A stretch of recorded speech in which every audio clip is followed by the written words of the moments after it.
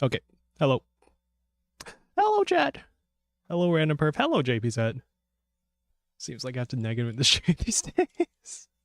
No, I love streaming. No. No, you gotta believe me. Just because I don't stream every day.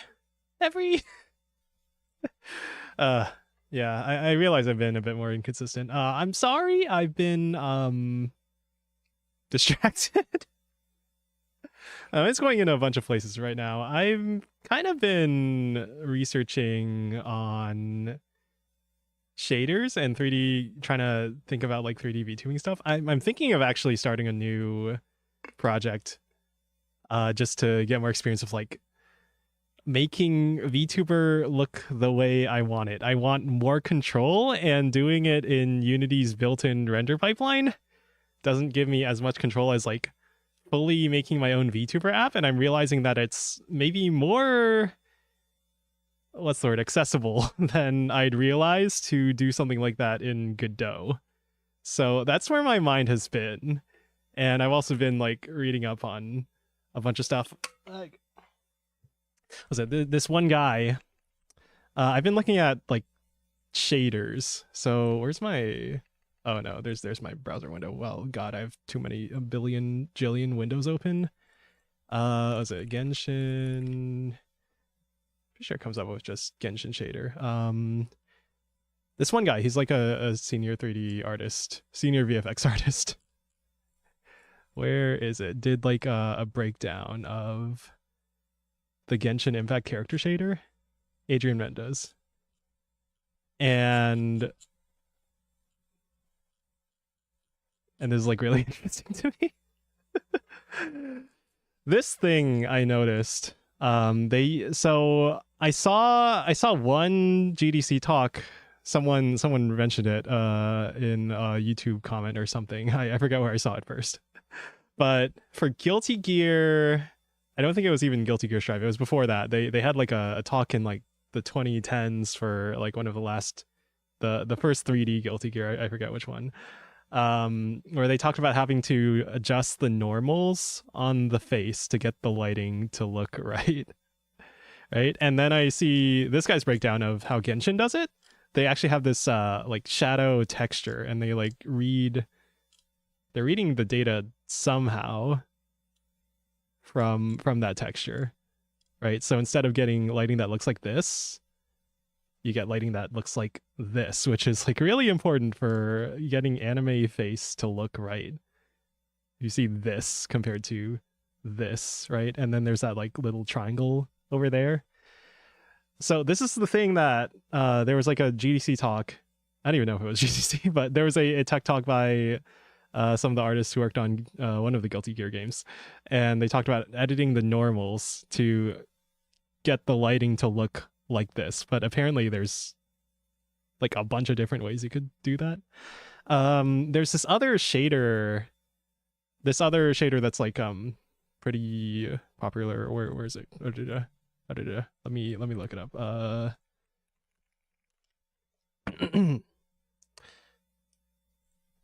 Damn it, search engine.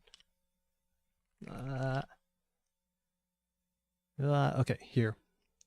Hello, ReddRobin. I don't know if anyone's seen this, but Nilotune. If anyone's familiar with the 3D software Warudo for VTubing, the pro version has this shader built in, and it's for Unity's URP, the Universal Render Pipeline. And most of the the free options, including the free version of Warudo, uses Unity's built-in render pipeline. And there's a lot of like subtle, neat stuff. I feel like I see this shader like everywhere in VTubing. And if you scroll down the examples, there's a lot of VTuber examples. So we say so Asumi Sena, that's Hoshi Kawasada. I don't know the rest of them. There's too many VTubers now. But some of the like really noticeable stuff is like the bloom, the lighting of it, the shadows. There's self-shadowing I'm not even sure if any of these are a good example because you can turn it on and off. There's a lot of stuff. There's rim lights. There's a lot of there. You can see the head shadow on the head. There's also like the big vignette at the bottom, but whatever. This stuff, and this is not free. This is paid. They have this GitHub repo is basically like a tiny example shader that is nothing like the full version, but it is a Toon URP shader, and it's mostly just an ad for the full version, which I think you have to like contact them. It's business licensing. I saw a YouTube comment that mentioned it was like $3,000 for the license or something, but I'm sure that depends and could have changed since I last saw it. There's other Unity based shaders, like URP shaders that are much more affordable in the asset store, but I guess aren't necessarily made for YouTubing and aren't integrated with stuff like Warudo. Here, notice the bloom, very noticeable. What else? I'm pretty sure there's a bunch of other options for like specular and stuff and things like that. Speaking of specular highlights, where is it? This part is interesting too. The outline, there's like a separate adjustment for the outline. The outline uses something mentioned in the shader. It's like a depth texture thing. And then you do another adjustment, so the threshold for the outline becomes more difficult to reach for the face material specifically. And that's something I noticed about Nilotoon as well. Looking at their like they have a, where is it? Oh my god. They have like a UI preview? Yeah, this thing. This link here, they have like a preview of all the UI stuff in there, and some of the features in there are like separate settings for skin and separate settings for face, so you want different materials there. Hello Bare Metal. I'm just yapping. We haven't even gotten to the to the donut tutorial. I'm gonna start live split actually, because this isn't really gonna be a speedrun, but it can unofficially be a speedrun anyway. You don't even stream every week. I don't poke Neo's, but he spends all his time playing Genshin Impact. I don't play Genshin Impact. I am studying the look of Genshin Impact. It's very important for my wants and needs as a VTuber. Hello James. Hello Danny Ka. Are you trying to map a toroid? We're doing something toroidal here. Not here, but yeah. Yeah, I'm studying. this is studying. This other thing with the shadow, I think in the settings for Nilotoon, I saw that you could like fully customize the gradient between light part and then shadow part. So like a simple cell shader has like light part, shadow part, and then like a hard transition, maybe like a softened transition. Here in this breakdown by Adrian Mendez, he notes that there's like a second color there. And what I saw in the settings for Nilotoon as well is like there's a whole gradient that you could define there as it like moves from fully lit to fully in shadow. And then you can just like how soon that happens, how smooth that happens. I'm like, math. Shader math. So the more I'm like reading about this stuff, the more I want to actually try and make something like this myself.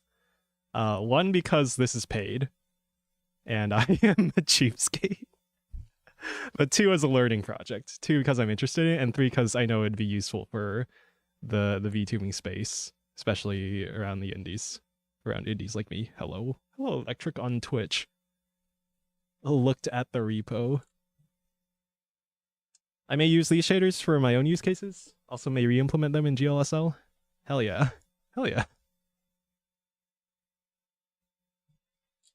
Hi. Hi, Danica. Where were we?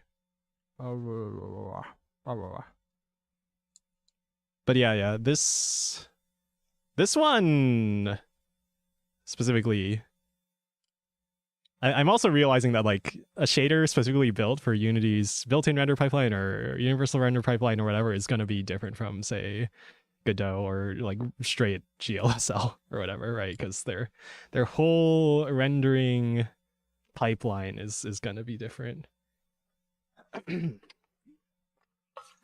Hence the name, render pipeline. And this guy hasn't released his, but there are other ones. Unity itself has a toon shader package, or is it Unity toon shader? I was looking into this, an experimental package. This thing, latest docs, Unity toon shader. It looks like there's a lot of potential with this, but you have to like set up your textures in a very specific way. It's a converter. 3 color map. Yeah. So like there's a whole, you have a whole separate texture for like the shadowed version compared to I guess the other ones are like way simpler to set up. But I guess if you're willing to go through the effort of taking your base textures and then doing your hue shifting whatever, then I guess it's kind of more inconvenient to do it that way, but you can use something like this. Definitely vendor lock-in. I'll make a custom shader inspired by such for my custom render pipeline for OpenGL. Hell yeah. Noise. Hi, Neocream. Hi. But yeah, I'm still noob at all this, but I want to see how much we could like recreate with Godot's pipeline. Actually, I was Googling this earlier today as well. Godot. I was looking for a way to like get access the directional shadow map here, and I found this one Reddit post is like the only thing mentioning it, and apparently it exists in the engine and they just aren't exposing it to like the user land side of it, the end user in editor side of it. So there's like a blog post. Yeah, this thing here. Hello Pom Pom. Hello. How's it going? I'm doing good. I'm getting like nerd pulled in many directions, nerd sniped. Because now I'm like reading about shaders and toon shaders, non-physically based non-photorealistic rendering NPR, and finding out a bunch of stuff. Like apparently there's so Godot calculates the shadows as part of its render pipeline, but you don't have access to that in the shader unless you modify the engine.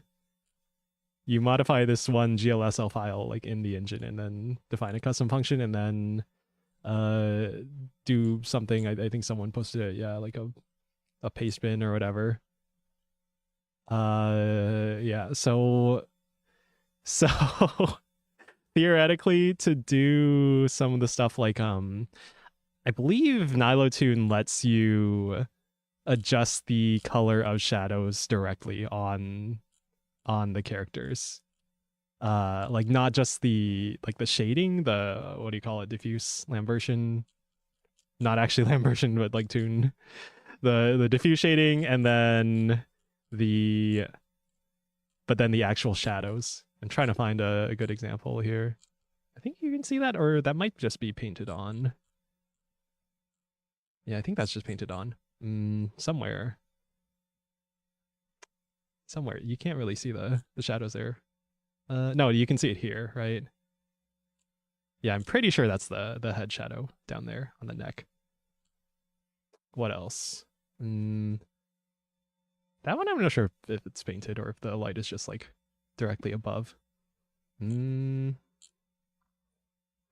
But yeah, it definitely does have shadows there. Here especially. Yeah, shadow from the torso on the arm over here on this picture of Miko. Miko. Oh no, non-image content type. Hello.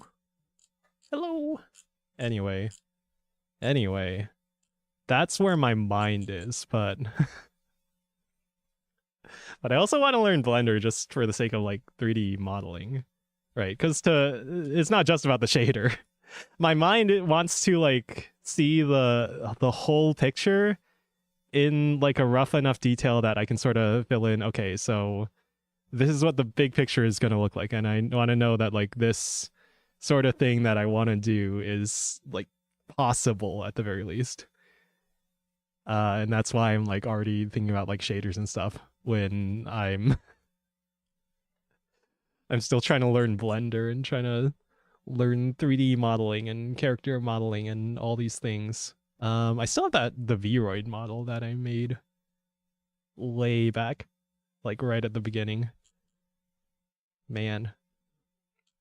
Did I already go over the specular highlights? Somewhere here. This. There, anisotropic hair, you mentioned it here. But, so there's a subtle like highlight painted on the texture already, but there's also like a mask.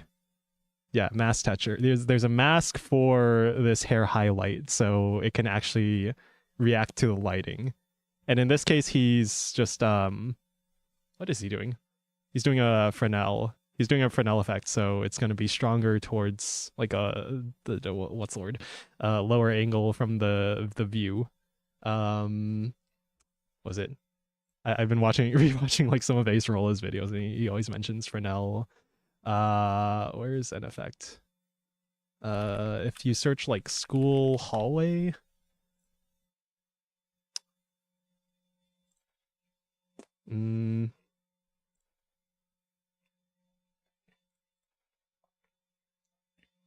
So Fresnel effect is this part close to the camera is less reflective than this part that is like at a more, what's the word? A more perpendicular angle to the camera. I don't know how to describe it properly. But it's like you look into the horizon and then this gets really shiny, and then you look straight down and it's not. You see the same thing on like a lake surface or something like that. That's the Fresnel effect. So here, and ISO hair Fresnel doing a power or something, saturate, whatever. He's doing a bunch of math, but it's related to the view direction and then the normal vector of wherever you're looking at, where the pixel is. And so it's doing that, but it's also specifically on the hair highlight that's been like drawn on there, and that's what the mask texture is for. Neat. Neil wants the huh.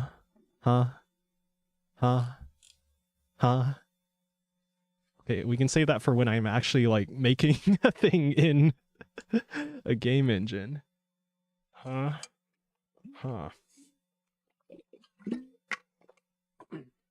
And then I have all the power I need. All the power I want. This face shadow thing seems really important. What was it? I was looking through Nilotune settings. Again, Nilotune. This is like the standard, I feel, nowadays for like every VTuber pre-rendered thing and concert and whatever seems to be using. They're probably using Waterdo Pro. I'm assuming they're using Waterdo Pro. Even like the large indie space, they're also using Waterdo Pro, I imagine. I'm pretty sure there's Vebes here. Who else? A video game example. Bao. Consider her large India. Who else? Is a gay idol? Is that Nacho Neko? Yeah, it's Nacho Neko. Who else? Vispo. Gargura. Look at the very apparent rim light. It looks so good, man. And the bloom. It's a really nice bloom effect, actually. Man. Anyway, I want this sort of thing to be more accessible to the indie scene. And I also want to learn more about this kind of rendering.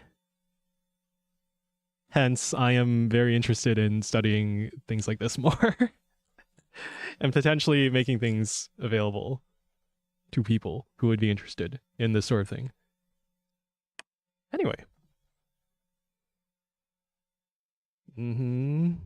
Should I post some yaoi? How about I keep talking about this rim lighting, man. It looks so good. And I think again, I was looking through the UI because there's like a public Google Drive link with a bunch of images of the UI for Nilatoon, just so like you see what you're getting for your business, and you're a large indie, large corpo, whatever, and you're looking into this sort of thing, then you get to see what's going on. And I think there's a whole section for depth, texture, shadows, and rim light. So it seems that it's based on, so it's a mix of things. It's the direction of the light, it's the depth texture, so things that are like it's on the outline, on the edge of the silhouette, and then that can be used for both rim lighting and for shadows, alongside all the other lighting stuff. God, this just looks so good. Lordy Shanji. Nani.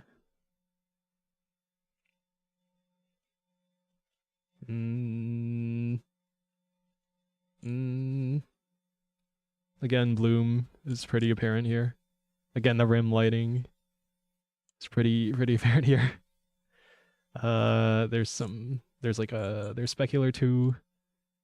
I don't know exactly how it works, but I imagine it works best if you have like a specular map there as well for things like the hair highlights. On stream. The love of the rimming. My donut, yeah, my pink frosted donut. Oh god. Look at the hair material here. How it like glows like it's like the light is shining through it. God damn. God damn.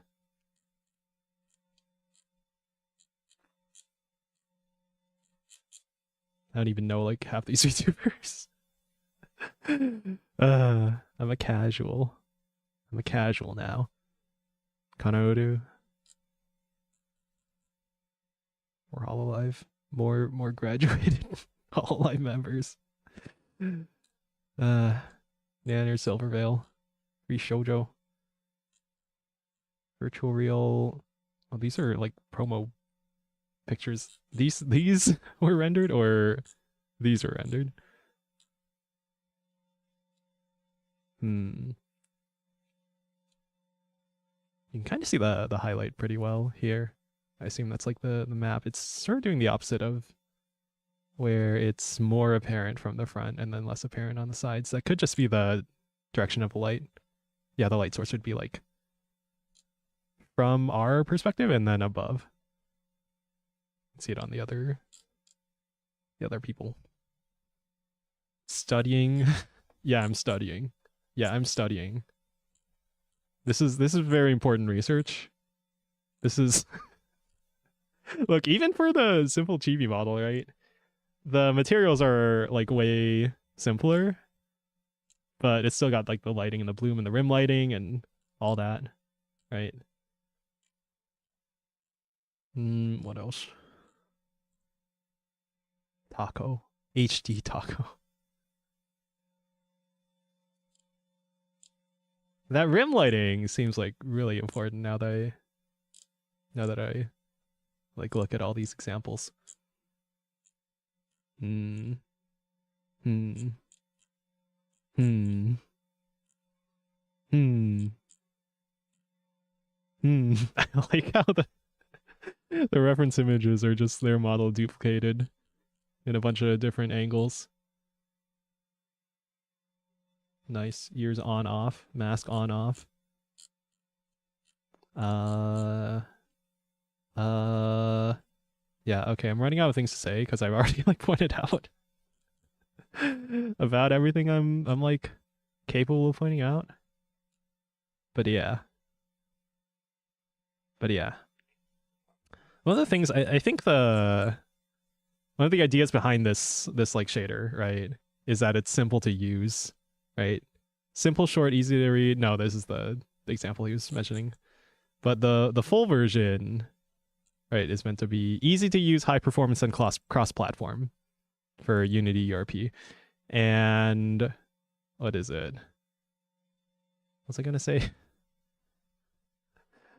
say? Compared to, say, the Unity Toon Shader package, where it's expecting you to like make a whole texture map of the different color you want for the shading, which certainly gives you a lot of control, right? But in the case of VTubing, you're often just getting the existing model files from your artist that you already paid, and then you're not really gonna get any more support from them. They don't like work for you beyond the thing you commission them for, right? So I imagine there's good reason for you to want to make the ability to use this as simple as possible. Did I mention the face normals thing already? Well, I've mentioned it already, but there's a setting to automatically correct the face normal. So instead of doing something like this, where is it? Instead of doing something like this face light map, face shadow map, shadow texture, or whatever, or like manually editing the normals, what was it? For Nilotoon, I think in the UI, there's something for the different settings you have. I think I wrote this down actually in my notes. Where's my notes?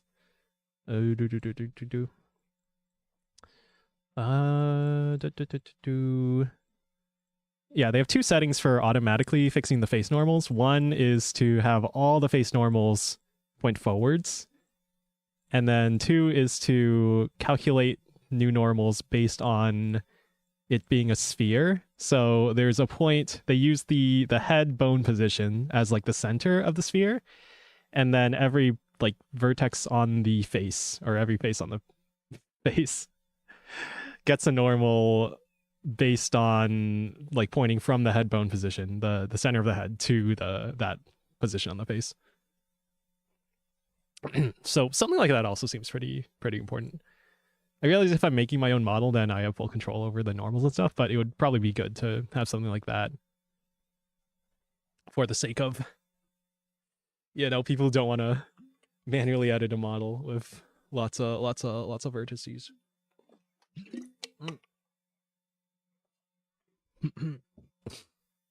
Anyway, glazing his tool. I'm glazing Nilotoon, I guess. I think there's probably a good reason that this is so widely used in like the higher end of VTubing. But again, I would love for this sort of thing to be more accessible for the little guys, little guys like me. Anyway, we were gonna do a Blender donut tutorial. As before. Oh, is that too loud? Let's yeah. So the beginning part of this tutorial, I think he redid it. Yeah, from 2024. It's like the Blender tutorial, but he redid it somewhat recently. So I'm gonna close all these other tabs. I'm gonna split my screen like half Blender, half this, I think. Let me make it a bit smaller. Also, thank you for 4 months of membership. Hello. Thank you, Random Perv, for the 4 months. Neo wanted Yuri to be in his game. To justify it, he made it so when the super soldier girls who make out, one turns into a gun. Huh?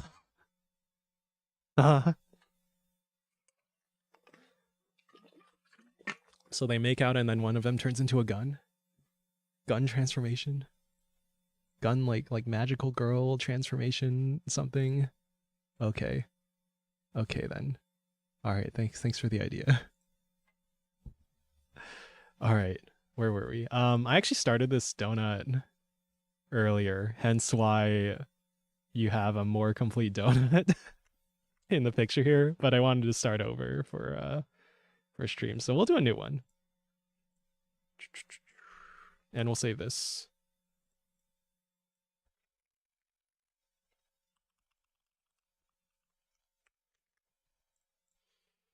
Okay. So I think this is where we start. You heard my mad ramblings, and you made a mess of the idea. I'm gonna make a mess of of this fucking donut. All right, let's make a donut. Timer. Let's start. Let's say timer starts when we delete the cube. That makes sense, right? As before, let's well, first of all, just to I'm gonna increase the playback speed. New scene. Completely new scene. All right, 1.5 times speed. Flying around.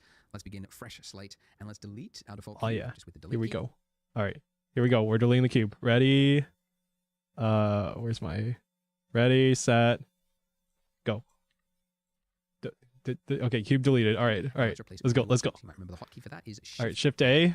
And as I mentioned before, mesh, torus. These are your primitives. All so right. we want to start with something that most resembles what it is we're building. If it was a house, you might start with a cube. If it was a vase, you might start with a cylinder. In our case, hold on, I can speed this up more. One. Well, the you want the donut-shaped one. So let's add that. Mathematicians call force. You can see we have something resembling scrolling. Looks like a pretty weak donut, you know, very flimsy. Looks like the donut before it's cooked when they just drop it into the vat and it's just this little. What are the donuts? So immediately after you do some actions in Blender, you have options to change it. All right, we want this a thicker donut. You click that box, you see options. We want to increase the segments to something not too much. Immediately after you have done that action, if you do another action, like say deselect your torus by mistake, it's gone, right? Because it's gone. You have moved on. You've accepted the state. All right. And this is the one you want. All right, we can change this object in some severe way. You can temporarily bring it back by hitting F9. You can bring it back. I never actually remember that hotkey. F9. All right. Cool. An object if I want to tweak it. Now's my chance before I move on to something else. Okay. That's pretty useful actually. Change the resolution. I'll use the term resolution loosely. To make it higher or lower fidelity. And a mistake that a lot of beginners make, and I say this because this was the exact my stream. back in 2003 when I started learning Blender, is they go, well, I need I'm gonna move this up there. So I guess I need to go really high resolution. I remember my first project, one of my first projects was for a high school film project. Right. I wanted to have a close-up of a face. Didn't realize faces were going to be difficult, but I went really high poly, and then it was just an absolute nightmare to work with. So the reason you don't want this is that, for starters, the high poly are very slow to render, and they're very hard to work with if you want to tweak the shape of it. But also, as you learn and you don't do too high poly. A lot easier to add resolution to something later on, but it's very difficult to take it away if you've already built it into it and you don't need it. So, long way to say, what we actually want is to have as few polys, these are called polys, as you can get away with. So I'm going to go with 32 major and 12 minor. And don't worry that it looks all jagged because we will fix that. We'll do 32 by 12.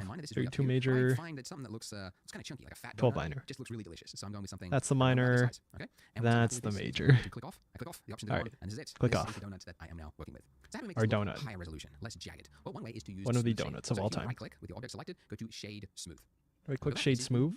Wow. This is kind of a fakery. It's sort of like the shader is. Wow. Really pixel shaded. When it really isn't. It's just not vertex shaded. Out, like on the GameCube. Basically, it's not going to add anything to your render time, but it's going to look smoother. And so this is generally what you want for something that is smooth and organic looking, like we want. If you were rendering like architectural, wait, like did GameCube have we're going to put this on a counter, then the object pixel shading? Okay, whatever. It's going to use shade smooth. But you might notice that looking at this, especially if you go side on, that you've got this sort of jagged shape around here, right? So the silhouette is really breaking that. You can still see the polygons. But thankfully, rather than adding all of that complex into the mesh itself and then making we're making the greatest donut of all time. So if we go over here to our properties, right, this very confusing, lots of option. We're using modifiers. We're gonna. Is the section called modifiers? What are you doing? Generate. Object dependent. Generate subdivision. Camera selected, you won't see it. So it's only when you've got subdivision surface. surface. You might see this modifier here. So it's much easier to explain if we just add one. So up here, add modify, and you've got a range of options here that can do a whole number of things. The one we're looking for is underneath generate, and it is called subdivision surface. Maybe I should. Maybe I should. Common modifier that you use all the time. In fact, it's so common. It's actually skip a bit ahead. By hitting Control 1, but don't do that because we've already got it. So yeah. But so you might have just discovered that your donut has disappeared. If that is the case, you need to go to Edit, Preferences, and then underneath Viewport, where it's got Subdivision at the very bottom, disable GPU subdivision. That will then make the subdivision perform on your CPU instead of your GPU, which is maybe non-existent or not performing whatever, but disable that and it should appear. But if it's already working, All right, if you don't have a GPU, what exactly is this doing? you can Well, disable what we do GPU is try and subdivision. look at Okay. Shade flat mode because we're not being tricked by the It's looking shade flat. I set this levels viewport to 0. This is our You did original mesh. This is 1. before we add the subsurface essentially. When we increase this, you can see that it is adding resolution to our mesh, and the more I increase this viewport levels here, the finer and finer that detail becomes. So You to can explain, make because this is such a the very greatest common, donut of all time. It's kind of important to understand how it's working. You can see that Oh my god. these squares here, these are called faces, by the way, and for each one of these faces here, as I add a level, you can The see most high poly donut of all time. Now, if I zoomed in on this one face here, if I do another level, that's going to become 4 faces, and then if I zoom in again, That kind of bit of spin for real. I know, right?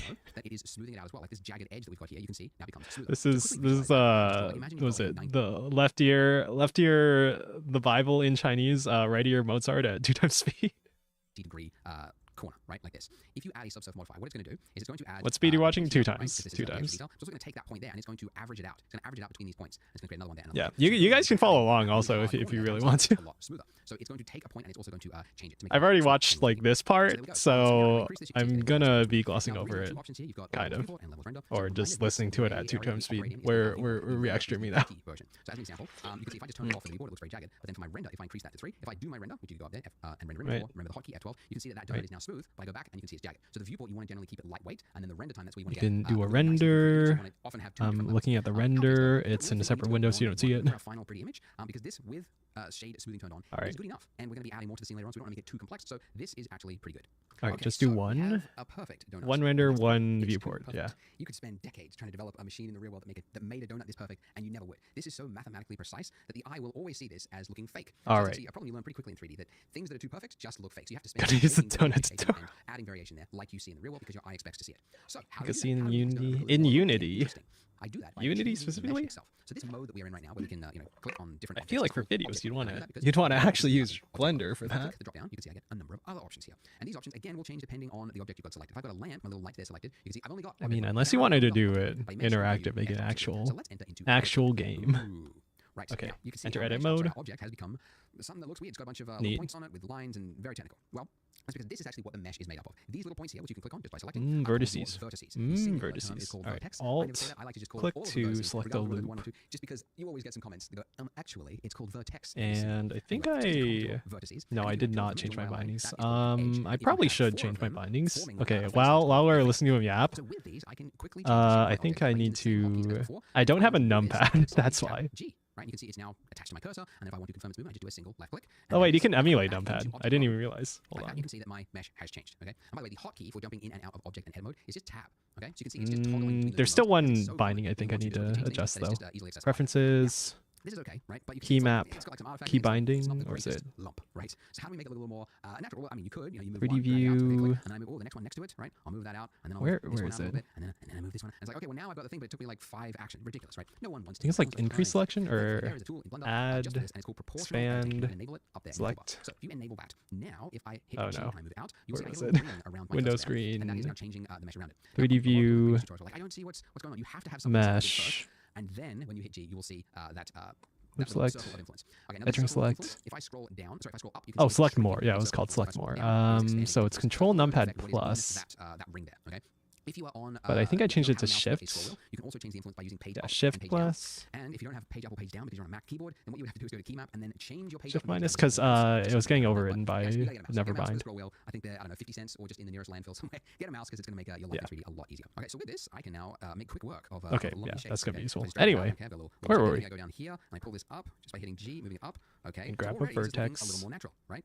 Because even if we were making a stylized He was world, doing something like that, you can't have proportional a editing. spherical looking donut, sorry, spherical, Oh, round looking alright. circular donut, because it just your eye will see it as fake. So very quickly, I'm able to add a little bit of variation to the donut, just all around it, just a little bit over here, and you can see that I am just changing my circle. We're gonna to the add size of slight amounts of First one, I make a little bit, variation it's exactly make a small circle just by scrolling up like that. You just want to do that until you get something to our that looks donut. a little more Make natural. it You a might wanna bit make the more key part as natural well. You looking. just drag that in with a smaller circle, and that's pretty good. Let's just have a look from the top. I might actually just drag that out, make it a little bit more like that. But there you go. That's pretty good for a donut. It's still kind of simple. It's not too detailed. All right, we'll but do it's a got bit just in the enough variation bottom as well. that, it's more interesting to look at. Grab it, just move one it more thing to around. mention. Go back into edit mode with tab. Donuts, when they're sitting in the little vat thing, right? They're only like half submerged, then they have to be flipped. But it means that the bit that's nearest to the surface is All getting right, less that's our heat. slightly essentially more what I'm saying natural is looking the bit that's donut. around the donut, the circumference of it is usually a little bit flatter. So donuts aren't like perfectly All right, round the all the way around. circumference Usually is a bit flatter. So what I wanna flatter. do is select Alt these vertices click, over here, and then I want to shrink them. scale. I could go around one by Hold one like this, which is actually what I used to do when I was learning Blender pre-YouTube days, and there was a Do tutorials. something I would do this. I would like select this. silly because there's something like around there. So if you hold down Alt on your keyboard and then do a single left click, There we go. We did the edge select. On the edge, all right, nice. This little line here, you can Alt see click all the way around. So it's for edge select along that line is now selected. So all right. To shrink this, right? What would I do? Well, I mean, yeah, you could like move it around, right? We want to shrink it. We want to change the scale of it. So we would use the hotkey S for scale. So S, and I'm going Should to I swap the? I feel like I should swap the, the position of the windows a little bit flatter. And there you go. for It stream. feels a little bit more natural. It looks a There little you go. what a donut looks like. By the way, don't worry, it doesn't look exactly like this. Like your lump is a little bit off. Like something a little bit too precious with the tutorial. Like match exactly. All right, here's our slightly lumpy donut. Make what you think looks good. Maybe you think this is not misshapen enough and you want to add more. Go for it because it might actually turn out better than what mine is. Now, before we move to the next part, how to save. How to save. Blender, very, very easy. Just go save as, and you just get one file. It's called .blend. Very literal file extension. Really pushes the limits of what a file save. Already saved it. Blender. Anyway, .blend. All right. And then next time you open it up, it's exactly like it. It's not All like right. like 4 or 5. We've only got 5 more hours left. Hate ZBrush. Okay. 4.5 hours Now, left. also, finally, I would say if you need help, because I know if you're stuck and then you leave a YouTube comment, you might not get a reply. If you want immediate help, I've got a Discord, so I'll put the link below. So there's like. All right, don't forget to join Blender Girls Discord. So if you're having issues, feel free to jump into that. Very important. Also, guys, don't beat yourself up. Like 3D is definitely has like a steep-ish learning curve. So you're in that steep slope right now, and it's really common. Like a lot of this stuff is very foreign. 3D is very different to a lot of 2D tools. But like it's definitely achievable to learn and self-learn at home. You don't have to go to school. You don't have to pay for a tutor. It's really easy to get help online nowadays. So do make use of that. Probably Discord, start like modifying my old V-Ray model. So if you're Actually, now that I think about it, file, go ahead, click here, and I will see you. that'd probably be easier. Did you guys know that Look at Wonderful know how to change that makes it more realistic by default? what's that shot called? The changing the zoom while also changing the position of the camera. I forget what it's called. Like you move the camera closer and then you also change the field of view so the object looks like the same size, but then it's adjusting the perspective of it exponentially. Actually, speaking of, we were looking at Nilotune earlier, right? There's actually a setting in Nilotune for perspective removal, but there's like another setting for where to like stop the perspective removal. So to make it look like this, look like orthographic, which generally looks better for like anime characters when you're not like right up in their business, in their nose, doing the funny fisheye thing, which is kind of funny, but like generally doesn't look good. So there's an option in Nilotune for perspective removal, and there's also another setting to adjust what's it, where the perspective removal stops based on like world height, for the sake of making the character's feet look like they're touching the ground correctly, which I thought was really interesting. It's pretty neat that they can do that. I'm curious about the math, but maybe if I was more familiar with like the actual projection math, it would be more obvious. Anyway. Well, you would if you were on my free newsletter called This Week in 3D. It's an email from me once a week with 3 to 5 things that I found interesting that week from the world of 3D. So sometimes I share a new tool that I found, a remarkable tutorial, a new Blender feature, a news story that affects the industry. All right, don't forget to follow his sign up for his newsletter. Now onto the tutorial. Sign up for Blender Girls newsletter. All right. This is where we finished up at the end of part 1. We've got our nice looking donut, and now we're going to make that icing, which looks complex, but is actually fairly simple. Now, all right, it's icing time. We're going to ice our donut. And then you start with something that resembles what you're Here we go. But we already have something that resembles the exact shape we want to create. It's the donut. Actually, I was watching a YouTube short of someone like doing the donut, but they use like a liquid simulation or something. And they just, they like duplicate the torus and then turn it into like a liquid simulation and then actually simulate the liquid landing on the donut. Let's just reuse this information. So we can do that by duplicating the object. And if you don't know the hotkey for it, you could just go object and then you find it here where it says Shift D. So Shift all right, take your donut, Shift D, duplicate. State, essentially. Like it's duplicated. Whoops, we're not in object mode. All right, donut, Shift D. So you can cancel the movement by hitting escape or escape to cancel, but keeps it at the same spot. It has duplicated it. You've got 2 objects, but rename it. This is our donut. This is our icing. We need to name them, or else we could get very confused very easily. So you can name an object by just double clicking it in the outliner and then just typing in the object. The other way you can name something. I'll just show you this.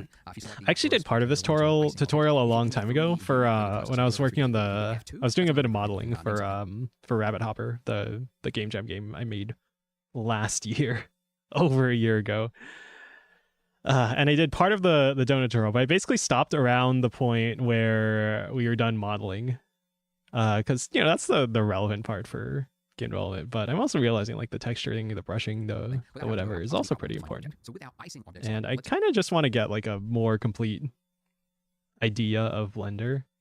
So I feel like we're gonna do the full tutorial now, even the parts that aren't necessarily relevant to game development.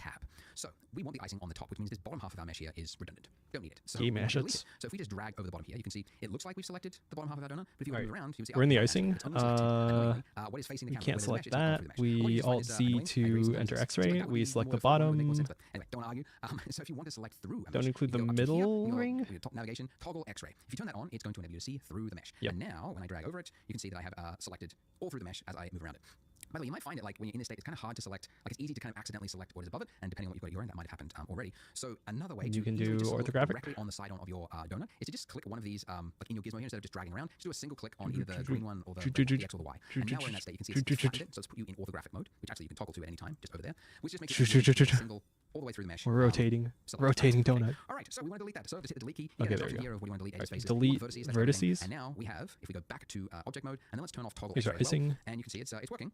We got half. We can see the perfectly placed donut with flickering due to Z fighting.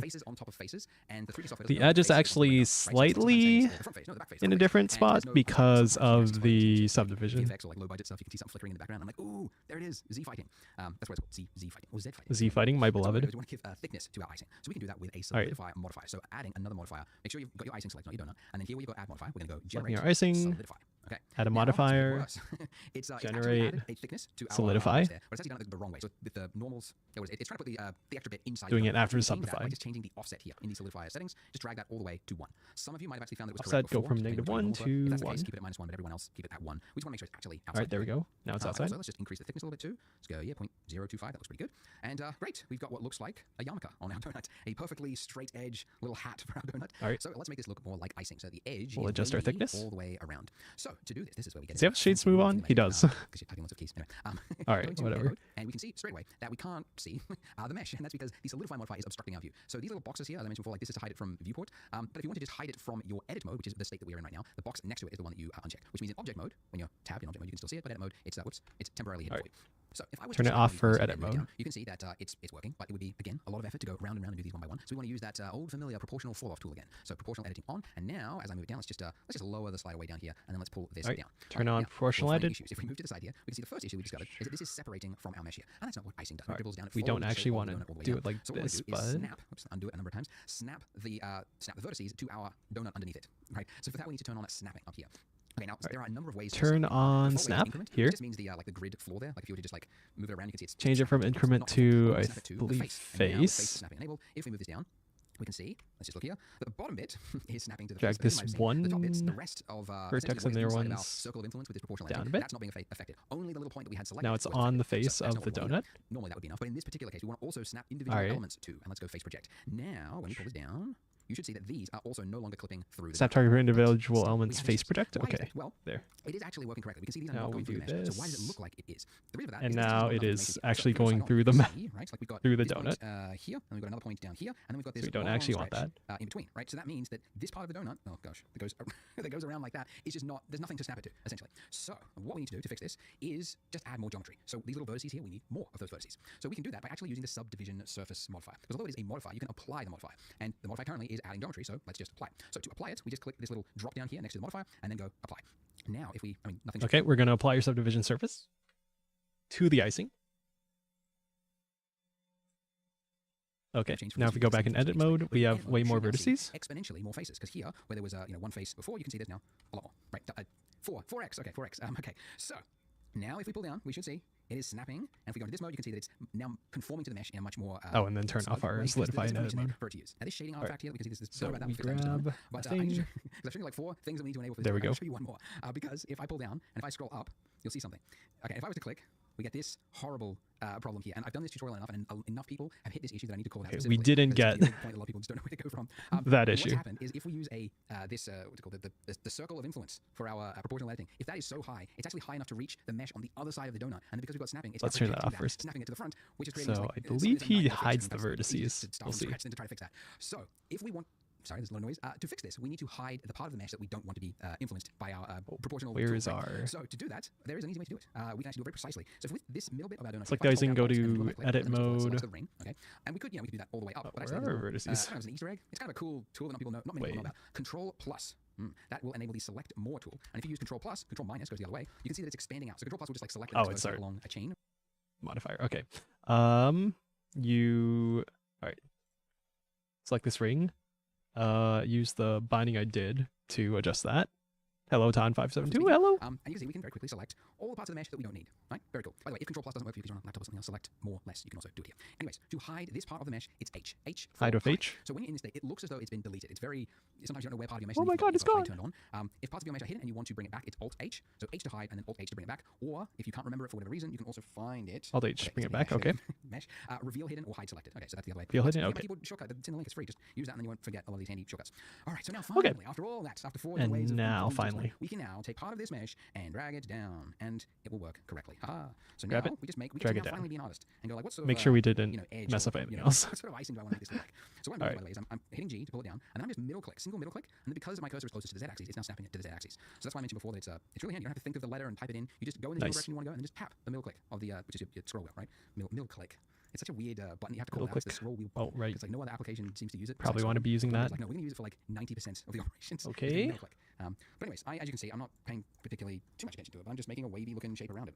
You might also want to make some bits that go the opposite direction, right? And then maybe pull. So you've got like big shapes as well as medium shapes and some small shapes. Big, medium, small. It's the recipe for appealing design. Big, medium, and small details. But I digress.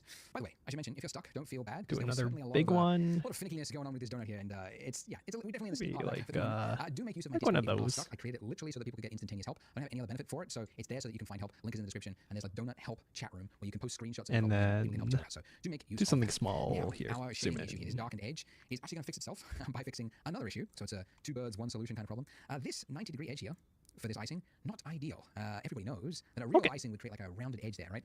So we can fix that by adding another subsurf modifier. Because you might remember I mentioned, like, yes, if you've got 3 vertices, it'll create like another vertice here, another vertice here. All right, we have our hard edge this one back that we want to like round. Rounded corner. So right here in your modify stack, we're going to go add modify, generate subdivision surface. Now, the order of these does matter. Okay, you want on our icing icing at the top and the subdivision after. So Blender works top to at bottom. our generate subdivision surface. Extrusion to happen first, and then in order to round that edge, it has to happen as a secondary step. So solidify on top, subdivision underneath. Make sure solidify is first, subdivision is second. Another issue to call out, you can see it's got this this shape that goes around. Yes, so far so good. But then it goes up. And it's like it would be better if it went around and then tucked in and touched the edge because that would look more like real liquid wood. So we can solve that by just changing one of the settings in the solidify modifier. It's not one of those things that you would figure out or know. In the solidify modifier. But essentially here, the edge data. So we want to change the edge data. Go to the edge data. Before you do the solidify step, add a crease edge on data. the inner part right here. If we increase this all the way to 1, it now creates a sharpened edge just on that inner part. Increase crease inner. Edge, but the middle one, there's a crease, so it's making a sharp edge there. And it just gives it just a little bit more realism. Just looks a little bit closer to what you would imagine real icing would do. Oh, okay. Now for the cool bit. All right. So if you look at reference to donuts, right? Yes, you've got these little wavy bits, but where the icing is really liquidy, it'll often break off from this wave here, and it'll create a trail that goes down underneath the donut, right? It just drips all the way down. Whoops, bumped my friend. So we can do that, but not the way we were doing it before. If we just took one of these points and then like dragged it all the way down like that, there wouldn't be enough information there, right? You can see you just get this like stretched look, and it doesn't look great. Okay, so essentially we need to get more information, and we couldn't just do it by like adding more drag it. So we need to actually like break this shape here, and the shape goes down. So we need to extrude. So if I select this vertice and then the one next to it, holding down Shift. I don't think I mentioned it, but yeah, if you want to select 2 things at once, it's Shift select. Anyways, so if we select 2 vertices like that, we want to extrude it downward by hitting E. So when you tap E, it's select 2 vertices. You're in a placement state now, saying where do you want to place this. So I'm going to move it down Press to E to extract downwards, and I'm just going to do click, left click, and it's now placed it there. Now if it's hard to see it, but if I just switch to the wireframe, you can see what it's doing. So it's created this breakaway shape here, an entirely new there we face go. That's completely separate to what we've got there currently. And what this nice strip. It's not just like continuing this form here, it's pulled it down, right? Which is exactly what we want. In fact, I want to go even further than that. So I'm going to select those 2 vertices, I'm going to pull it down again, and I'll do it again. And the reason I've done this 1, 2, 3 is that this detail here is important so that it conforms to the shape of the donut. Because if there's not enough, you're going to have that clipping issue I showed earlier. So that's pretty good. And now, how do I select those? Originally in my earlier versions of the donut, I only did like one of these, but then I noticed that in the render, the final render, it's often the most interesting part of the donut. Wait, so now I'm thinking, what do I even have selected? Oh.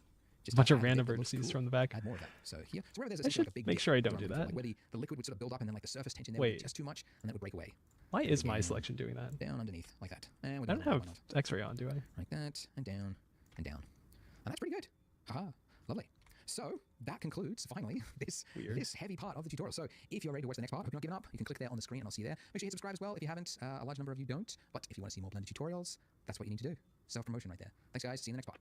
Congrats, you didn't give up, you made it to part 4, you clicked on the next part of the video. There's always like less viewers each Alrighty, video. that's looking good. So you're here, well done. We'll do that a couple more times. Alright. But first, I should call out, if you have a problem with your mesh now, those problems can be amplified the further you go along. So it helps to do a technical check now, make sure you don't have any problems before we move along. So to look for it, go into edit mode. And first of all, by the way, if you can't see that middle part of your mesh, it's because remember we temporarily hid it, so you can bring it back by hitting Alt-H, and that will bring back the rest of the mesh. And then we're looking for issues with the mesh, like right here. So this is a really common problem following this tutorial, because when you're projecting parts of the mesh, if it was like side onto the camera, it will project it that way, and then you can have like overlapping parts of the mesh. So that creates make sure we didn't which will be exaggerated do anything weird. So we just want to drag that back. So turn on on snapping, and I'll keep proportional turned off, and I'm just going to move this back over here just to move each of these points back. Another very common problem is you might have parts that have separated from your mesh. Now you can quickly fix this if you just like select the point and then hit G to move it, and then a couple of also replaces. snapping it to the mesh. Now you can do that all the way along. Like select, tap G, like then this. click, select, Oh tap no, G, I selected a random vertex. Anyway, time for that. Let's make one do work. So there's a tool that's just designed for this, and it's called the shrink wrap modifier. So over to our trusty modifier stack, we're going to add yet another modifier. So add modifier. All right, we'll do a shrink wrap modifier, but first I want to add just a couple more drips.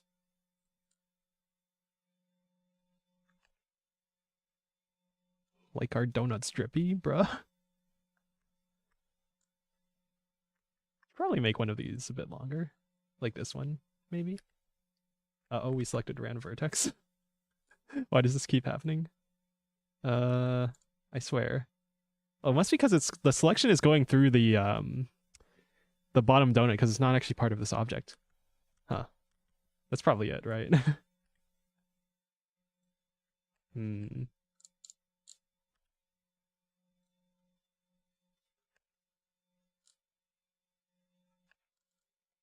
We'll just do one more.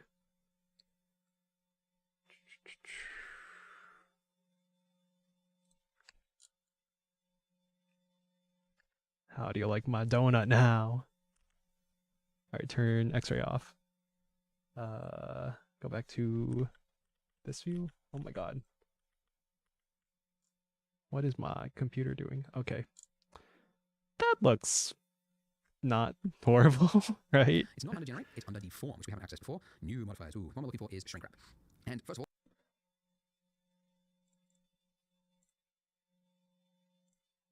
all, okay, shrink wrap modifier. That goes on the icing after the subdivision. Add a modifier. Deform. Shrink wrap.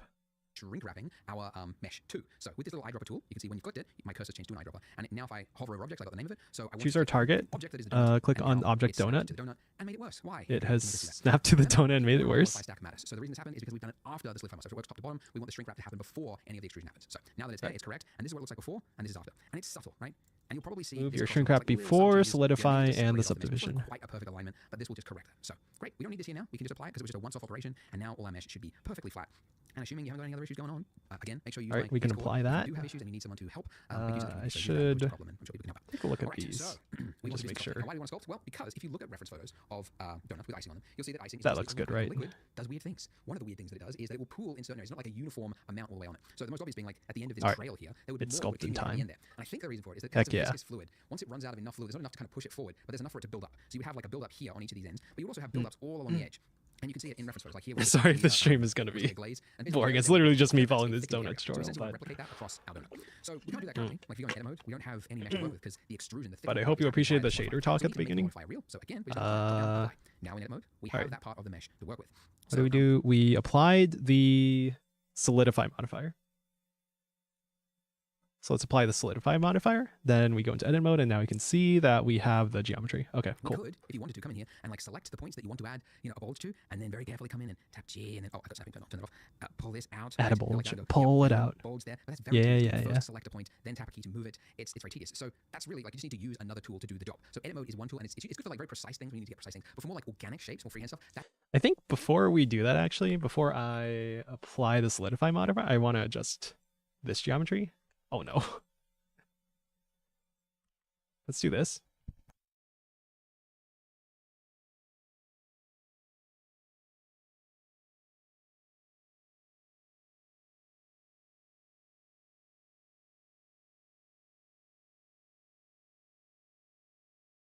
Just because I can tell it's like a little uneven.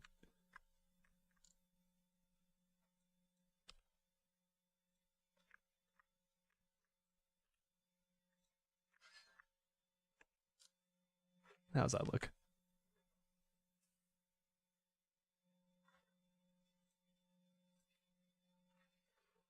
All right, we applied our solidify modifier. Now if we go in edit mode, our donut, we have 2 vertices on the thing. Okay, cool. That's where sculpting comes in. So at the top here, we've just been flipping between object and edit mode, but the one underneath it is sculpt mode. All right, so we're going to sculpt mode. You'll see that we have on the left-hand side all of these tools that appear. And I mean, this isn't a sculpting. We're straight up sculpting it? Okay. But they do different things. different sculpting things. Like, let's just use the default tool here. Can't really see much happening. Let's just turn up the strength and the size of it. Like, it just pulls out that part of it. All and right, even that quick brush. one stroke, imagine if you had to select each of those points and pull them out one by one. Like, that's why this tool is the appropriate tool for this kind of job, right? Because it very quickly can enable us to add lots of complex shape. Very cool. So, the tool that we're looking I for can is barely actually, see that, but it is actually doing something. Yeah. Conveniently, the eye hotkey, inflate. By the way, All right. if you want to change the size Inflate of the eye. you've got these ones here, Look so up inflation for more detail. slide here, but there's a hotkey just to change the size of the brush with F. So F to change the size of the brush, and you just pull out with your cursor to make it bigger, and then pull in to reduce it, and then do a single left click to confirm. You can also change the strength with Shift F. To Shift adjust. F, pull out, click, and then Shift F, pull in, click. Anyways, Shift so if I was F to draw for on this, strength. you can see that I'm inflating that edge. I can also inflate here. But you very quickly realize, like, look at that.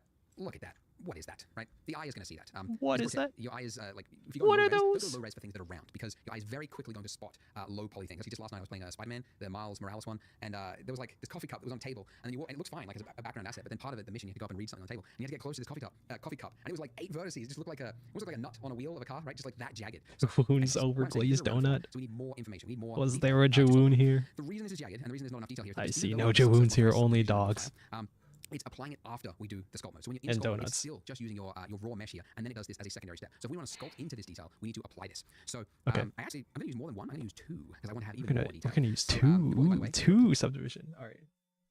So go into object applying a mode. subdivision modifier. Even though you've got 2 levels here, it will always use just the viewport. So your render amount here could be whatever, but when you hit apply, it's just going to apply whatever is in the viewport. So I'm going to go 2 levels and hit apply. Now look at this. Whoo, we have Always the amount in the viewport. Okay. And then apply. Okay. 16 times the detail, because we had level 1, which would be Now we have our 4x, 4x, stupidly high poly 4x of 4x, 16. So we have 16 times the donut detail. icing. So now when we go into sculpt mode, look at it now. When we sculpt, look at that. So much more room to work with, and much more fun. So now that I'm in that state, I'm going to just do little circles with this brush on each of these points here. Right. And the reason I'm doing like We're going into sculpt mode. We're using the inflate brush because we love inflation here. And is that, by default the stroke state is what is it, space? we're just gonna make the bottoms of the drops a bit thicker, a bit more thicker. Yeah, look at that. Ooh.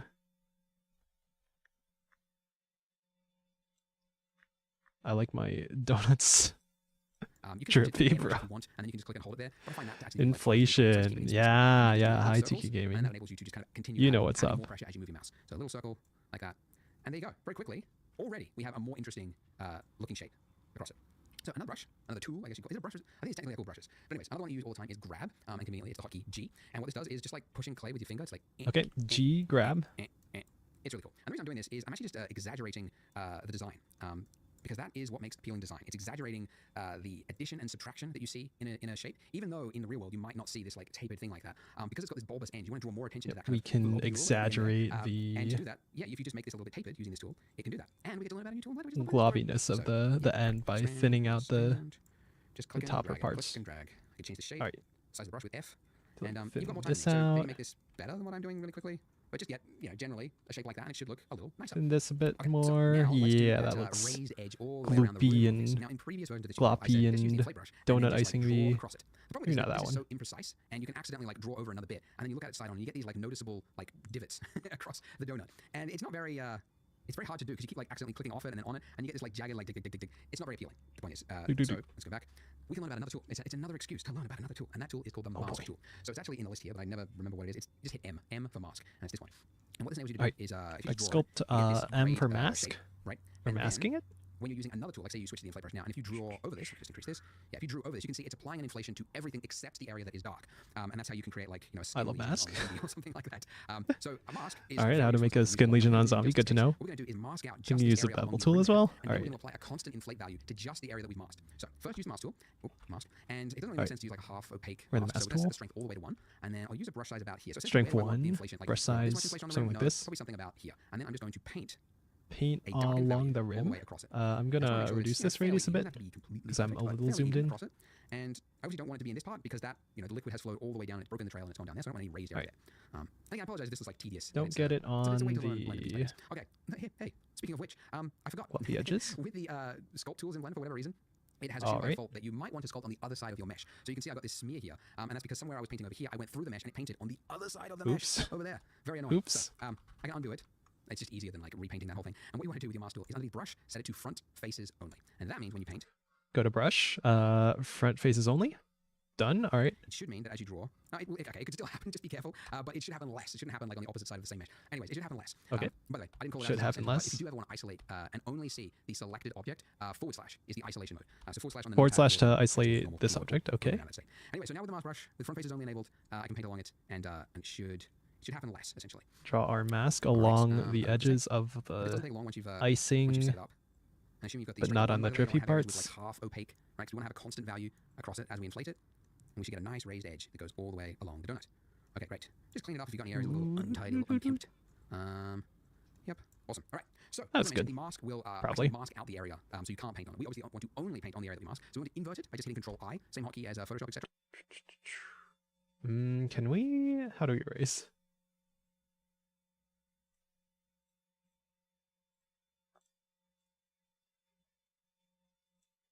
How do we erase the mask?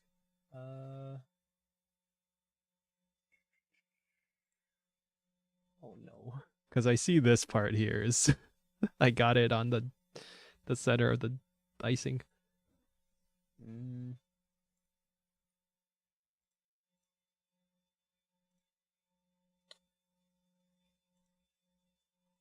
Brush type, strength, plus add effect, subtract. Oh, there we go. Okay. I figured it out. The infamous donut tutorial. You know it. Hello, Plex crates. Values across it. So we want to The apply drippy uniform parts. inflation on just these Okay, areas. So we there is a invert. area, but it Where's doesn't solve that? our problem of like different values across it. So we want to apply a uniform inflation on just these areas. So there is a tool.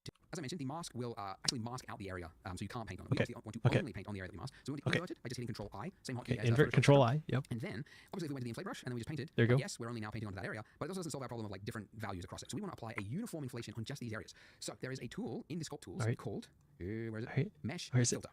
Mesh filter. It's All right. probably the laziest implementation of a tool. Like mesh filters are not really well documented. You kind of have to just learn how they work. But unlike all these other brushes here, the way this one works is it's applying a uniform value to the entire mesh. So it doesn't actually matter where you click on the mesh.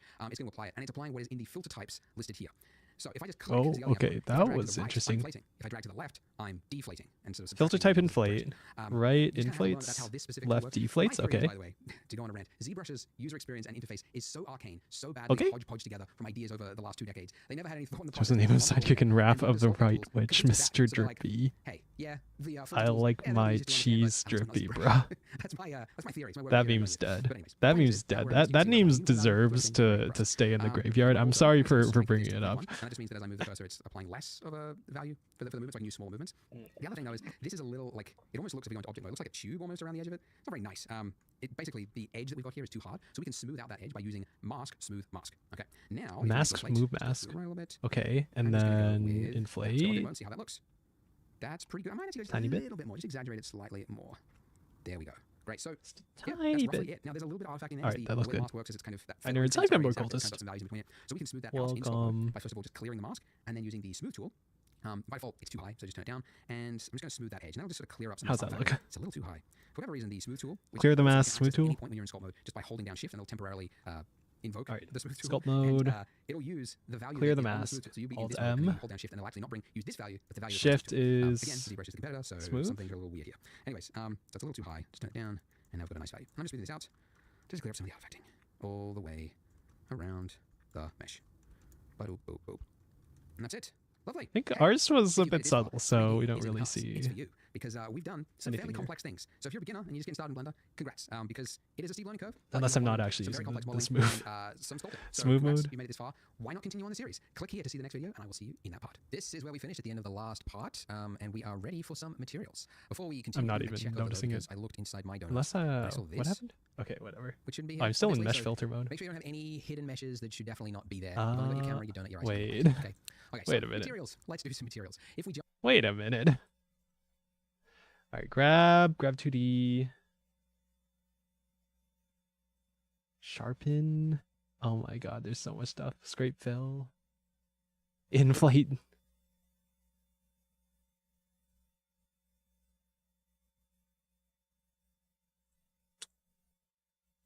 jumped into and I saw this, I not continue on the series. That's for you because we have some of the artifacts. Shift and then using the smooth tool. I'm rewind. Okay. Smooth tool, smooth tool. I have. Where are my billions of tools that he has there. I guess it's in here somewhere. We had it for a bit. Oh my god, I'm going crazy. I'm losing it.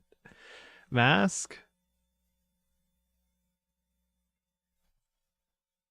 Blob. Smooth. It's just there. What? Am I blind? There we go. Okay. Well, I guess I don't really see where I would need to smooth it out, but that looks a little weird. Doesn't look too unnatural.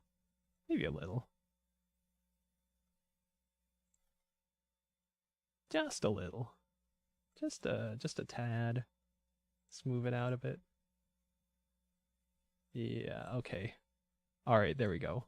That's our donut. It's too high, so just turn it down. And I'm just going to smooth that edge. And that'll just sort of clear up some of this artifacting. It's a little too high. For whatever reason, the smooth tool, which also you can access at any point when you're in sculpt mode just by holding down shift, and it'll temporarily invoke the smooth tool, and it'll use the value that is on the smooth tool. So you'll be in this mode, and then you hold down shift, and it'll actually not use this value, but the value that's on the smooth tool. Again, ZBrush is the competitor, so some things are a little weird here. Anyways, that's a little too high. Just turn it down, and now I've got a nice value. I'm just smoothing this out, just clear up some of the artifacting all the way around. I had the strength pretty high. Boop, boop, boop. And that's it. Okay. Lovely. Hey, all right. If you've made it this far, 3D is in the cards. It's for you because we've done some fairly complex things. So if you're a beginner, Blender, congrats, because it is a steep learning curve, but you have learned some very complex modeling and some solving. So congrats, you made it this far. Why not continue on the series? Click here to see the next video. Yeah, smooth that out. This is where we finish the last part, and we are ready for some materials. All right, cool. Let's do that. Go to sleep. Have a good rest of stream. Thanks for Brocultist. Have a good sleep. Hidden meshes that should definitely not be there. Have a good evening. Hope you had a good weekend. Okay, so materials. All right. Let's do some materials. We're materialing. I might have to use the bathroom soon-ish. We'll go through this section at least. Materials. All right. Go to our, where are we? Icing. Let's make it a nice pink color. Material tab, new. Typically want to change for a lot of objects is the roughness value. So you can see the further Principled BSDF. it becomes a mirror. So all the way at 0 is no, it's working. Okay, there we go. Is your like most porous object, like a base color. Basically something that looks like it doesn't have reflection. Something pink. Does. The roughness is just merely dissipating that reflection everywhere. So something nice and pink. Make sure we're in pretty good. And then for the base of our donut, we're going to give one of these modes, rendered mode. And let's go with a nice orangey yellow, which we will change later on. So it won't matter anyway. All right, what did he do? He reduced. What did he reduce? The roughness. And then for the base of our donut, we're going to give dissipating that reflection everywhere so it appears as though it doesn't. But anyways, so we're going to go with like a point. Yeah, reduce roughness. I guess we can go with shade smooth. We're still in sculpt mode. What?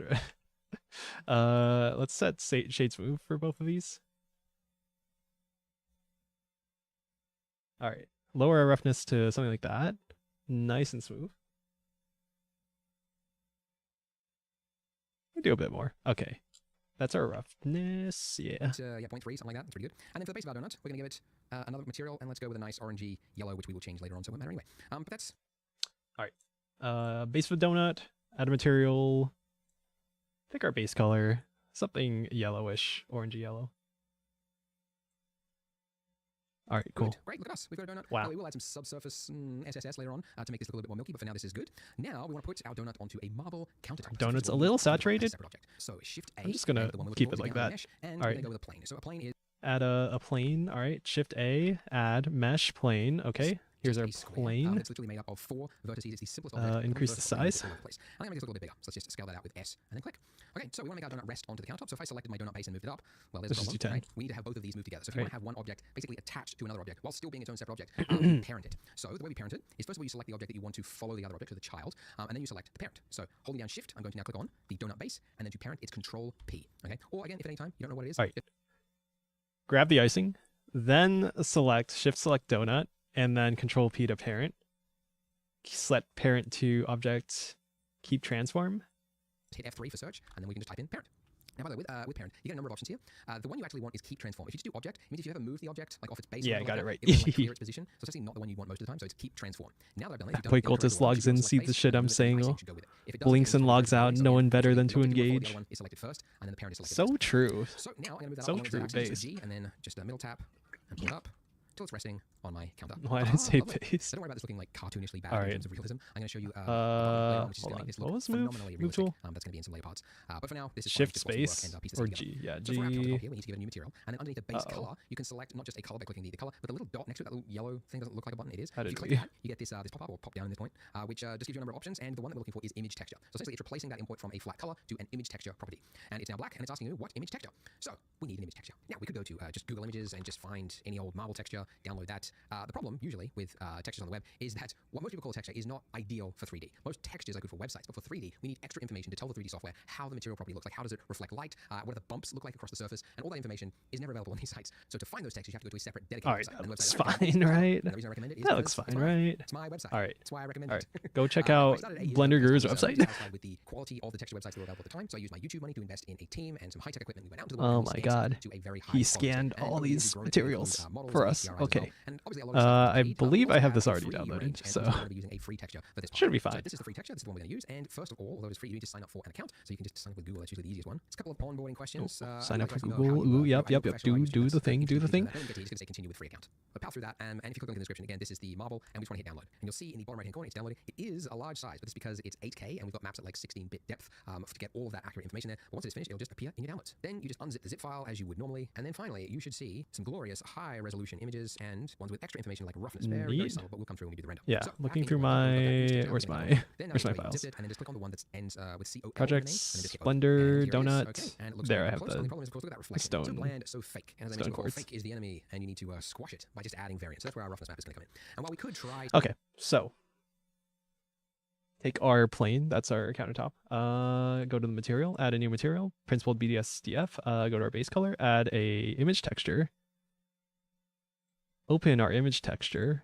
That's going to be here. It's going to be the base color. Yep.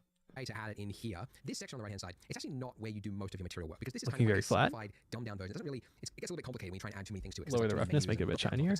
So instead, if you go to your shading tab at the top of the screen there, this will change the layout of the screen to something completely different we haven't seen before. And lots of windows actually Go into shading. one on the right-hand side. So where you just mouse over where you've got the divider and then just right-click and then say join areas, and then you want to join it to the left to close it. And I'll do the same here because I've never needed those on the left-hand side. So I've just got my view at the top here and then this one here. And the reason, by the way, this looks different than what we Join had before, left. because this is the material preview. Join You left. can change Alright, what we had cool. before by clicking that. So material preview, by the way, it's the same. It's We're a in rendered material mode, but it's preview and then using, rendered. lights, a different light setup. Basically, just an HDRI, which is like a fake kind of Alright, light cool. and reflection map, just so that you can quickly preview materials. And really, you could use either or. They both kind of show the material, but yeah, let's use this one. Okay, but the bit we're looking for is here. So this section here is your node setup, and it's actually an exact duplicate of what we did over here, because this on the right-hand side is the simplified version. If you're just doing like a quick change, you might want to use this. But over here, this is what's actually happening to it underneath the hood, right? So you can see as I change this on the right-hand side, that is also changing it. So they are linked. So Was the way those this work is basically a a left to right function. So we start over principled here with the right texture, it DSDF? goes Base color. Yeah, here's our node graph. We have our image texture goes into the base color, the principled BSDF, and then that goes to the surface.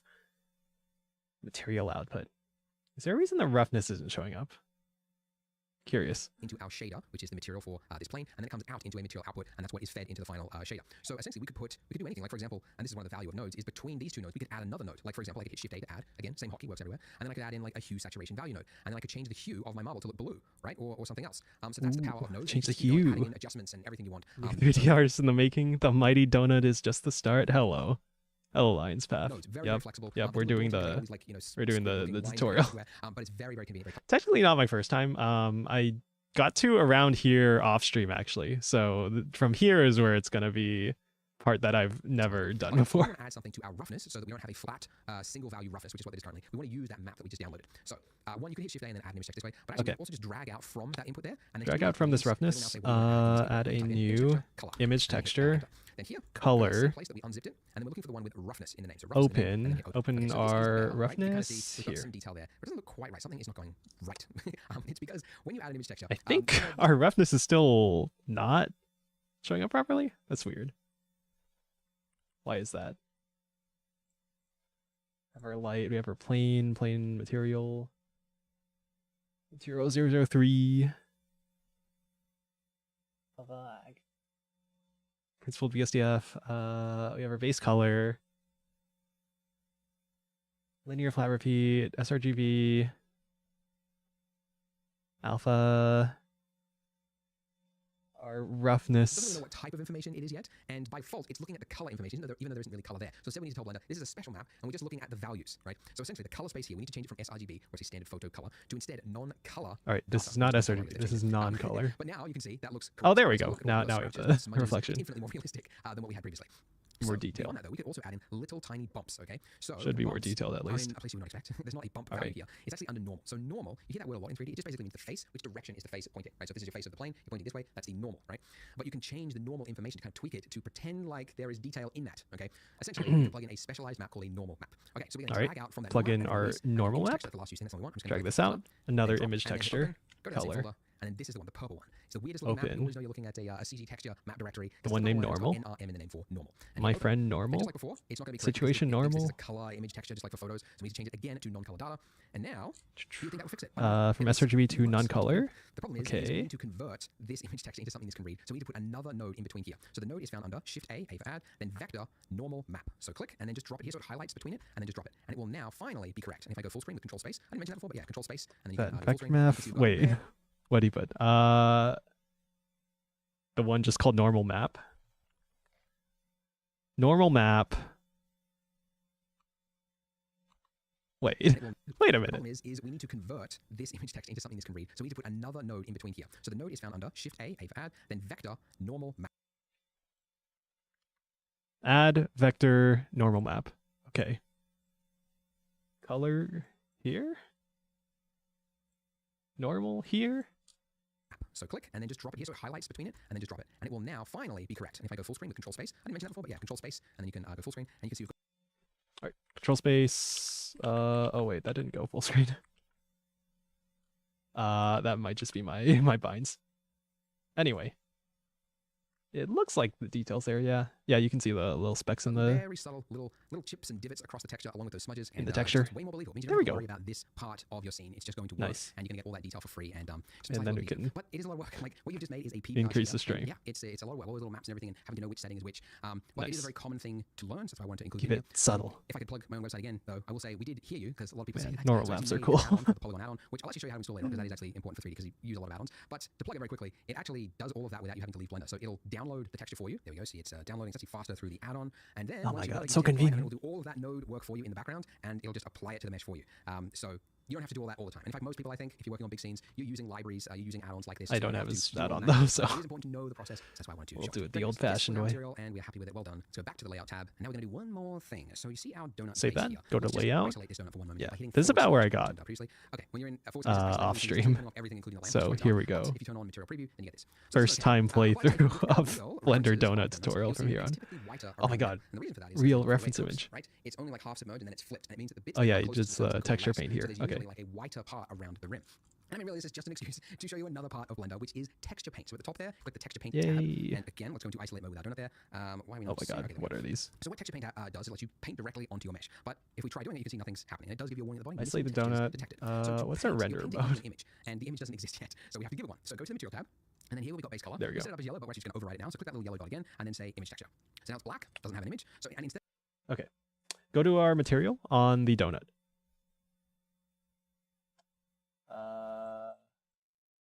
Wait, why is it still the plains material? Layout. Icing, donut here. All right, this material, base color, image texture. All right, go back to texture paint. All right, we're selecting the donut. We have the donut's material. With the empty image texture, we create a new. Creating a brand new image. And let's call this donut base. We could make this high res if we want, but don't. This is more than enough for a donut base. That's fine. And this is our donut base. This will just fill the. Set our color. Flat color. So we're going to go for something pretty similar to what we had before, a nice yellowy color like that. And by the way, make sure you're all the way bright, otherwise your donut is going to be a little bit dark. So yeah, there we go. All right, and then hit OK. And once we've done that, it should be over there on the left-hand side, but it doesn't pop up. You can just select it from the drop-down donut base, and there we go. So now we're in this state. All right, let's do that. Ooh, fancy. So I don't know why I said it like that. Ooh, okay, where we go? Select this image, donut base. We do have a fill bucket, so let's just pick a pick the color again, maybe a bit more vibrant. Yeah. All right. There we go. Onto our mesh. Donut tutorial. Understand this because it's kind of weird. You can also paint directly over here. Hello, Theodore 3. Well, how does it know like, how do I know which part over here is actually going to be painted over onto the donut there? You might not care, but it's actually good to understand how it works. So basically, this mesh here, it has to be unwrapped over onto this left-hand side, because that's the only way to have a 2D texture, 2D flat image be applied to a mesh is to unwrap it in some way. I mean, there's projection. I'm not getting into that. To unwrap it. And unwrapping is essentially like, there's a meme actually that explains it. But if you have like a chocolate, right, that is wrapped in some tinfoil, if you flatten it out, that is essentially UV unwrapping. There are other places in that wrapping. Unwrapped. Right? And then unwrapped. I remember last stream we were looking at Chibi models, and someone in the chat was talking about how the unwrapped was like, it was like they've been disassembled, they've been taken apart. This is Gore, my comfort character. Gore of my donut. This torus is already perfectly UV unwrapped, so we don't have to do anything. I did want to mention it though because it's important to understand UV unwrapping. Anyways, so we could actually paint directly on here as I mentioned. Don't need to worry about UV unwrapping yet. And choose a color. First of all, I'm going to select the eyedropper. Let's pick our color. I'm going to click on the left-hand side so we get the exact color, and then I'm going to make it closer to white. So not fully white because that would be too far, but closer to white. And I'm also going to change the strength of my brush. Take one of these, move it closer to white. Now I can do paint across it, and this will enable you to get a much more natural feel. Because you'll have, just like, in fact, I might even go a little bit softer. Whoops. And that way you can kind of just paint across it. Go to our paintbrush. And this is very forgiving because we've got icing. Adjust the hardness. We don't want it to be too extreme. Let's just make it, I might go the other way, make this a little bit more saturated. Anyways, that's basically all we need to do. We just want to dab our toes into the field of texture painting. I would say texture painting, by the way, it's one of the weaker areas of... Oh, that doesn't look right. Hold on. Strength. Oh, you have paint hard. All right, go paint soft. Or he was on, what, texture? Guess we can just do airbrush. Yeah, that's looking a bit more natural-ish. All right. Yeah, let's do that. Let's do one of those. Is a Blender actually due for an update at some point in the future? It doesn't do like, you can't paint into like the height information or the roughness information at the same time, like you can in Substance Painter, but it's got basic functionality. Now, importantly, this is an image, but it's not saved into your Maybe wave make file. this a bit bigger. Manually saved. So you see at the top left-hand corner there, it's got image with a star. If you see that star, it means you've got changes that haven't been saved. So we need to go image and then save and specify where we're going to put our image. Because if we don't do this, we're going to lose it. So it has to be saved somewhere. So I'm just going to save it, anywhere. It has to be saved somewhere because it will not be saved as part of the blend file. Very important to know that. Otherwise, you can lose texture paint work that you've done. Maybe a bit much. Yeah, our donut's looking a little undercooked if we do it this color. So maybe we'll do something a bit more cooked looking.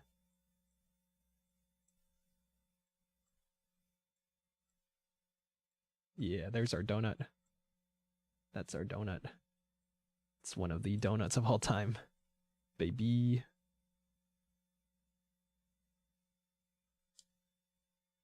This part looks a little unnatural. Let's move it out. Yeah. All right, there's our donut texture. It looks, it's just uneven. You know what? No, we're doing this again. And I'm just gonna paint like directly on the donut.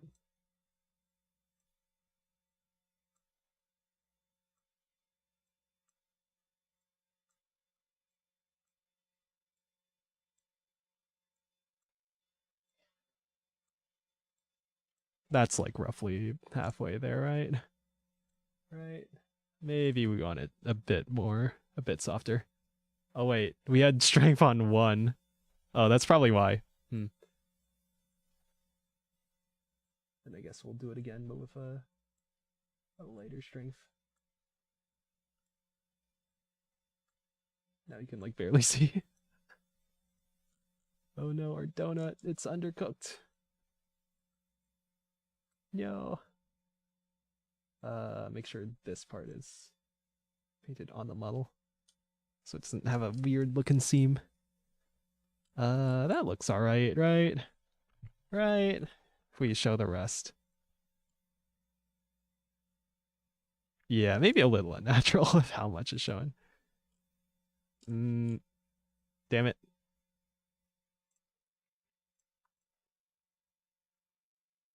Then let's thin it out a little bit more, I guess. Especially around here.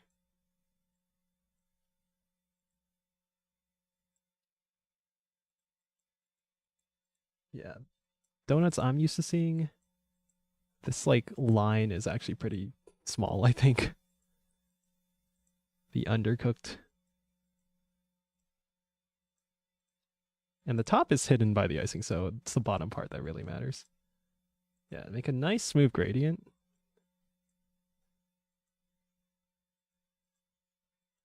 It's kind of hard to see with the lighting, so maybe I should be using a different thing. All right, let's take a look. Yeah, close enough. Here we go. So now to bring back everything, remember if it looks like, where's the rest of my scene gone?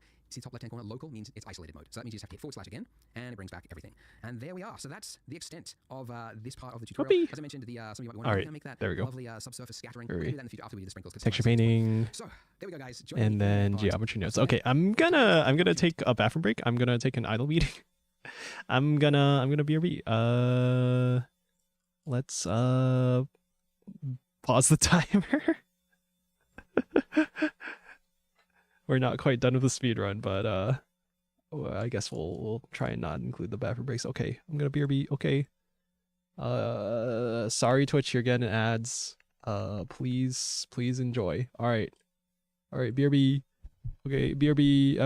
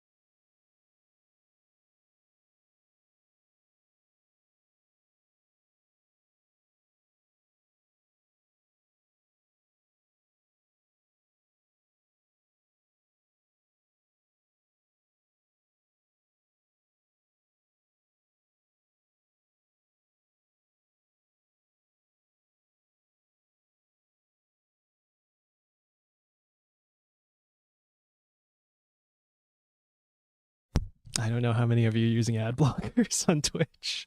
But if you are, based. Base, don't let anyone stop you.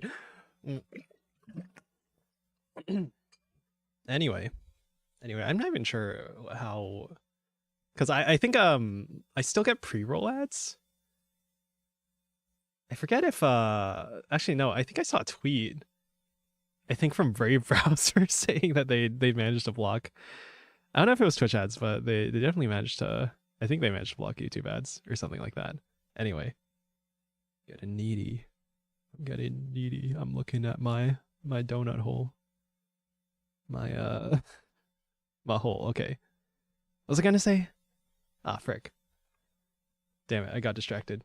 Oh right, I was gonna go on a tangent actually. Hold on, since we're on break. Lego Island. Isle Portable. This one.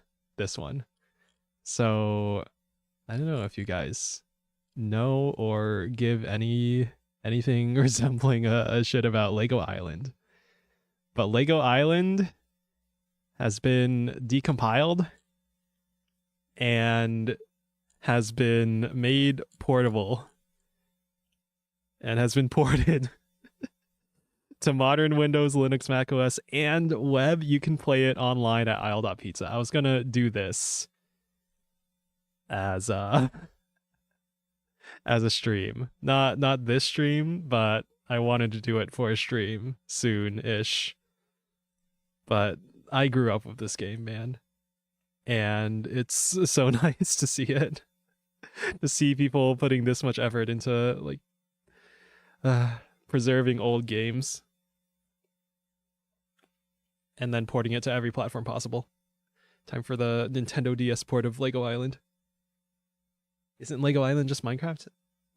The games are really not very much alike at all. I'd say Lego Island's more like it's kind of like a mini games collection. It's an open world. It's sandbox-y, but you don't really do any actual building in Lego Island 1. Or rather, all the building you do is like pre-made models. So you're like building a jet ski or your race car or your helicopter or whatever, but it's all like pre-made models and you're just putting it together in the pre-made way.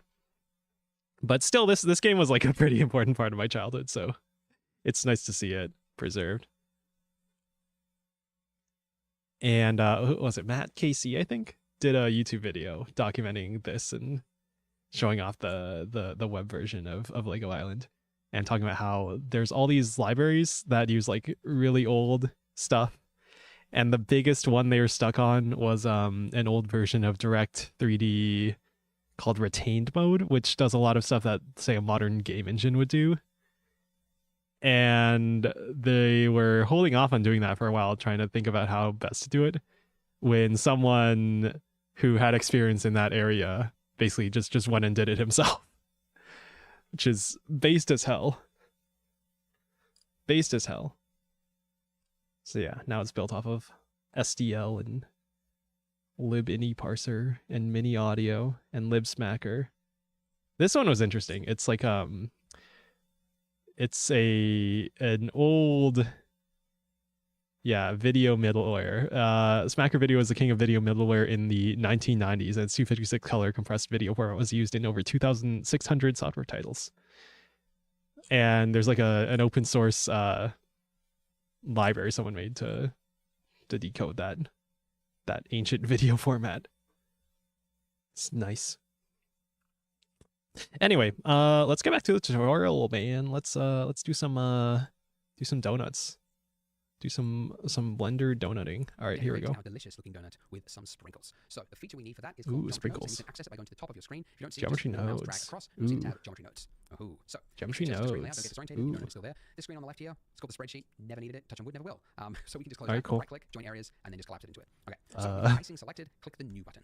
So Cool. welcome to the world of Geometry Don't Nodes. need So Geometry Nodes new is actually a modifier. So Geometry we Nodes. added Okay. a modifier called Geometry Nodes, and what the modifier is doing is whatever we want it to. We have a Okay, modifier. so what Geometry this is, nodes. This is a node-based system, and it looks familiar, right? You got boxes with little lines, and it's the exact same I type put it on of the system that was used in our donut? general Oh, right? I But put it it's on a the completely donut. different system, okay? So the same nodes will not Hold be on. referenced between the completely different systems. So Probably the way this works not is our put it on mesh the that we've donut. got here of our icing is what is being represented on the left-hand side with your input. We should It's gonna probably take put your it on mesh, the and it's icing feeding it all the way to instead. the right, and it's going to spit out whatever is in your group output. So currently, nothing has changed because There we there's go. nothing between All right, those it's on the nodes. But icing. if I was, for example, don't follow me, but just as an example, if I was to add a set position node, drop this in here, and then change the position of the icing along the Z axis, you can see it's raised it. Okay, now the mesh in edit mode is still there. The mesh has not changed. We're not actually moving the object. Oh, This is just happening interesting. after the fact via a modifier. Okay, now obviously this would be a rather Cool. pointless use for geometry nodes to move it because you could just All right, move it. don't As an do the example, set let's say, position, I don't know, you but had a scene where lots of objects, some of them are raised, some of them are not, and you wanted to quickly change them. What you could do with geometry nodes in this case, you could actually expose this offset value by dragging it to the left over here. And when you do that, you can see it's now appeared over here in our modify stack. What that means is whenever I'm in another part of the network, building stuff, and I'm like, oh yeah, I need to quickly change the height of that icing, I've got it there whenever I need to. So essentially, this Okay, is that's build convenient. your own tool. That's does something neat. that you wanted to do in a really flexible way. and it's a modifier, right? So you can apply that modifier. Limited in what you can do, but I'll throw some examples here. But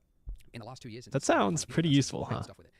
And most of this stuff really was just not possible in Blender before without doing custom scripting. So it's really opened up the doors. So it is a very different system, like it's a different way of working than just hands-on in 3D. But it's a really flexible, really valuable system. So any time spent learning geometry nodes, I think, is time well spent. So we want to do sprinkles, and to do that, we need to first of all scatter some points onto our mesh. Sprinkling. So to do that, hit Shift A for add, and then we're looking for point, distribute points on faces. Okay. Shift And A, then point, distribute point on faces. faces. If you click, it's going to automatically connect it for you. Put it on this And now you line. can see we've got Click. points on our icing and our density value. Great. Nice. But Points. notice the icing Amazing. has disappeared. Ooh. Now the reason for that is okay, take that icing object Oops. and convert it into points, and then just give us the points back. Okay. So what we need to do is say, yes, we want the points, but we also want the original mesh. So we can do that by adding in a node that you use all the time, which is Shift A, Geometry, Join Geometry. So you'll find this node in Shift A, Nodes tutorial. Very versatile. Geometry, So after the points, join and you'll geometry, notice this input put here it is a different here. shape. So normally inputs are circles or triangles or whatnot. This one is long and elongated shape to signify that it can accept Long shape. So unlike these where you can only accept one, this can accept many. So what we need to do So is take the output of our we original mesh attach and the then original now to there as we've got well. the original Okay, mesh, and we have there. the points and they're being combined together. So now we're adding Okay. points Awesome. and the Right, original so if we geometry. were to give this a render right now, you actually see nothing. Neat. Because these points don't physically exist. They just exist in the 3D space. If we want them to show up in the render, we have to tell it what do you want to render them Points as. don't So for actually that, we exist. add an object to be our sprinkle. So Although sprinkle, they're we want actually, our they showed up in sprinkle. my render actually. That's interesting. Sprinkles in this donut series. So we're going to start with a very simple one, just a round ball. So just like you would add another object normally, Shift A, and then go Mesh, and then go UV Sphere. Now this sphere is going to be referenced. So just like you would add another object normally, Shift A, and then go Mesh, and then go UV Sphere. Now this. Okay, we're adding a mesh to the scene, a UV sphere. Circle mesh with quad faces except for triangle faces at top and bottom. Okay. This sphere is going to be referenced for every single sprinkle. Okay, so we want to go as low res as we can get away with. So I'm going to go with 12 segments and then 8 rings. If you're on a really slow computer and you think this is really going to suffer later on, you could go even lower. But I don't want to go too low because otherwise we're going to see that jagged edge because it's a rounded form. So I don't want to go too much lower than that. But I do want to adjust the scale because obviously this needs to be a tiny little sprinkle. So let's go 0.01. Okay, awesome. All right, now. All right, 12 by 8. 12 segments, 8 rings. Adjust the scale to do 0.01. With our icing selected again, to be a tiny little sprinkle. So let's go 0.01. Okay, awesome. Neat. All right, now with our icing selected again, you'll notice by the way that if you Very select tiny. another object, you don't see your nodes because it's only going to show you the active object's geometry nodes. So if you want the nodes to just be there, no matter what, if you click the pin button there, that means. Okay. We can pin the geometry node. Where is that? Here. Pin. Now the node is pinned. Now we can click around everywhere else, including this sphere, and this stays. Okay, cool. Only going to be showing you this object's, the one we pinned, geometry nodes. Okay. All right. So to reference, we need to reference that little sphere that we just created in our geometry node system. And you can do it very easily just by dragging down from your outline up here, just dragging it down into your geometry nodes and dropping it. Okay. Okay. Okay. So now let's just create some room here. Just drag it. Oh, neat. Object info. Make a little bit of space. Okay. And what I need to do is add another node to reference this object. And the node is shift A, instances on points, the top one. Okay. And I want to drop it in here between. Add, where's that? Instances on points. Okay. Oops, I didn't mean to put it there. How do I remove this connection?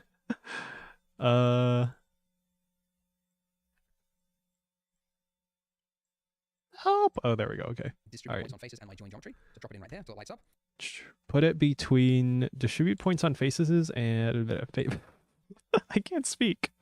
Faces. All right, cool. Now the points have disappeared because we're now saying replace those points with whatever is in that instance input. So I'm going to take my geometry from my object info and drag it into the instance. Okay, and then we need this geometry goes into instance. Ah, there's our sprinkles. Oh my god. There we go. Spheres appearing all over it. And if I increase the density, we've got sprinkles. And if I do a render, it will act. We can increase the density.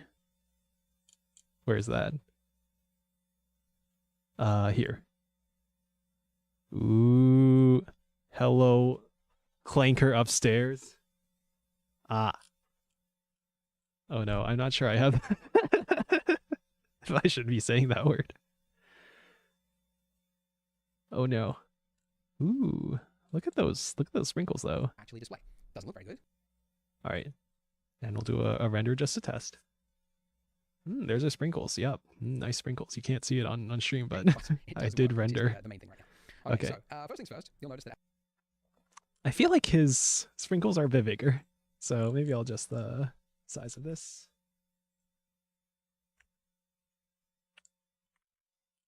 As we increase the density. But or not.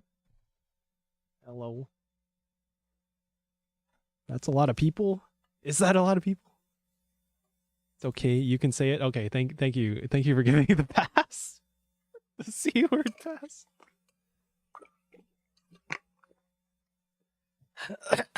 first problem is that I have a lot of robot friends. VTubers are digital, so you got the pass. Yeah. I'm part clanker myself. From random distribution to okay. So hold on, that's the actual scale. Oh, so if you attach the scale of the original object to the, yeah, there we go. Okay, neat. 1A clanker. Defend the almighty clang. Poisson disk distribution. Poisson, what a name. So it's Poisson. changed, but that's just because it's changed with density max, so just increase it again. With this Poisson disk. Ooh, okay. So instead of Get random, this extra value here, distance min. So now if we can set a Poisson value, disk. we can start to delete. It's almost like each one of those points now is going to have a little radius around it. And if it detects a point within that radius, it's going to delete it. So we just need to increase it slowly, very, very slowly, until we can't see them intersecting anymore. Okay, about density there. max If you go increase too high, like, if you to a really lot. make sure they weren't touching, you go really high, but it starts to look like too evenly spaced, you know? Like, yeah, it's not actually registering the other objects. It's like, it's just doing this little radius thing, which just happens to be perfect for a ball-shaped object, but it's not like an advanced, like, it's going to try to fill in all the gaps for you. So, yeah, just kind of, I usually set it to, like, a little bit of clipping is okay, but I don't want it to be too much. But let's go, yeah, something, I don't know, something like that. We'll actually adjust this later on. I'm just doing it just for this point. All right, a much bigger problem, if I hit Control-Tab, 0.04? if I look at, Alright, sure. I've got sprinkles everywhere. And in fact, I've actually got sprinkles underneath the icing. And that's not good, because it's actually going to put that in the render. Even though you won't see it, your computer's going to use resources to render little sprinkles underneath the icing. Oh. Oh, yeah. Yeah, icing, they're there. So, okay. Here, what we need to do to fix this is we need to do weight painting, okay? Want them So only to on the actually make surface? a special thing called Weight painting. painting. So Oh if boy. if you go from your object mode, Playing God of all things mechanical. Offend him and face his wrath on your mechanical devices. you'll see one there called weight paint. Now, your mesh will become blue, and Oh weight no. paint is actually referencing Oh multiple no. parts of Blender. Like if you're doing rigging and animation, Oh you use weight no. painting a lot during the rigging step to assign values to certain points. Okay, we're doing weight painting. It's allowing you to paint a value between 0 and 1 onto any part of the mesh, and then reference that however you want. Yeah, So I've actually, yeah, I have seen this on a bit in rigging. mask in our geometry nodes and use this almost as, well, exactly as a mask for our sprinkles. So if we just do some paint right here on it, you'll see that we have some colors. Right now, these colors aren't going to appear in the render. It's just for you to visualize those values. The blue value means a value of 0. Where is he actually? I believe actually in weight not the next one, paint. but I don't know. But they're planning to change the color. Is that weight paint mode? Oh, he's in weight paint mode. Okay. All right, cool. And then if we select the icing, Colors of this. So depending on the value, on how late watching this you are, your colors might be different here, but it should be the same. Essentially, you should have a brush of 1, and you should be able to paint from 0, which would give. wait. Weight paint, weight. A blue value in this case to a value of 1. So whatever is 1, whatever is 0 to 1. Was it because my, wait, do I have to be in the specific render mode? He's in viewport shading. red is where our sprinkles will go. Oh no, I have the, wait. I have the sphere selected. What?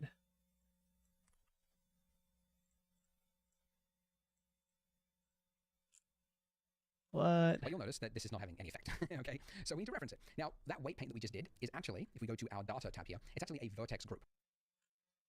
Okay, that's in vertex groups. Why is it the sphere? We select donut. Why is it still the sphere?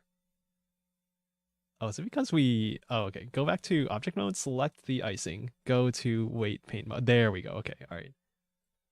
There we go. Okay, so Okay. that's where that paint went. So you can actually create multiple weight paint types just by like creating them here. But we just created one and it's added one here. For us. Okay. So we can give it a name. So that goes into data. Makes a By group. double-clicking it, and let's call it sprinkle mask. Okay. It's a mask. It's more of a Sprinkle density. Sprinkle density, I guess. It's not a mask. Anyway, all right, sprinkle density. Oh, Okay. God. And where I want to reference this in my geometry node stack. Sprinkle is density. Distribute points on faces. There is one value here called Okay. density factor, which we got when we used the Poisson disk name. And this is just a value of 0 to 1. Very convenient. So All right. if I drag out from here and then release, I can add in a new node and just automatically connect it. And the node that you're looking for is called the named attribute. Don't feel bad if you're like, well, how would I? Okay. Add a named attribute. Geometry read named attribute. Okay. know that it's called the named attribute because it's called vertex groups over here. You think like, okay, I'm gonna type in vertex group, but it's an attribute, but it's one of many attributes, and geometry nodes can do many things, so it's just called the named attribute. So, anyways, all right. So underneath name, we're just gonna click that box and we get a pop up or pop down, and you're looking for Pick our sprinkle name. density. And there it is. Aha. Sprinkle So now density. going back into There we our go. node, we can Attribute. act like an artist and put the Density factor. sprinkles on our donut, which is really cool. And now we can paint the So sprinkles on our it's just donut. like white, Ah. and then the wet donut with icing on it is just like dabbed onto it. So you get like a heavy amount of sprinkles right on the top like that, and then less around the sides. And then I usually do like a few like dabs like this. Whoops. Just for some variance. And then also if you hold down control, Okay. that will do a, so the weight that's being painted is 1, but if I hold down control, it's going to do a negative value. Uh, and I can adjust my strength there as well, and I can just do some negative Control paints across it. is Maybe a couple here as negative. well. Okay, cool.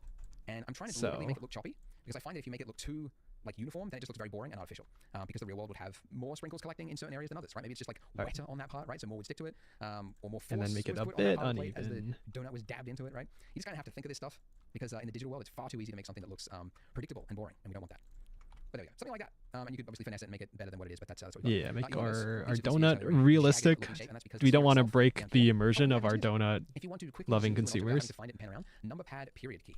Probably should have mentioned that before, but we haven't really needed it because we've not worked with that many objects. But that'll focus to that object. If you're on a laptop, by the way, if you hold down the tilde key, Okay, that'll there we bring go. up You wet sack of dog lust. Settle an argument I've been having with Nice. Games are so poorly optimized because of the rapid advancement in tech these days, preventing devs from optimizing. Games are poorly optimized because software dev philosophy is deliver a working prototype as fast as possible without planning of what you actually want to be in the game, how it all connects, so every piece of software ends up being castle built on sand. The most egregious example being Minecraft. I mean, that's mostly a solo indie dev. Well, I guess they did end up rewriting the whole thing for Bedrock, but everyone still plays Java, right? And then Bedrock has its own issues. I would say that the needs of business are gonna be, it's like you're trying to balance the practical needs of business. Also, I realized I didn't turn on my live split again. You have practical needs of we need to ship this project as soon as possible and not waste a ton of money. You have the state of the market maybe not rewarding careful planning and doing things slowly but correctly. So I guess the main thing is that the companies aren't incentivized to care about these things more than like the bare minimum that they can. And it's going to save them a lot of money if developers are working on new features rather than actually, making sure it works and performs nicely, as like perfectly optimized, right? Because like if your goal, you are a business, your goal is to maximize profit, right? Then probably the ideal thing to do would just get a bunch of small developers and have them make like mascot horror slop or whatever. Make like streamer bait games, make like mascot horror whatever, and then just don't give a shit about like the quality of the product, the optimization at all, and just make it with like presets, pre-made assets and shit like that, right? Because your goal is to maximize profit and not to make like a beautiful piece of art, right? Which I don't know, it's not great from like an artistic standpoint, but it's sort of where things seem to be nowadays. Not even needs a business. If you plan ahead to have a longer business cycle, it works out great. Project managers are just mentally challenged. Fair. Yeah. Yeah. Yeah, I do feel like we have that. I'm not like an expert in these things, but just from shit I hear online and just taking cursory glances at how things are, like it seems like everything's based on just the quarterly shareholder like earnings report, right? Yeah, we can blame MBAs for everything. Might need to ask Mr. Kotetsu about it. He'll go on a half-hour rant. Understandable. Yeah, understandable. I hate feeling like I'm like talking out of my ass about something that I'm not fully informed on. But I can see that there's a lot of we're not seeing the same kinds of technological innovation that we did like a decade ago, or even like 2 decades ago, really. Like it feels like gaming has stagnated for the last like decade or so in terms of anything being like really new. Well, we had VR, I guess, and now there's like barely any focus on that because the money's not there. It's like I even have a VR headset and like barely put it on because I don't know, it's just kind of a hassle to put something on my face, and then it's like a huge barrier to entry for the consumer. So why would developers make software for a platform that barely anyone's using and is going to be more costly, more difficult to develop for, right? And it kind of sucks for people who genuinely would like to see new interesting games come out. Every now and then you have something like Noida, right? The developer had to make his own engine because there's no way to do what he's trying to do efficiently in like a off-the-shelf generic game engine. And that's amazing. And I feel like we don't see stuff like that enough these days. So I don't know, maybe it's a consequence of, I don't know, business people. Maybe it's a consequence of game engines being so general purpose and like good enough we've hit the point where the tools are like good enough for the general use case, and it's like way more difficult to go out of your way to make things that are new or highly optimized or whatever, right? Because realistically, especially if you're like a solo indie dev or something, or a small indie team or something like that, you could spend like a decade perfecting your in-house technology, or you could use Unreal Engine and get like 90% of the way there. And maybe if you really need something special, then you have someone who's technically knowledgeable enough to dive into the engine internals and optimize your thing and write your custom whatever thing you need, right? I don't know. Good art and tech usually comes out of one guy with a vision pushing it forward, or multiple people in sequence carrying the same vision. Decisions by committee kills off that drive. That's fair too. Yeah, that's I can see that.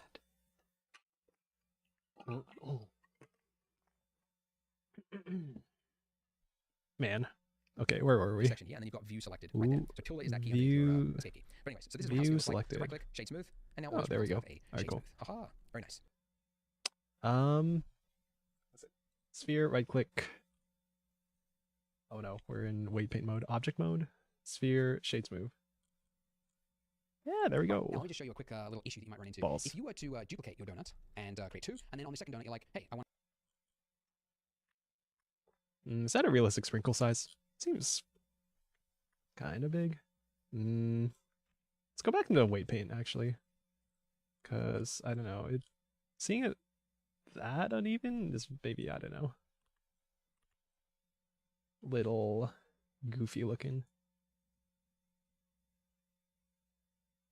Yeah, so maybe they pressed like this side of the donut a bit more and got more of the sprinkles in, and then oh no, how do I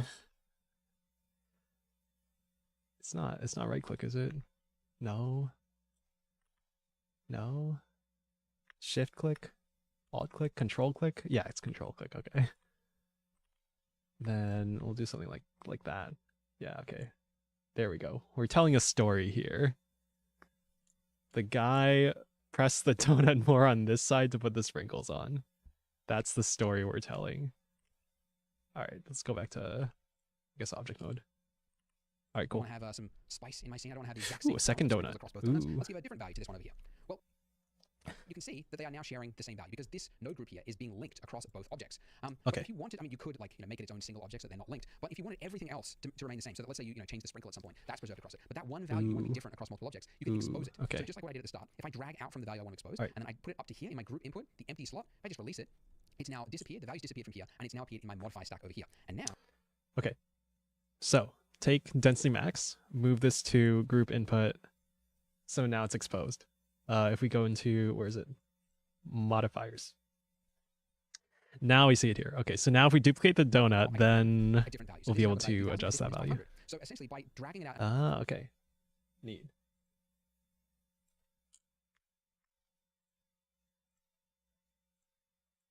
So if we duplicate this, well, not control D, shift D. Wait, no. Wait.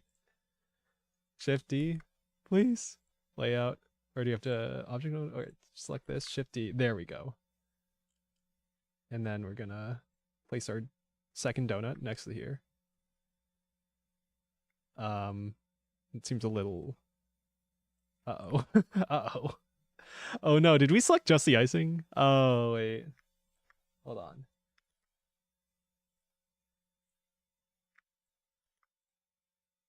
Oh no, what did he do? I have to go back to when he duplicated it. Okay. If you were to duplicate your donut and create two. What do you do? Select this. Wait a minute.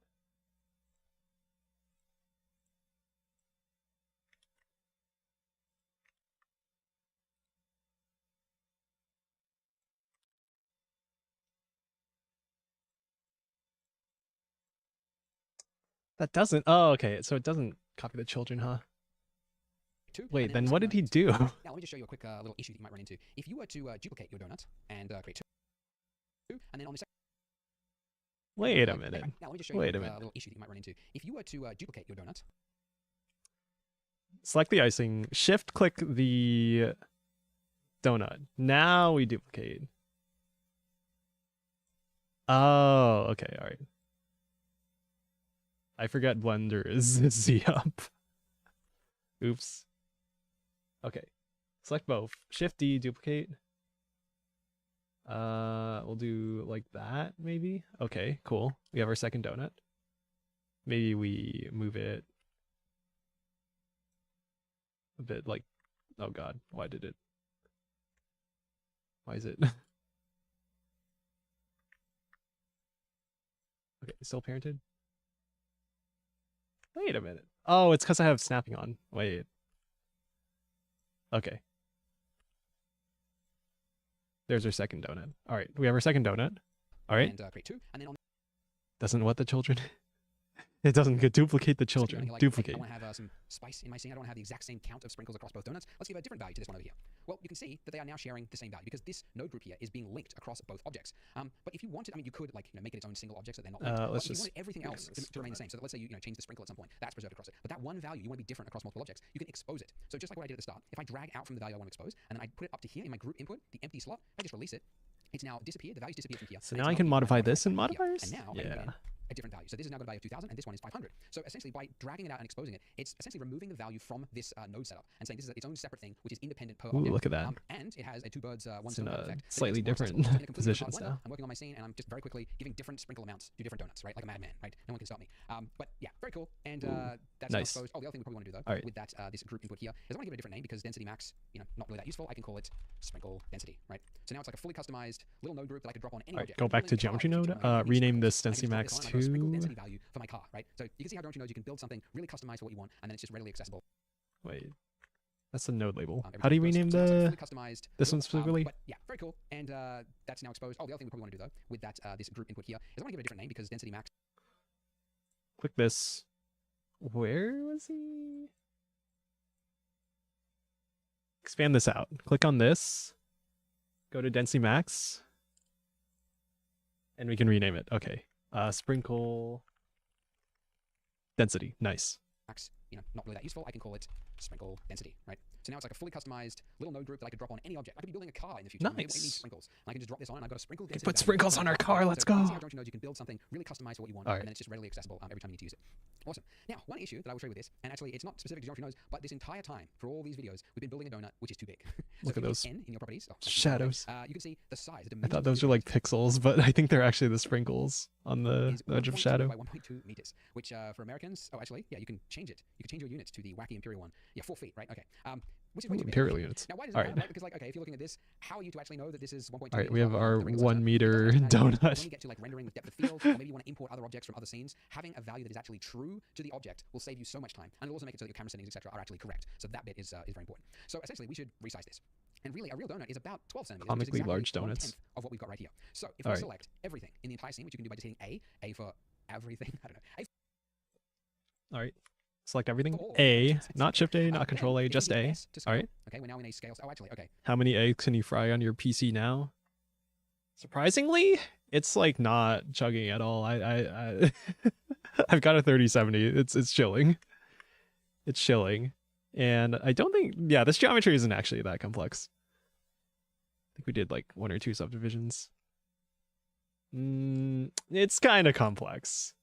Okay, it's a little complicated, the geometry. Well, now it's going to scale it, and the plane is going to be off the ground. Okay. All right. Well, let's not scale the lamp and the camera. So everything else, selecting the donut, the lamp, sorry, the donut, the plane, and the sphere. Then S. All right. Donut. Plane, sphere. All right. And also that. Okay. And then I want to scale it by exactly 10%. Now, how can I do that? Well, if you look in the top left-hand corner, you've got S. values there. If I went to 0.1, then it would be exactly a tenth of what it was. But how can I get it exactly at 0.1? Well, 0.1. If you hold down Control, when you're moving any value in Blender, it'll move it in increments, which in this case. And also Control works. So S, Control. Hit Enter. And now, if you look at the size of our donut, click N. There we go. 0.1. 0.1. See, it's 0.12 meters or centimeters. Yeah. Anyway. There we go. And that's great. All right. Oh God. We like resized our sphere twice or something.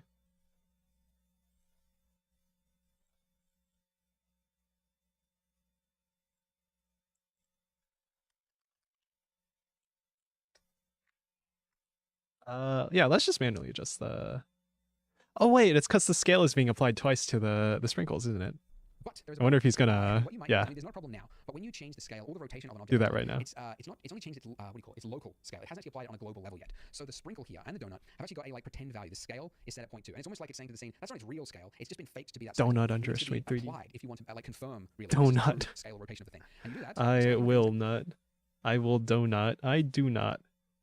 Hello, Cammy Moob. Hello. And then hitting Control A and then applying All scale. right. Okay, so now we've done that, we can see something's changed. So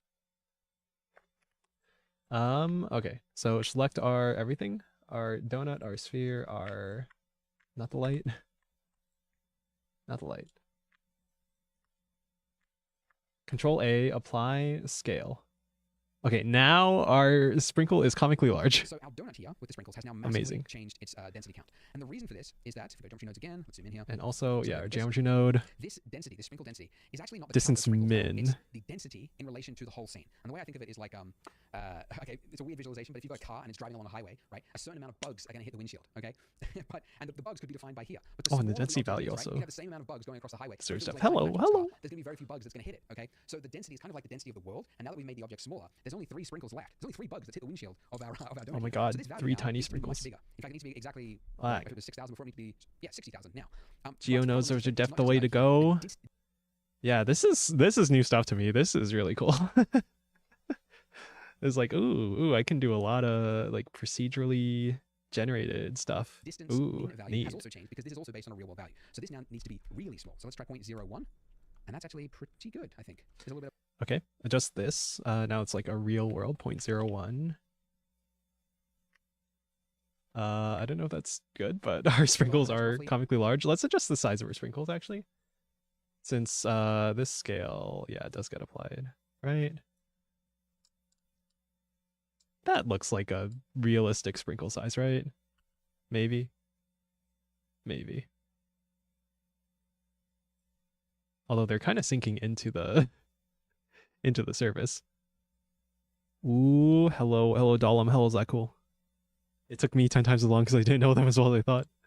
Made a parametric island for a game jam last week, so I could make like 10 different islands out of it quickly. Nice. Nice. Yeah, that's cool.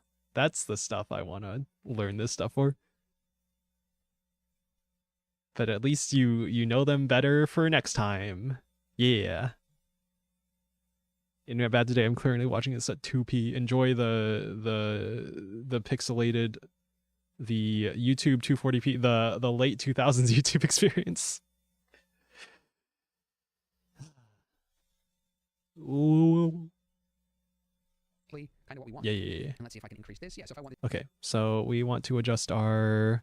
I think he just adjusted the sprinkle density on. Oh no, vertex groups. Not the material. Our modifier sprinkle density.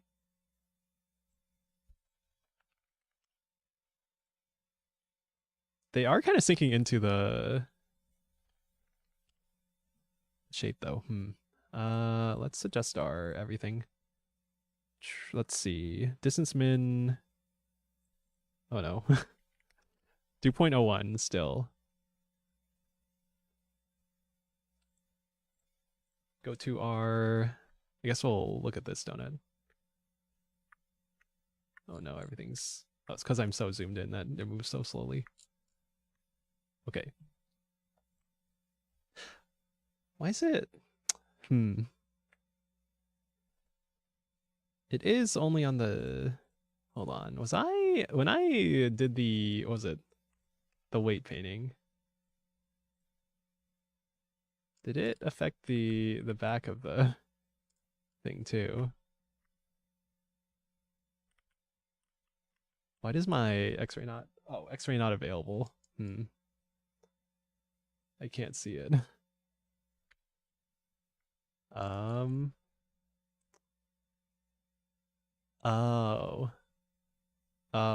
huh. That seems like a problem. If I control click there, then yeah, it goes through. Yeah, the sprinkles being on the bottom is kind of... maybe that's desirable, actually.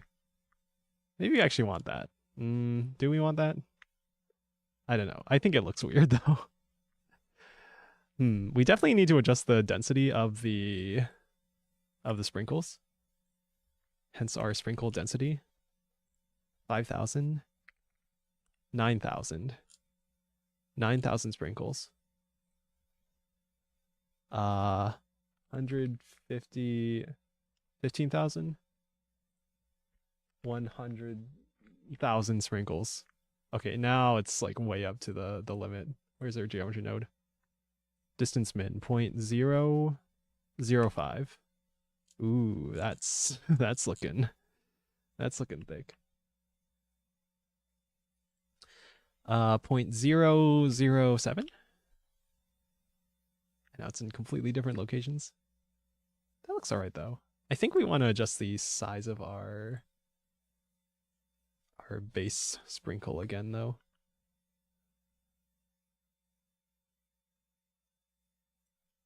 How's that look? It's looking a little speckled.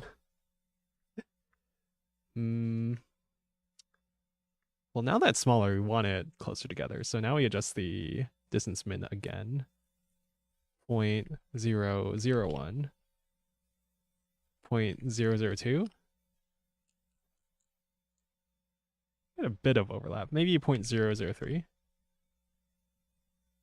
That's looking better. All right, we'll go with that. Really dense, yeah, I would have to increase it to a crazy number. Now, something I like to do personally, this isn't... I've used YouTube on dial-up before.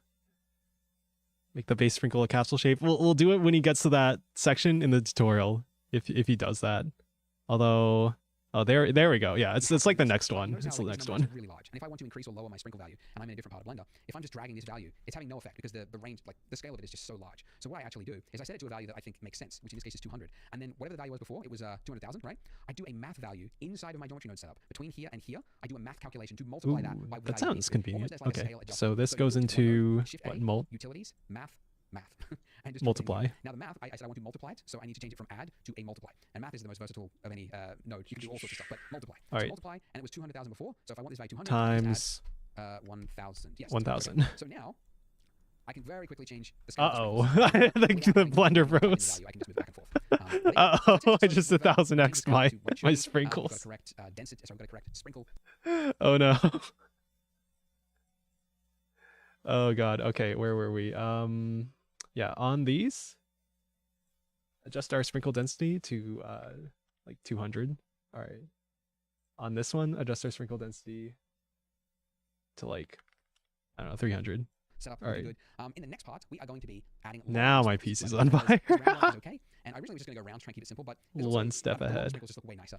But you do have to do some different rotation math and stuff, so we're going to do that in the whole. There we go. Yeah, he has the spherical sprinkles as well as the. So click here on the screen to learn all about that and random. The long sprinkles. We've got round sprinkles. Why not long sprinkles? It'll be more interesting. Time for long sprinkles. Let's go long sprinkles. Here we go. I love long sprinkles. First, we need to model those sprinkles. Everything bagel mode. To the left here, and we want to add an object. Bagels. I haven't mentioned it before, but when you add an object, it's damn going it, to this makes me cursor. hungry. The cursor is that thing. We're not halfway through. Oh boy. Yeah, Blender has 3D cursor, maybe other applications don't. It's going to put it there, and if you don't want it there, you can move that 3D cursor somewhere else by hitting Shift and right-clicking, and you can see it's now moved it and actually attached it to the plane, which is where we want it. We'll see how many streams this ends up being. I'm going to be playing games tomorrow though, so I don't know if we'll stream the donut tutorial. Too big by default, so let's change this little thing, bring this up. Okay. The radius all the way to its lowest and the depth. What did we do? We added a cylinder. And the too big by default, so. Okay, so let's Shift A, add a cylinder. Mesh cylinder. It's freaking huge. Change this little thing, bring this up. Change the radius all the way to its lowest and the depth. 2.001. Where the hell did it go? Oh my god, that's the longest sprinkle ever. You wanted a long sprinkle?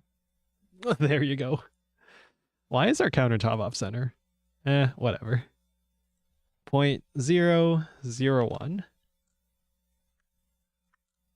It's getting really hard to edit here. Vertices, that's the like the resolution, right? Oh, we'll fix that in a sec. The resolution would be way too high at 32 to be scattered on an object. So let's set this to 12, and that'll be just enough that it won't look jagged and it'll look smooth. Okay, great. All right, now, 12 so vertices. it's above the plane, Z. Meshing. Imagine the frost paste. The frosting is toothpaste. But I love mint flavored candy. Oh god. But not toothpaste. Z. Okay. Now this problem that you have. Z. Okay. If you go in too far, it disappears. The reason for that is that Blender has a clipping start value. And because we're working at such a small scale, we've got sprinkle size things now, it's too small and it's clipping it out. So if you hit N and go to your view tab, the clip start value there, it's 1 centimeter by default, drag it all the way to the left and it's now a millimeter and it will have fixed that. Okay, view. Wait, where was that? And go to your view tab. Transform view. Okay, this little thing, view clip start 0.001. Clip start value there, it's 1 centimeter by default, drag it all the way to the left and it's now a millimeter and it will have fixed that. I don't know why it's not the default. Maybe somebody can tell me why is that not the default value. Maybe there's a reason, but to me that would make sense because then you never have this problem. I don't know any disadvantages. So anyway, we've got the base of a sprinkle. Need to make it long, so tab into edit mode. Doing things to his hole. Z along the Z axis to elongate. Doing something. And now we've got the rough. How did he zoom in to see that? Because like everything's super tiny, right?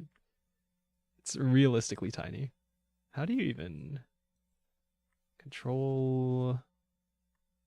I guess you do control. Yeah. Control middle mouse.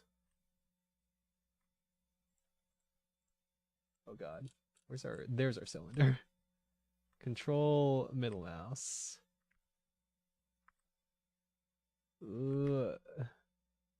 I'm moving by individual pixels.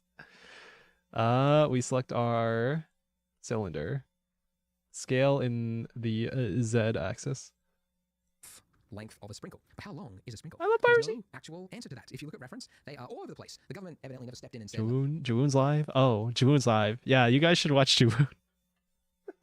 I'm just gonna be following this donut tutorial. I don't know what you guys want to watch this for, unless you're actually following along. Then that's cool, but not default because having larger clipper space causes more Z in precision, Z lighting, Z fighting, and stuff. And it's logarithmic, so a little bit of extra space close to the camera is a big change in how much precision further parts of the scene get. As in like floating point value rounding stuff. That makes sense though.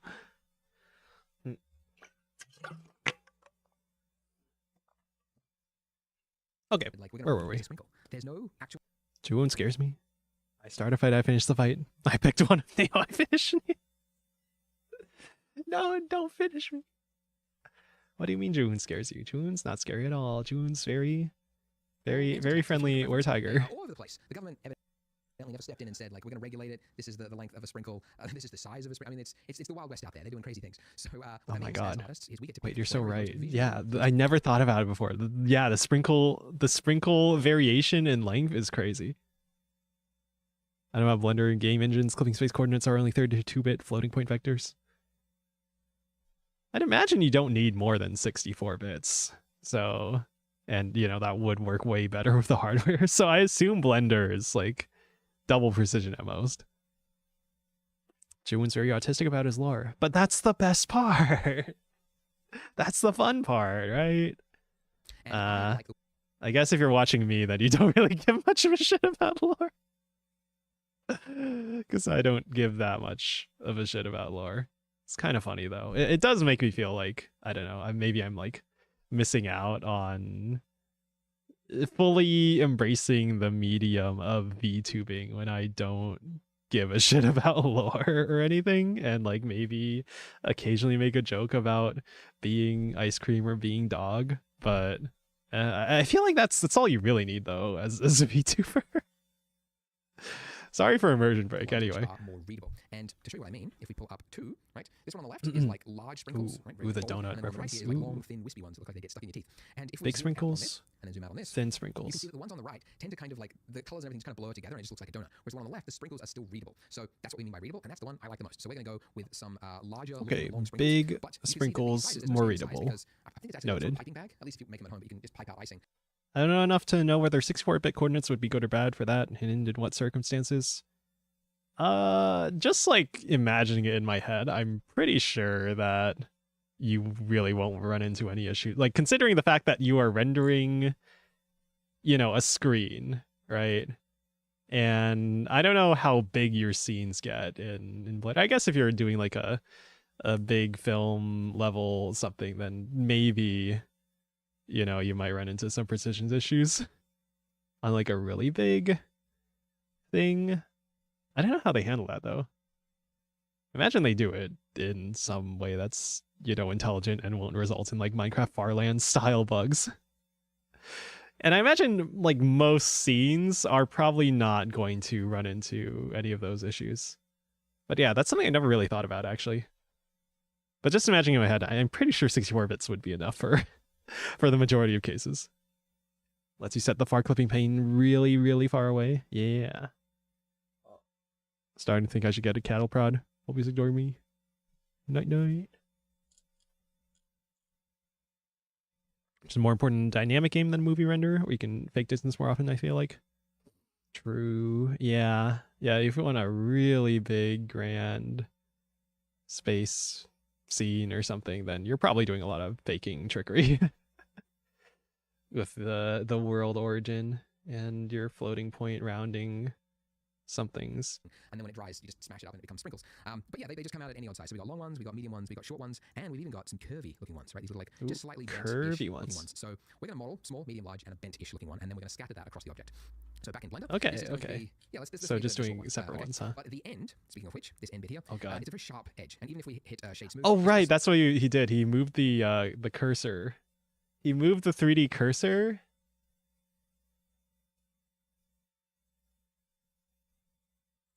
To the thing. Oh, and I guess I missed that part. That's why. Where did he do that? You can move that 3D cursor somewhere else by hitting Shift and right-clicking, and you can see it's now moved it and actually attached it to the plane. Shift, right-click. If you don't have a mouse, do get a mouse. But in the interim, you can Shift, also use the cursor tool and that'll do right-click. Right, so we're adding long sprinkles. So obviously the object we want to add is Shift A mesh. It's the cylinder. Okay, the same thing. All right. So earlier there was like a key shortcut. Was it Control dot? Control something? Shift tilde something? Oh no, I forgot already. Oh wait, I went to first person mode. What was that? Control tilde? No. Zoom in and out. Hold on. Where is it? View, camera, viewpoint, navigation, dolly view, zoom out, zoom region, fly, align view. No.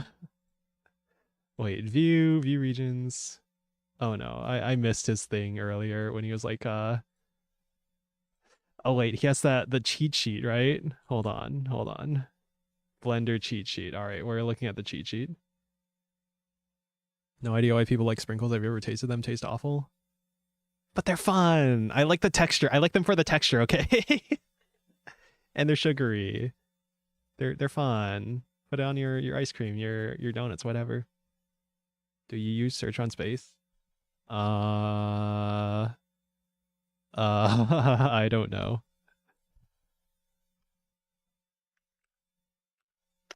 No. Wait. Although that does sound like a way better keyboard shortcut. Learning all the shortcuts to people's errands, I feel. Learning a few and using search is way more time effective. Oh, speaking of search. View lock clear. View lock to active. View camera. Center view to cursor. Is that it? Oh, center view to cursor. Okay, that's probably what I was looking for. Perspective. And what was it to move the cursor? Delete X or Shift, orbit pan. Hold on. 3D cursor. Shift S. Shift origin to 3D cursor. Shift cursor to, oh god, selection to cursor. Whoops. Shift. Oh god, what did I even press? F3 cursor. Pivot point 3D cursor. Cursor to active. Cursor to selected. Snap 3D cursor to the middle of the selected items. Okay, that's... And then there's another one for like what, view to cursor? Okay, alright. Well, I guess I'll be searching. Searching a lot of time. Wait, what am I selecting? Not the cylinder? F3 default. You edit preferences, key map, space, action search. That sounds, yeah, I should probably do that. If I'm not doing the animation playback. I mean, I can just change that. Key bind too. Key binding, action search. Oh my god. Search menu there. All right, spacebar. Spacebar. Oh no, it's being overridden by the other one. Also, thank you for that. For the $5 Canadian. Hopefully, dog can get some actual food one of these days. I had some rice and chicken breast. Earlier today. Some soup. But thank you. Thank you. Pretty bittery for a sugary thing. Okay. Then I have to go into preferences. Search by key binding space, and then we can find, where is it? Window search menu, toolbar, toggle maximize error. I guess I could do like control space or something. But here. Play animation. For some reason, screen animation play. There's two binds. One is for our spacebar, one is for shift control spacebar. I'm just gonna get rid of the spacebar one, and then there we go. Although I'm already used to like was it Windows, not Windows space, Alt space. I guess that overrides with some other keybinds. I guess I could do control space as well, but yeah, it's a lot nicer. Rice negate the chicken breast. I've realized the left arm of my chair is loose, but I'm too lazy to find the screw to tighten it. My chair is pretty old. I'm not entirely sure how much is staying together. My left arm is like kind of loose, and I'm not sure if tightening it will actually do anything. But it's not like I use the arms of my chair all that much. Oh god, I just stretched my lower back. And it popped like crazy. I only recently stopped switching select to right click. Not like I know Blender well enough to hold on to that mode. Adding long sprinkles, so obviously Not like I know Blender well enough. We want to add. Period. All right. What? Scale? What? Huh? We're selecting the cylinder, right?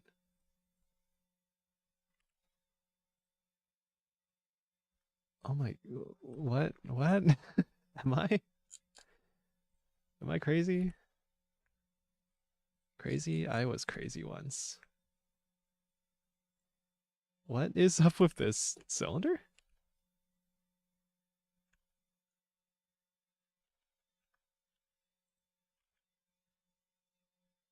Did I change to a mode where it's like adjusting the transform without actually changing the vertices? Oh. What am I doing?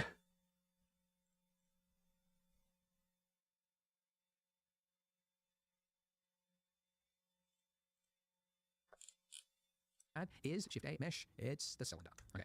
Too big by default, so let's click this little thing, bring this up, change the radius. Hold on, he already added the cylinder. Has a clipping start and go to your clipping, yeah, clipping start plane, okay. 1 centimeter by default, drag it all the way to the left, and it's now a millimeter. I don't know why it's not the default. Cylinders, fuck, time for a new one. So true, so true. Shift A, new mesh cylinder. Whoops. 12 vertices, super tiny. Good. Scale, oh no. Oh no, yeah, no. I think we were in like a different mode or something. Drag. Wait, what? No, drag to, no, what? Drag active, huh? Orientation, global, local. Wait.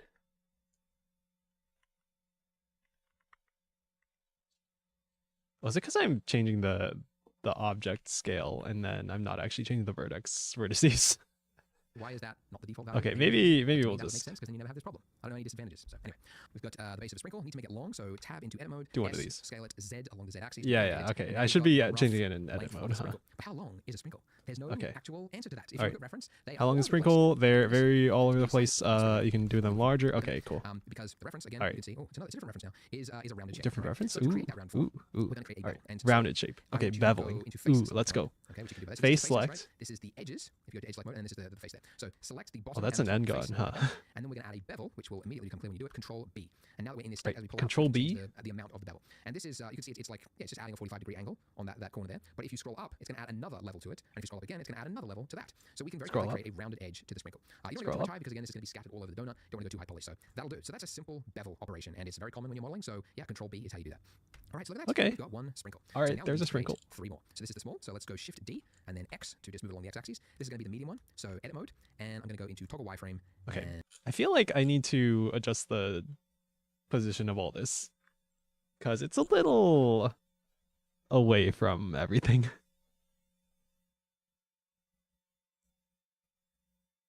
Wait a minute.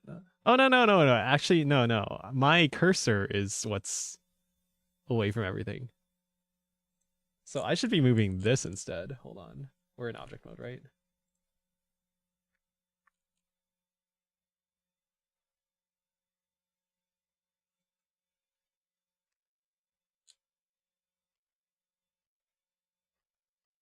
Oh, wait, did I move the vertices?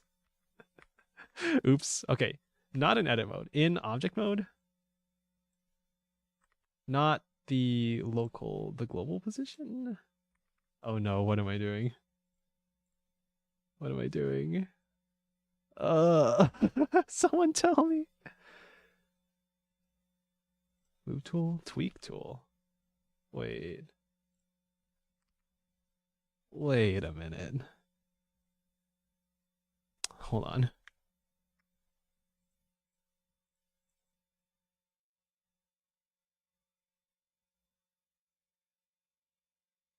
What is going on? Okay. Select the cylinder. G to grab.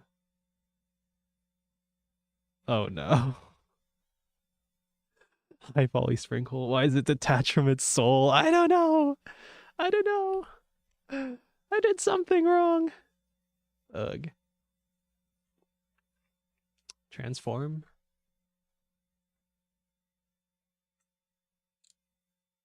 Oh, that's interesting. Oh, now it works? What? Oh no. I guess I am on... What?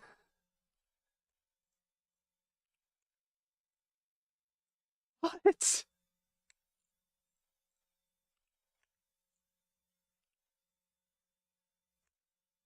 What?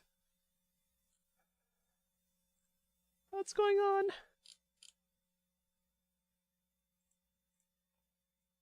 Oh, I think it's because I'm in...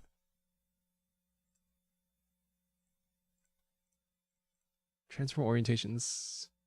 Global? Hold up. Why don't we move the plane back to 0, 0, 0?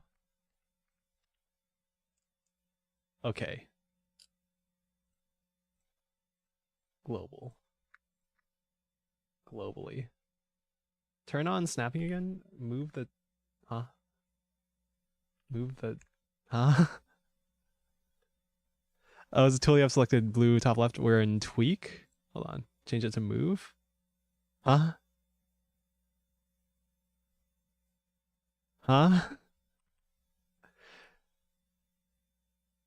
Huh? Oh no.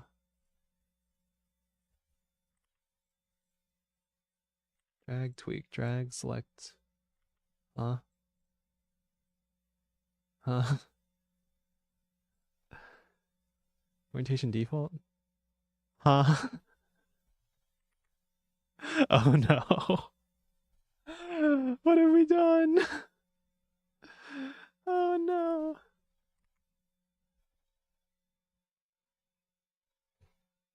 Neil curls up on the soft hill only to realize it's Earth-chan's butt. Oh no. Oh no. We're still in layout, right? Modeling. Huh? Oh no, that's expected. Huh. Huh?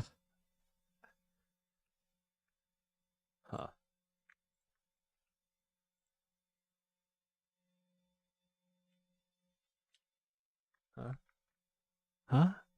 What? Orientation default. I feel like I'm in the freaking one of those Minecraft of dementia memes.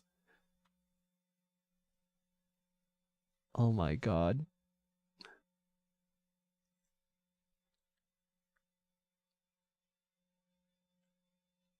What? I selected hot.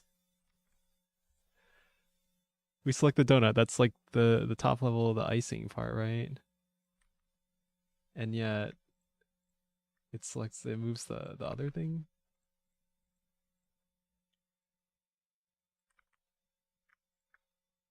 Wait.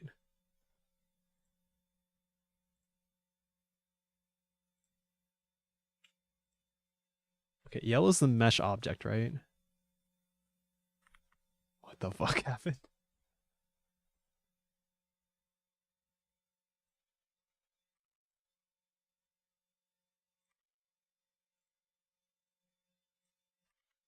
Oh my god. Must be what you did. Top right options affects only origins. Wait.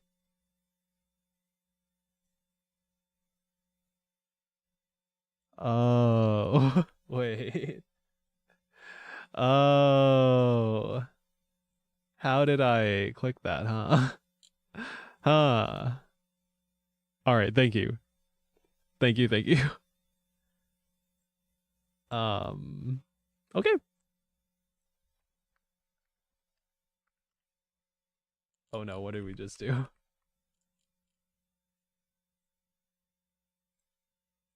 Wait, you're the parent.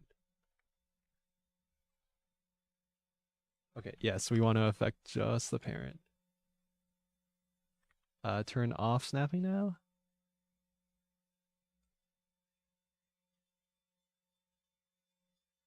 Move it just high enough to be believable. That looks good. Okay.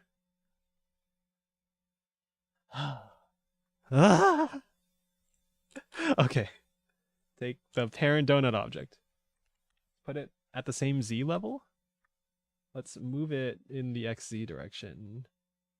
We'll put it around here. That looks all right. If we go to camera view, it's okay. Whatever. We'll adjust it later.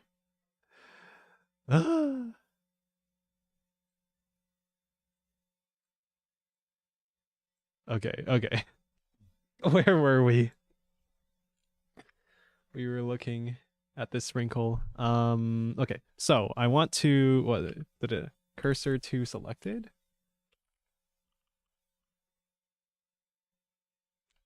Cursor to selected, and then I want a camera to cursor.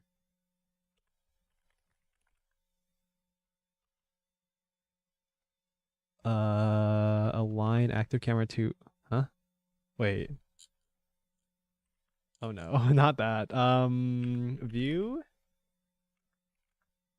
View, center view to cursor, center view to cursor. Okay, there we go. And what's the shortcut for that? Center view. Oh, I don't have a shortcut for that, huh? Okay, whatever. Control period. Oh my god. Okay, hold on. Control period. What? Oh no, do I not have the... Huh? Huh? Wait. Context toggle, 3D view, frame selected, control numpad 0. Control numpad period. I have numpad... Wait. Wait. Numpad... Input emulate numpad only affects 1 through 0. That's why. So I need to rebind this to actual control period, but then that's gonna overlap with object mode context toggle. Oh. Oh, wait, frame. Oh. Wait, why isn't that working either? Huh? Control period is affects only origins? What? Frame selected. Numpad period. Oh my god. Frame selected. numpad period. Okay, change it to... Wait, that's in dope sheet. What? 3D view frame selected. Control period, numpad period. Oh, okay. I binded it. Yeah, control numpad period, numpad period. I don't have a numpad, by the way. You deselected? Oh, is that why? Control. Oh no. Okay, yeah, it's doing the other one. Frame selected. Oh. Preferences. Okay, hold on. I need to adjust my bindings again because I don't have a freaking numpad. Let's see. We want frame selected. So context toggle is that, pivot point is that.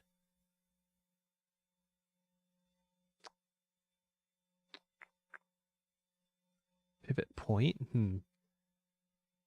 Let's just do shift period then. Let's do shift period. Okay. So now shift period. Okay. Shift period. Okay. Find our cylinder. Shift period. Okay. Probably move this to 0 or something. Shift, select cylinder, shift period. Okay. There we go. We're inside the donut. Ah! We did it! Thanks, Cammy Moop.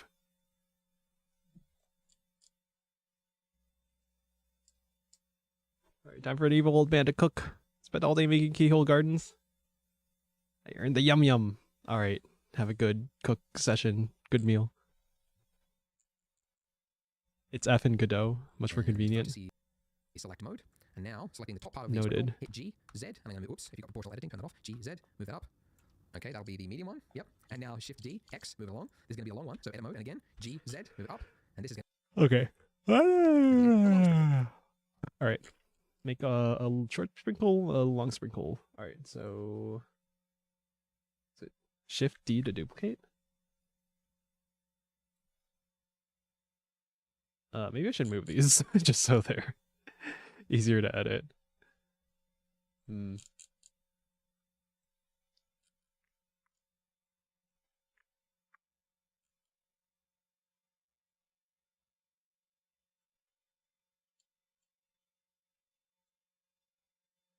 That is tiny as fuck. Okay, grab our next one. Move it up. Alright. So, what do you want? We want a short sprinkle, so we'll do our short sprinkle here. Go into edit mode, select the top of our sprinkle. Make it short. Short little sprinkle. I'm going to go too long. Maybe that one. Okay. And then Okay. We'll move it up. I suppose we could snap it to the thing, but that would snap the origin. That snaps the origin, actually, right? Okay, so that doesn't actually do what we want. Okay, whatever. Duplicate our sprinkle. Move it over here. Go into edit mode. Select the top of the sprinkle, just the top. Vertices. Alt Z. Select the top. Scale it up a bit. It's our long sprinkle. Bent sprinkle. It's slightly like curved. So Right, Shift add D, our X, move it bent across. sprinkle. And now with this one, if I was to try to like curve this out, there's not enough information here. Like if I move Right. I guess. Oh, can we do that from edit mode? Shift D. Oh no, it duplicates the vertices. Yeah, that makes sense. Okay, object mode. Shift D. Do our thing. it's just a straight edge there. So if Okay. I want to make a curve, I got to have more geometry there. So like we've done in the past, Control R is how you create a loop cut. So when you do that, it says where do you want to put it. I want more than one though, so I'm going to scroll up till I get just a bunch of loops until I get one. Okay. Edit mode. Control R. Scroll up for a bunch of loops. What looks like square faces on those points, somewhere around that. I don't want to go too high poly. Yeah, like that. What is that? All right. Control R. Scroll up till they're about square. Something like that. That's Something like bottom that. left-hand corner. 8 cuts. Okay. Click, and then it's saying where you want to place it. Right click to cancel the movement, so it places it right in the center. And now, yeah, there we go. Okay. Now we've got this one over here that's just long and straight, okay. low poly, and this one same shape but high poly. Edit in the shade. It's hot today. Very detailed sprinkles. Yeah. This isn't for game. This is for a render. It's fine. It's fine. To it. In previous tutorials, I actually went into like edit mode and we did like portal editing, and it was complicated and it actually didn't look great. I've learned actually there's a modifier that'll do it very simply. Go to your modifier stack, add modifier. Ooh, You can find modifiers. it inside here, or you can search for it, but it's the simple deform modifier. So add that, and by Add default, modifier. so change it from twist to bend. Deform. We've got our sprinkle. Ha! And you can very easily, change Simple the deform. little curve to a large curve. And I think somewhere From around twist 30 to mark. bend. So that it's like it's bent more at this angle, and that's because it's bending it according to the origin point. So you see these little dots? You might have wondered what they are in Blender. That's called your origin point, and it's used for a lot of things. Like if you rotate an object, you can see it rotating from the point of that origin point. Like physics, a bunch of things use the origin point. Bending around the origin point For the object. So generally speaking, as a rule of thumb, you want it to be in the center of the object. And you can do it very quickly. You select multiple objects you want to clear its origin point. Shift, select all of them, and then right-click, and then say set origin to geometry. And now. Okay. Shift, select all our sprinkles. Right click, set origin to geometry, and now it's centered. Ah, there we go. Donuts. Hello, Rachatuko. Welcome. Still useful techniques for a game. Yeah. See, it's put it in the middle, and now our curve is actually based on the starting. Yeah, for my very detailed donut. It is, or else the next part. Very detailed, very high quality donut. So that it's actually Okay. Onto the So we can also apply that. So let's do that, I guess, onto because the mesh. Okay, so go into your outline. the tutorial said so. We're going to apply the deform. We started Okay. from humble beginnings, but we've now got too much There we going on, go. and it's all starting to get a little bit chaotic. So the way you organize things in your outline and in Blender generally is you can group things together. By An creating ant game collections. set on a donut. Yeah, it's going to be perfect for my ant game. For my ant RTS, where you order the ants to collect resources and you have to fight other ants in the ant wars. Actually got one collection already, just called collection, but we can create new collections by this little button in the top right hand corner to create a new collection. I want to create it outside of our. I mean, I don't actually know if we need. Like, I don't know why we create a collection for you. For no, I mean, it's in the scene collections. Anyway, I don't know if we actually need that one. So we create a new collection by hitting that, and we can double click it to rename it to be whatever it is we want. So I'm going to call this sprinkles. Okay.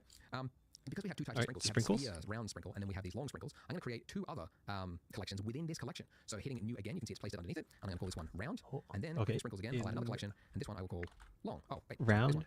Long. There we go. Okay, so to move something to a collection, you can do it one of two ways. One, you can select the sphere, which is the round. Remember, it's this guy Long round sprinkles. You can just drag that into the that collection, and you can see it's now moved it there. The other way is in your 3D viewport. If you select all of the objects that you want to move to a new collection, hit M, and it brings up this, and you just say move to the sprinkles long sub collection. There we go. And now they're all moved there. And now this one here, if you wanted to give this a name, move to sprinkles long. Yeah, you know what, let's Okay. move our donut and our icing. Let's move that to a new collection. There we go. So M. Okay, move our donut icing to new collection. And let's call this let's see, donuts, because we're going to duplicate it. Okay. Take our donuts. Select donut, select icing. Although it's kind of reversed. Oh, did I do that reversed, or did the tutorial say? Okay, whatever.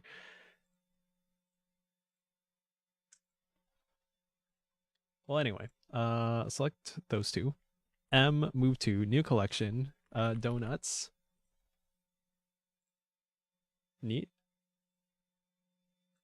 Do that for the other donut. Okay, cool. So donuts. Okay, great. So now this one here has got the camera. I'd bend both long sprinkles TBH. Just call this one ENV, which is for Bent and more bent.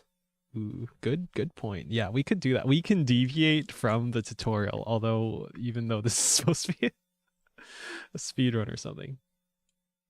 Yeah, let's do that. Add modifier, deform. Simple deform, bend.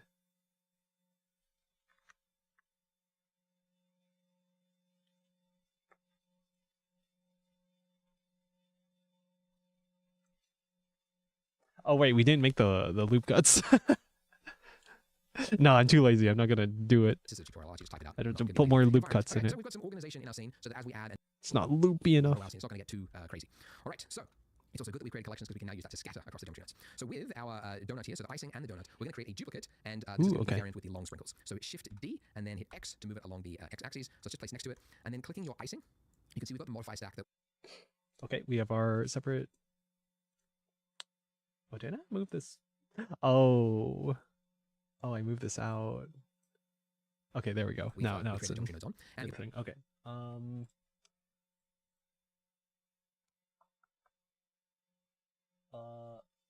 Yeah, let's just move it. Oh no, what did I do? I was moving just that one. Okay.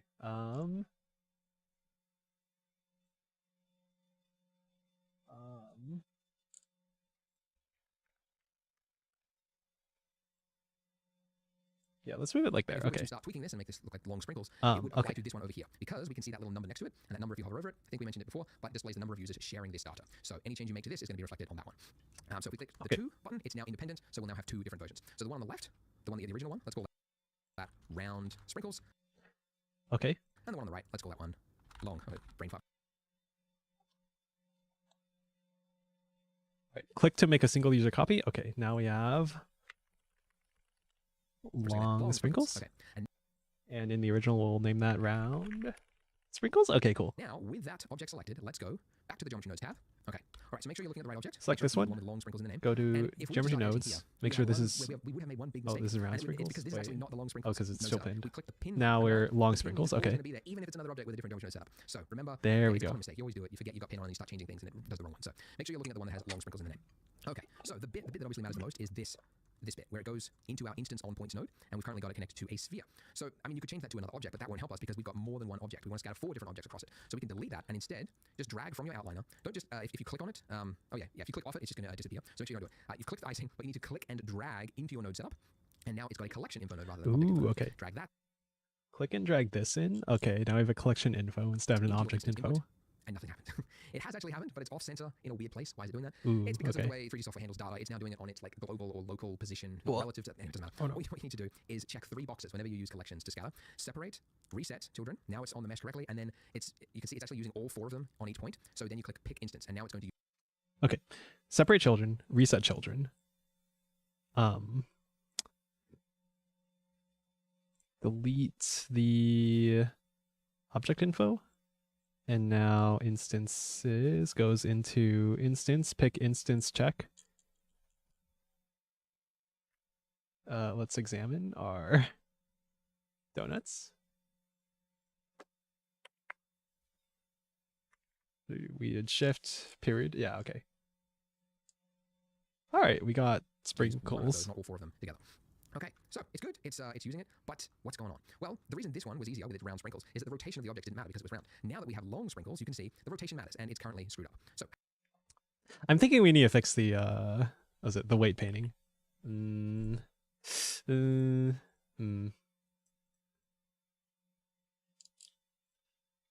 Cause what was it? We were in weight paint, yeah. Cause I don't know why you can't do. Anyway, we can do slash. Yeah, okay.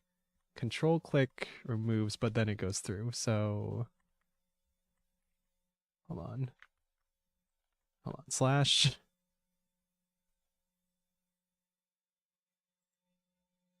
Brush front faces only? Oh, front faces only. And then you can, yeah, erase on the back. Okay, yeah, that's what we want to do. Her big,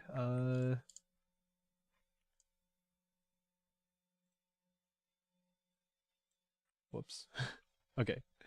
Erase from the back. And ideally we would have done this before the duplicate.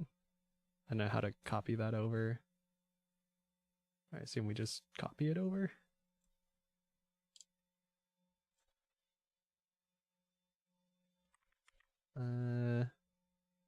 Yeah, the hardest sprinkled parts would be around there, right? Okay. It's looking a little unsettling. TBH. Why do you have those vertices selected? Well, okay, whatever. Well, anyway, let's go back to the other donut. I do. Wait, no. Wait, no. Wait. Wait, no, not. Okay, not edit. Object mode. Select this donut. Select this one. Shift period is what I binded it to. Go into weight paint. Hide the other. Make sure front faces only. Control click to erase. All right. There we go. There's our weights painted. Fixed. No more back sprinkles. Only top sprinkles. I'm assuming that's what it was meant to be. Whoops. Object mode? Okay. Wow. How do we fix that? Amazing. The first way, well, yeah, there's a number of things you need to do to make it work correctly. You'll see. Is we want to take Okay, the rotation geometry of the nodes. face. So the face of this is mesh here. We want it to affect the objects, right? So we take the output of our distribute points on faces, the rotation of that, and drag it into the rotation input of the instances. And now you can see it's having. Okay, distribute points on faces has a rotation. We put that into the instances. Some effect. It's still not right, but that is because these sprinkles are currently just pointed upwards. So it thinks. And now our sprinkles are pointed upwards. Okay. Anyways, to fix that, I mean, you could fix it. You could actually fix it in geometry nodes. This is simpler. So if we just rotate those sprinkles along the x-axis, so r, x, right? And then we just want to lie them down flat. So essentially 90 degrees. You could type in 90 degrees, or holding down control, we'll move it in 5-degree increments. Okay, so 90, and then do a single click. Okay, so why has that not worked? Well, it's because, as I mentioned before, when you're scaling or rotating things, it's not actually saved to the object. So to apply it, you have to go Control A and then say rotation. Now that we've done that, it's worked correctly. Right. Okay. So select our sprinkles. Oh no, they're super tiny.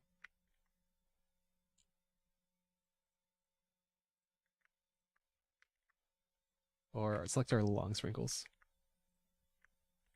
Oh no. Shift. We're in object mode. Shift dot there. Okay, yeah, they're inside. First let's move these over so they're in the sun. Yeah. Okay. So what we did was rotate around the x-axis by 90 degrees, which doesn't affect that one at all until we apply. Oh no, where was that? Okay, so 90, and then do a single click. Okay, so why has that not worked? Well, it's because, as I mentioned before, when you're scaling or rotating things, it's not actually saved to the object. So to apply it. Heat map thing is cool. I probably would have tried to do it with normal direction. I think his reasoning was that you want to have more artist control over where that we put the sprinkles. Right, so you can like artistically define, ooh, they press this side of the donut into the sprinkles more than the other side. I thought that was neat. Yeah, vertex painting. Cool to have more control. Yeah. Art. Yes, you have to go Control A. Art. Well, it's because, as I mentioned before, when you're scaling or rotating things, it's not actually saved to the object. So to I want to apply it, art. Control A and then say rotation. Now that we've done that. Okay, Control A. Control A. Not Shift A. Control A. Apply rotation. And now we have rotated sprinkles. It's worked correctly. Right. So now you can see what I said by. Go back to the geometry node of this guy. Plug in our rotation to instance. Yeah, there we go. Okay. And that's what we're seeing. Okay. A lot to make it work correctly. The rotation is working, but it's not doing what you would expect. And that's because geometry nodes are so flexible, you have to tell it exactly what you want to do. We want actually random rotation. So around each of the points, we want to each have the exact same rotation. We need to randomize it. So for that, if you want to tweak the rotation on anything between this point here, on this dotted blue line, let's just move that out of the way, we need to add Shift A, Utilities, Rotation, Rotate, not Euler, Euler. Yes, I know. They went with the weird pronunciation. I think it was a Frenchman, right? Could be German. Doesn't matter. Same, okay. right? Just to annoy this all the Europeans. Shift A, or yeah. And we're just going to drop it on that line. Shift A, rotate, but with this, we can change the rotation of our sprinkles up here. Deprecated. It's kind of weird. It's not the rotation that you would expect for each point. It's the relative to the actual. Oh no, it's deprecated. Okay. What do you do? But you'll notice that as you rotate, it's kind of weird. It's not the rotation that you would expect for each point. It's the relative to the actual object as a whole, right? Which just means we need to change from object to local. And now, as you move it around, you can see we're able to rotate from object to local. Again, okay. It's not changing the like randomizing. It's giving a solid value. So to randomize, cool. if we drag out of the rotate by input and then type in random, it'll bring up this. And we're looking for random value. Click, and now we get this. Ooh, so this node looks kind of scary, right? It's rotate by random, and it's very, very foreign. It's actually easy to understand from a float point of view. With the random value, if it's in a float state, it's going to generate a value from 0 to 1 on each point. So if you've got like 10 points, one's going to be like 0.015, one's going to be like 0.92, and one's use the rotate rotation node instead. Okay. Why don't we actually try that then? What would that look like though? Shift A, rotate, rotation. And then we need random.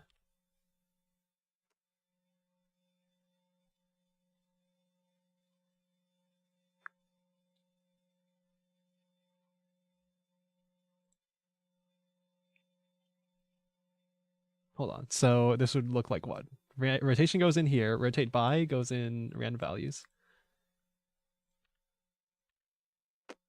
And then our rotation goes out. State. It's the exact same thing. You've got min and you've got max, but there are 3 values. Ah. And the reason for that is that there are 3 I've returned. Scream. axes. There's the x-axis, there's the y-axis. Welcome back. Right. So you're able to define what type of rotation on each Can you do axis. the other So we set rotate? off, Just so for if you bigger rotate multiple brains. values at once in Blender, you can just click Big and drag brain. down, and then you can change Big all of them. brain. So we set all of them to 0. And now you can see this bottom one is going to be the Z because it's X, Y, Z.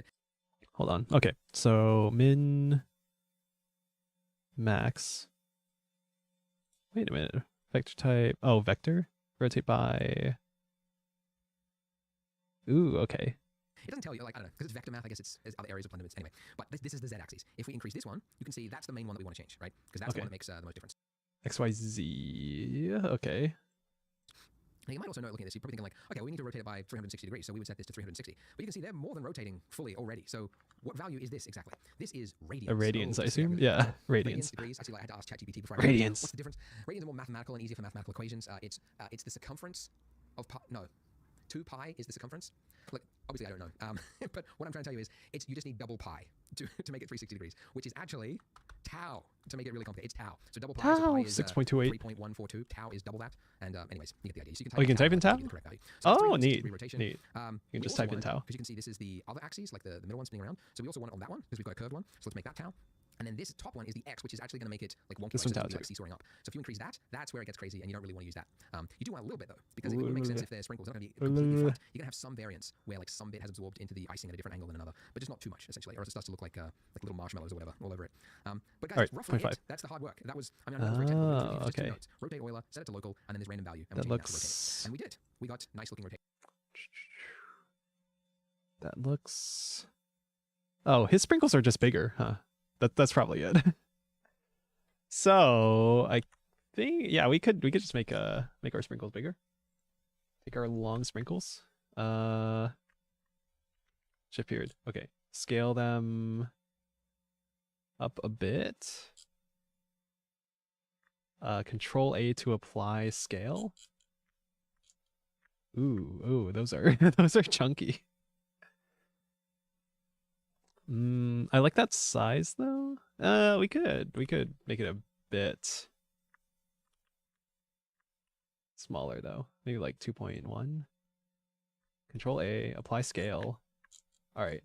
Now we got to go back to our geometry node for this guy and adjust the minimum distance. 0.005. Now, one thing we do have to change is the distance min. So because these longer sprinkles obviously are bigger. Is it just the shading or why does it feel like Then the distance min has to change as well. So we can change that to something that makes sense. Let's go 0.04.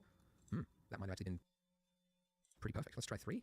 3's got a little bit. Oh, actually, you know what? The other thing, again, looking at reference, I like those big, chunky looking sprinkles. So I want these to be bigger. So we could, alter the scale of the actual sprinkles. But working with geometry nodes, oh my god, he's doing the thing I just. So the scale, dragging down. You can change it here. There's 3 axes. Oh my god.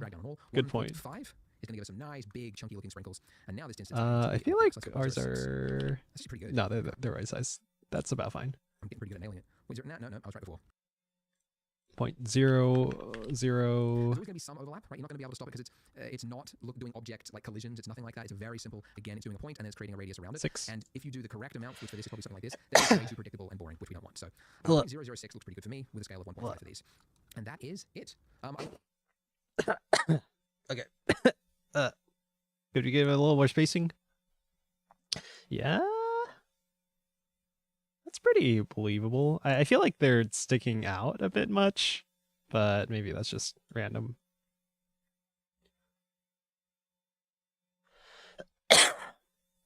Did I rotate them weirdly, actually?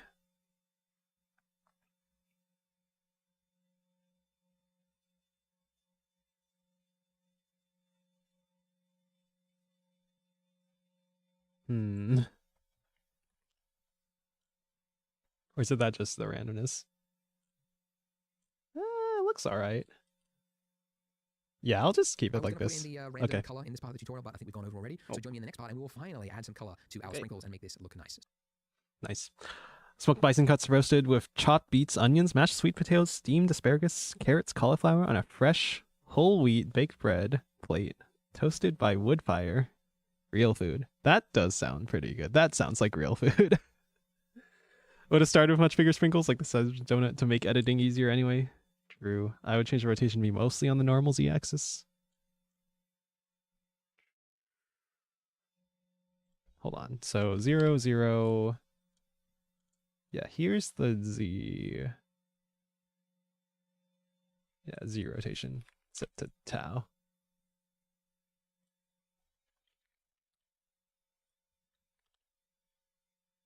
And we'll just adjust this till it looks okay.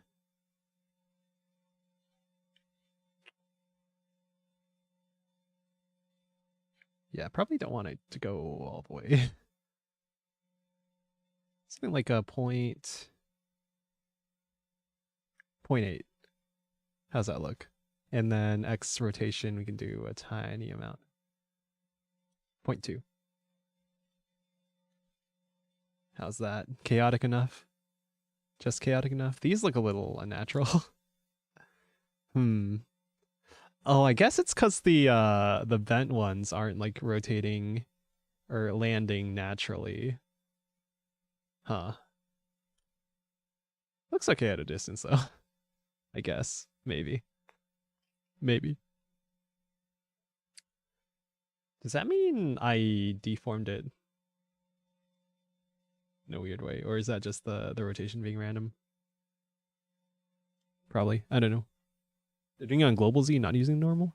Oh, you're right. I had it set to global and he's had it set to local. Wait, you're so right. Now it makes more sense to put tau here and then increase the X a tiny bit.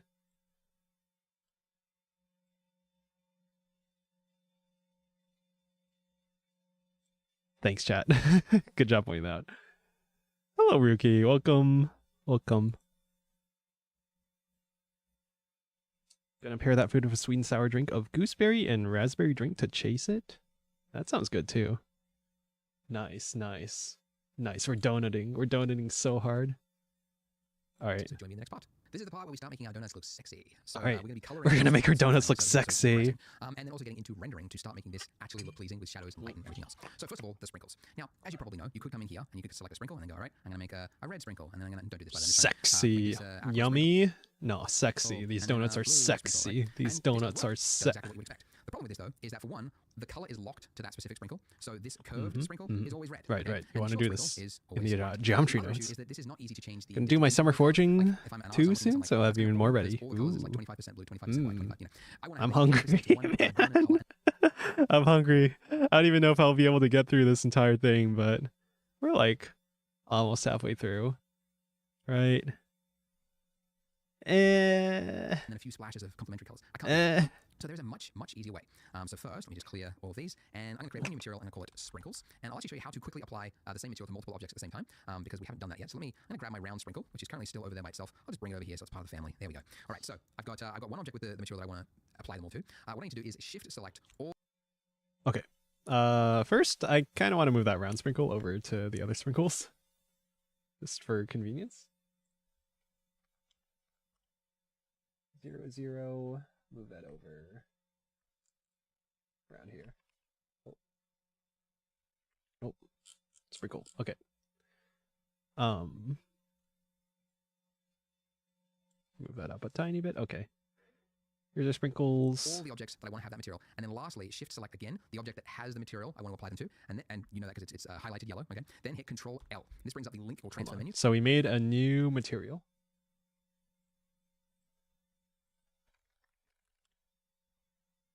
Sprinkles. Sprinkles. All right. Shift select all the ones. There's one last selection. And we want to link the materials. What do you press? And, you know, L? It's highlighted yellow. Okay. Then hit Control L. This brings Control up the link or transfer L. menu, and we want to link the materials. Link And now you can see materials. our material has a 5 next to it because Oh, 5 materials, done. sorry, 5 objects That's it. are sharing this material. And that's it. And now, obviously, because they're linked, if Neat. I make a change over here, they're all going to be reflected. Great. Now, we're going to do Oh, all the sprinkles are the same material. Okay, cool. Nice. something. So let's go to the shading tab, which gives us Expect mushrooms, wild berries, nettles, cattails, wild garlic, sunchokes, spruce tips, and fiddleheads to be mixed into my foods, plus a summer harvest. Neat. Neat. I like mushrooms. I watched a video talking about was it fermented garlic paste, and it made me want to kind of try that.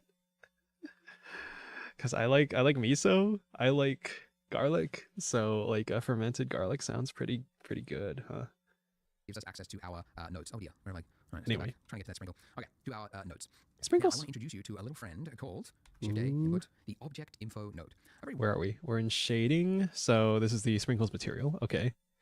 And we have the object info, Shift A object info. Okay. Node. It just does some useful things. Our weird little node. Okay. There's a bunch of stuff here that it can do. The most useful one for us in this instance is the random input. Drop that into your base color. Random. So we've got some gray values. And Base color, random. So what this has done is it has assigned a value, a random value for each individual sprinkle between 0 and 1. So oh, and now they're black and white. For example, this sprinkle might have got a value of like 0.023, right? The robot spat that out. And then this one, this whitish looking one, maybe this was. What is that shadow there? Like that. Okay, so it's just transfer. What's that shadow there? Which is just blacks to whites. Not very useful. Okay, whatever. But we can use that. Those numbers. Never heard of fermented garlic. I just found out about it from a YouTube video recently, and that was based on like a book about fermented foods in general. But yeah, okay. It sounded pretty good. Color ramp. Probably, I mean, I might have used this node more than any other node in Blender before. It's like so versatile, used for so many things. So drop it in here between object info and principal. Add color ramp. It's exactly the same because it's just put it here. Into a gradient value of the okay, cool. But we can change this. That's a gradient To any color that we want. And look at that. So you can very quickly see this is. Ooh, wait, let's mess around with this. Okay, you click on this, and now you change it to, let's do purple and blue, I guess.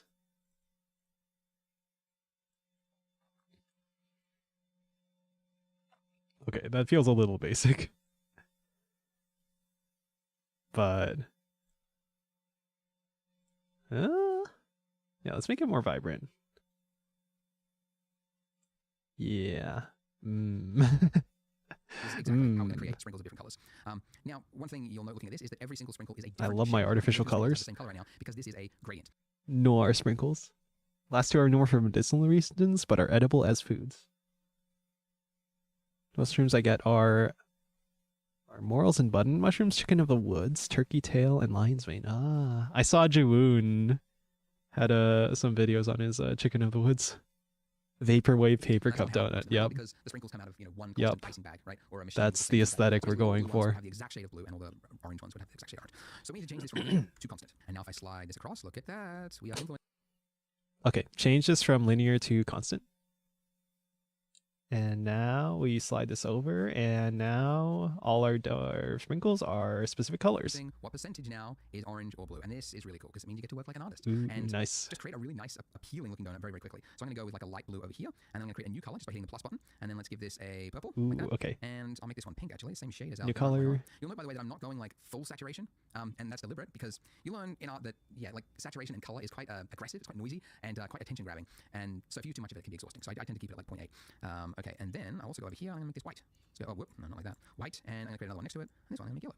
Okay, so just by sliding this around, I can say like less white, more yellow, less yellow, more white. Like a and I can go, more yeah, pink blue. color. Really simple, easy way to create the exact. Add another one. Awesome. Now, something you don't have to do this next. This one's maybe. I was looking on Pinterest on like. I guess we'll do white. Pleasing donuts, like trying to make this look really cool. And I saw like metallic sprinkles, and I was like, that's an interesting idea. What if I made these white and yellow ones metallic, and then they would look silver and gold? So there's a slider in your principled BSDF technical name that just means it's the shade that does everything, and it's a metallic shader. Look at that. So if I slide this all the way to 1, all my sprinkles are now metallic. If I slide all the way to 0, then they are non-metallic. And that's actually how you should use this slider. All materials in the real world are either non-metallic, also known as dielectric materials, so that would be most sprinkles, and then some objects are metallic, entirely metallic. There are technically a few rare materials on Earth that have some blend between it, but as a rule, you should not have a value that is between 0 and 1. It should be either 0 or 1. Anyways, so what we can do with this, because we've got this color ramp information. Okay, most materials are either 0 metallic or 1 metallic. Okay, noted. Don't listen to him saturate that donut. We gotta capture the YouTube Kids audience.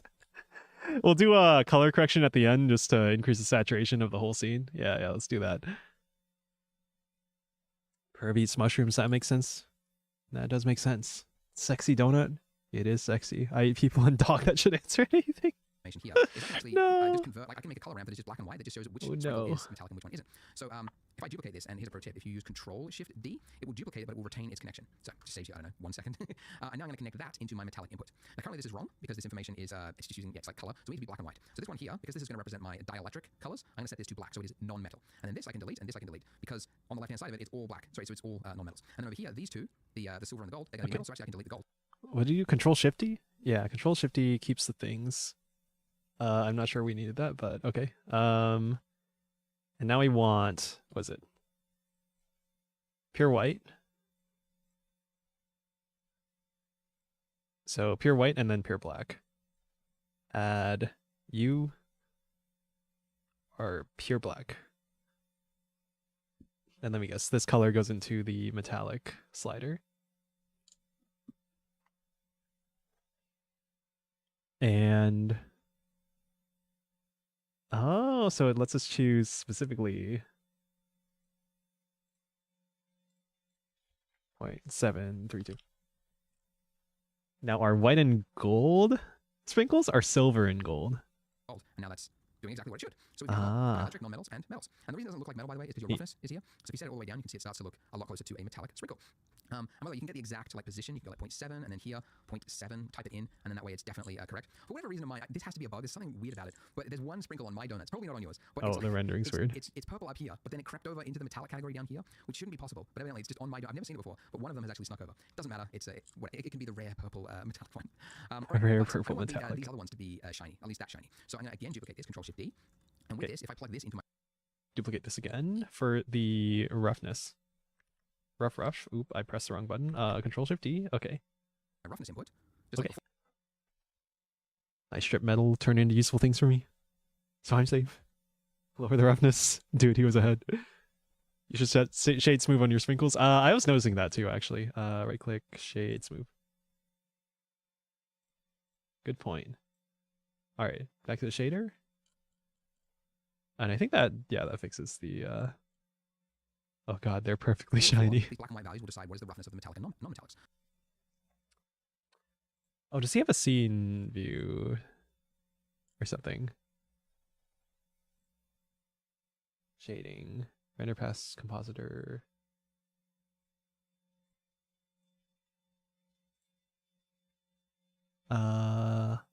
Yeah, he has like a world around him.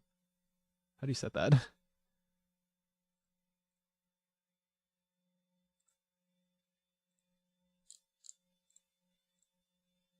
Lighting.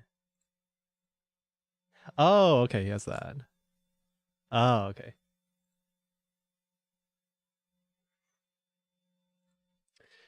So this one here, I want this to be essentially the opposite of what it is. Almost entirely black, a little bit, so there's a little bit of roughness to it, like that. And then this one over here, I want this to be a lot more diffuse. Not entirely diffuse, like somewhat of a blend, because if you look at reference, which you should be modeling off reference, there is some shininess to them. So yeah, but that is... Okay, so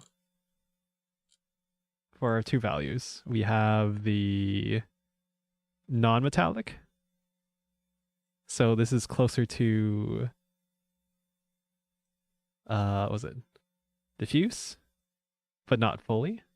Has some shininess to it, so a lower roughness. And then our metal sprinkles, our metallic sprinkles, are close to, but not quite zero roughness. So maybe like something like that. And then plug that color into the roughness. So now we've got shiny, sort of plasticky looking sprinkles. Not quite, but then we have our metallic, very shiny sprinkles. Maybe too shiny? And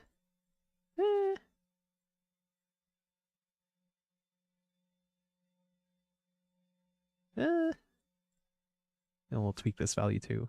Here's our regular sprinkles. Should be probably a decent amount of shiny.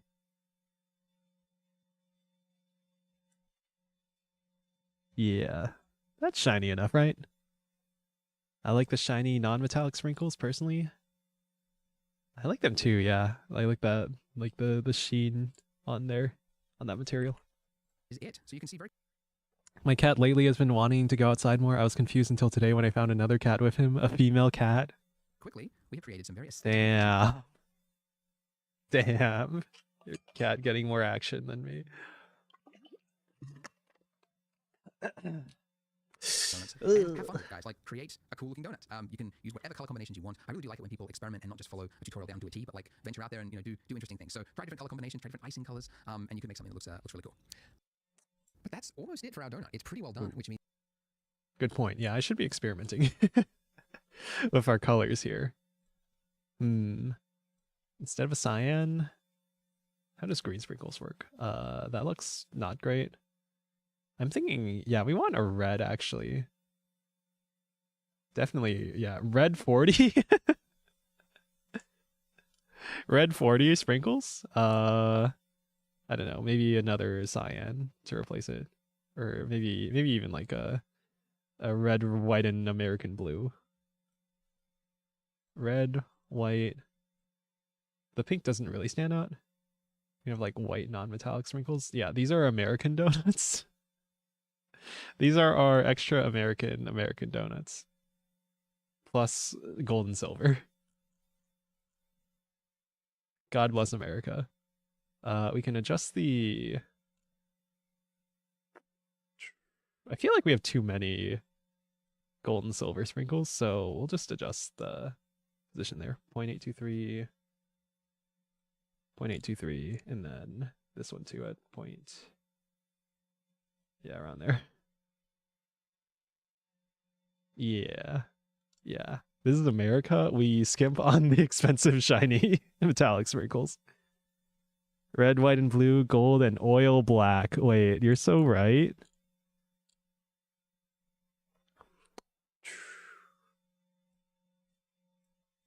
So if you go with the silver one, it doesn't really show up well if it's black.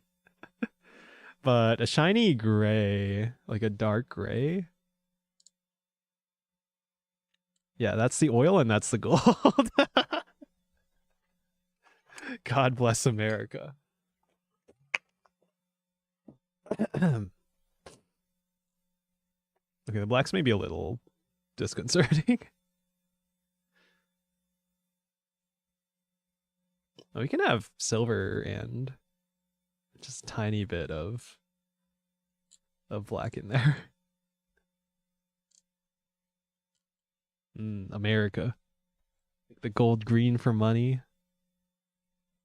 Feels like it's going against the idea of it being gold. But that does feel very American, huh? Yeah, like a dark green.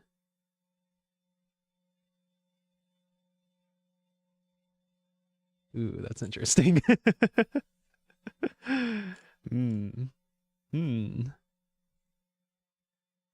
Just in time for July. You're right, so true. Yeah. Okay, the black and the green are kind of... Maybe let's go back to gold. Because I definitely think gold fits here. And then maybe the black can be more of a dark green. That's feeling festive and 4th of July-y. And a couple silver ones as well. Yeah. Yeah, let's go. Let's go. Shiny green balls. Wonder if we...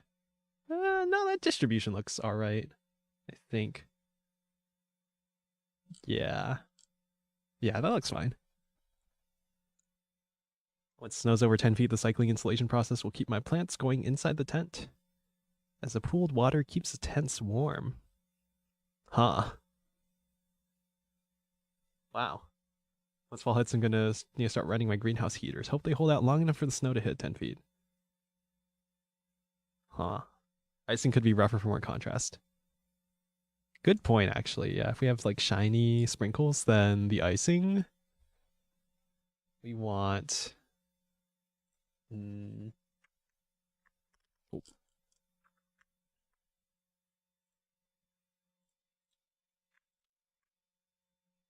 Do we... Hold on.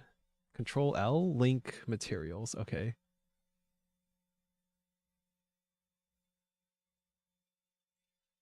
And now our icing's a bit more...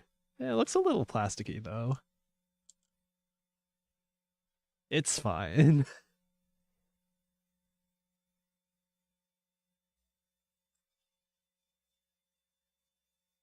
Yeah, there's our contrast of our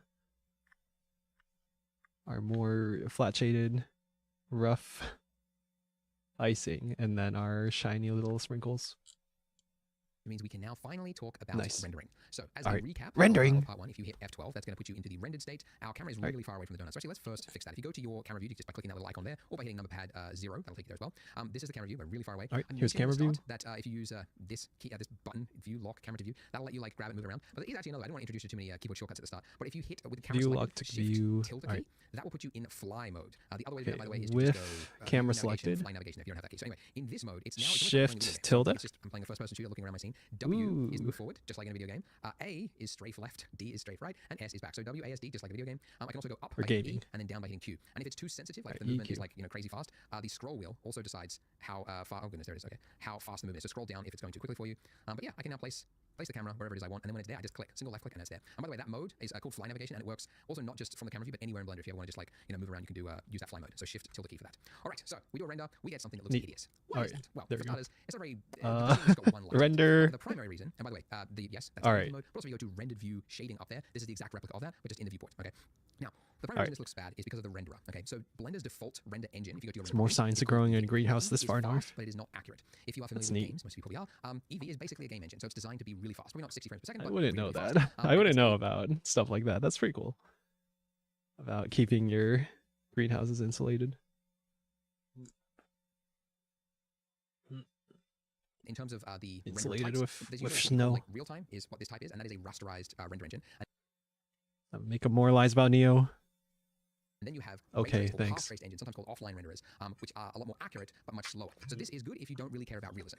Like maybe making a title effect for a TV thing, whatever, or you're on a really tight deadline, you just want to get something out fast. You can use EV. And you can make it look better than what we have. Like for example, I think because we're using like really small sizes for our donut, you want to increase your cube size and then your lamp the bias. There you go. You set that all the way to 0, and now it's more appropriate for this size.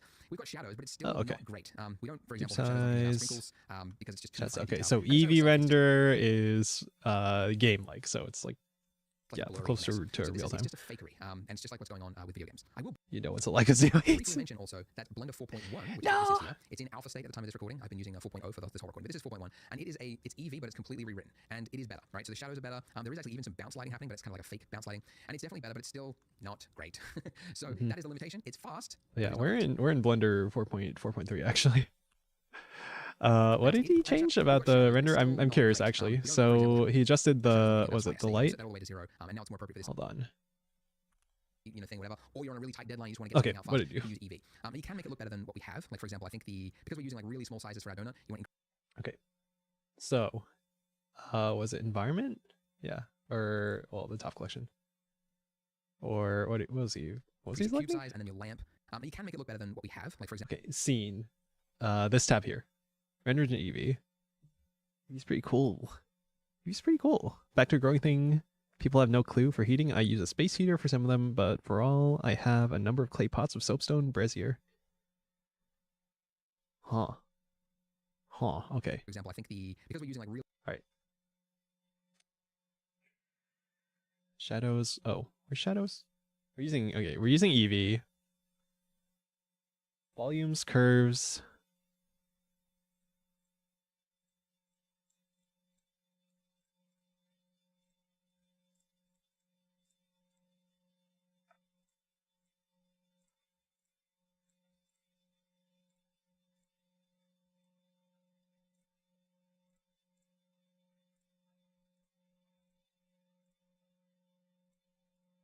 I'm just admiring all the different color transforms.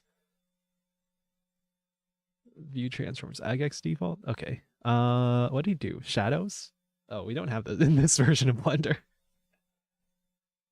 But the shadows look really small sizes for our donut, you want to increase your cube size and then your lamp the bias. There you go. You set that all the way to reasonable. They're a bit pixely, I think. 0, and now it's more appropriate for this size. We've got shadows, but it's still not. You want to increase your cube size. Cube size. Shadow pool. And then your lamp realism.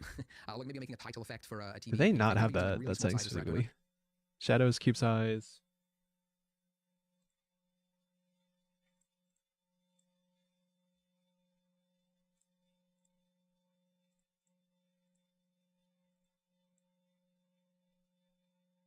Light probes. What's the setting?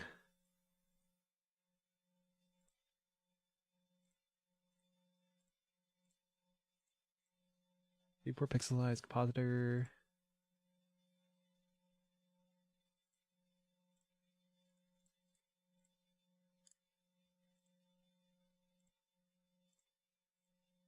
Noise.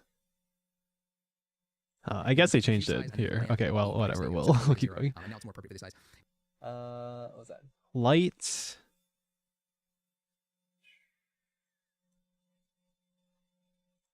Light.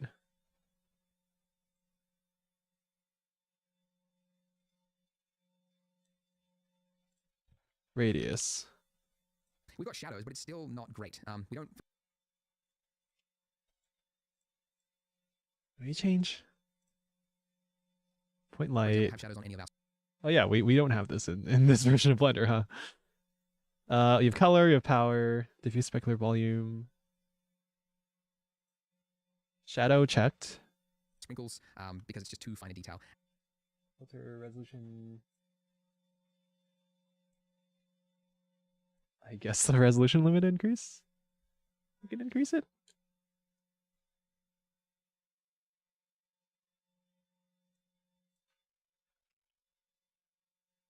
And the well, shadow anyway. is just like a blurry mess. So it's just a fakery, and it's just like what's going on with video games. I will briefly mention also that Blender 4.1, which is what this is here, it's in alpha state at the time of this recording. I've been using 4.0 for this whole recording, but this is 4.1, and it's EV, but it's completely rewritten, and it is better, right? So the shadows are better. There is actually even some bounce lighting happening, but it's kind of like a fake bounce lighting, and it's definitely better, but it's still not great. So that is. Oh, it's his lamp is just his light is in a different position, huh? Where is his light? Oh my god. Here, let's like bring it closer to the table.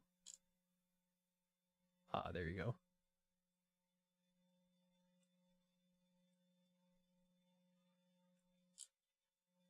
That is the limitation. It's fast, dramatic, but it's not great. And that's what you get with rasterized real-time engines. So okay. There is another render engine. To go to your render engine settings and click the drop-down. Ignore workbench. Settings. For like, render engine. like basically rendering your viewport, really, for technical stuff. Cycles. So workbench, those are the two main engines of Blender. You got cycles and you got cycles. Cycles is what's known as an offline renderer, or a path traced, also known as ray traced engine. Now, ray tracing. This is way better than what we had before. You'll notice, for example, that all of our sprinkles have shadows. Apologies if my recording gets a little choppy. It's because it's using the CPU. Anyway, you can see it's got proper shadows on things. There's actually bounce lighting, right? It's like coming off this table here and it's going underneath the donut.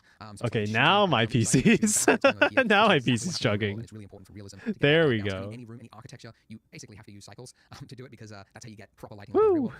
Damn, there. Interrogate those toruses. Notice as I move around whilst my recording goes choppy that it starts grainy and then it kind of refines itself. And if you look Sample. Oh my god, it's actually doing 1024 samples. So as you leave it rendering longer, it's rendering more samples. Essentially, it's just like the computer's just chewing through it. There's technical ways to explain it, but that's the simplest. I should probably and it'll get tell it to stop. You leave it. Now, there is actually two ways to calculate this. One is to use your CPU, which is what it's on by default. Another is to use your GPU, which is. Oh wait, it's on CPU. That's probably why. Hold on, GPU. Go to Edit Preferences and then go to System, and you can see at the top there Cycles Render Devices. Hold on, Edit Preferences, System. Cycles render device. I'm on NVIDIA, so CUDA, right? Oh, there we. Oh, yeah, it's a lot faster. Still using a lot of GPU power. But oh, wait, actually. Oh, wow. Device, like myself. Rendering done. Oh, wow, it actually did that, huh? Neat. All right, ray tracing. CPU that is supported, then you can render on that and it'll be way faster. So just as an FYI, CUDA is NVIDIA and it's for like cards, I think 1080. Holy shit, this guy is 43090s. Optics was around the 2000 series. Understandable. You use if you're using an NVIDIA card today. HIP is an AMD card. So I light a fire in the bottom clay pot, which distributes the smoke to the plants while heating the soapstone, which retains and radiates the heat outwards. The heat is then absorbed by the water's basin, which retains the heat even longer. Since the basin is used to irrigate and fertilize the plants, the snow melt pools in the basin in the floor, which is then pumped into the heated basin. Wasn't that long ago cycles with CPU only, I think? For real? People were rendering on the CPU when we have GPUs specifically for doing this? Damn.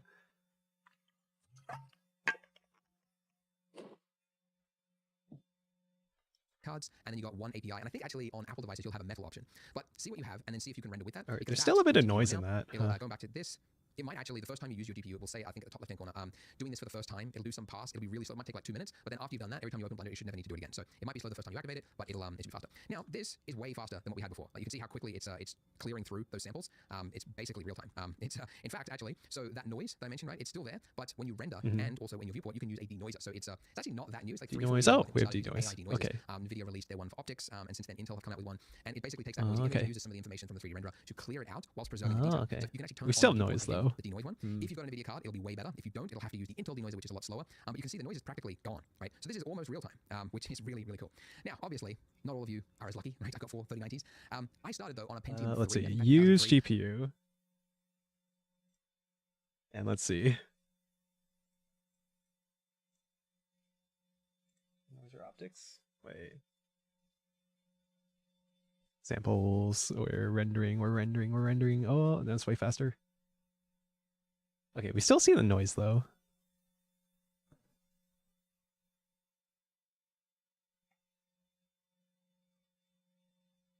Lower values reduce noise at the cost of render time. 0 for automatic setting based on number of A samples.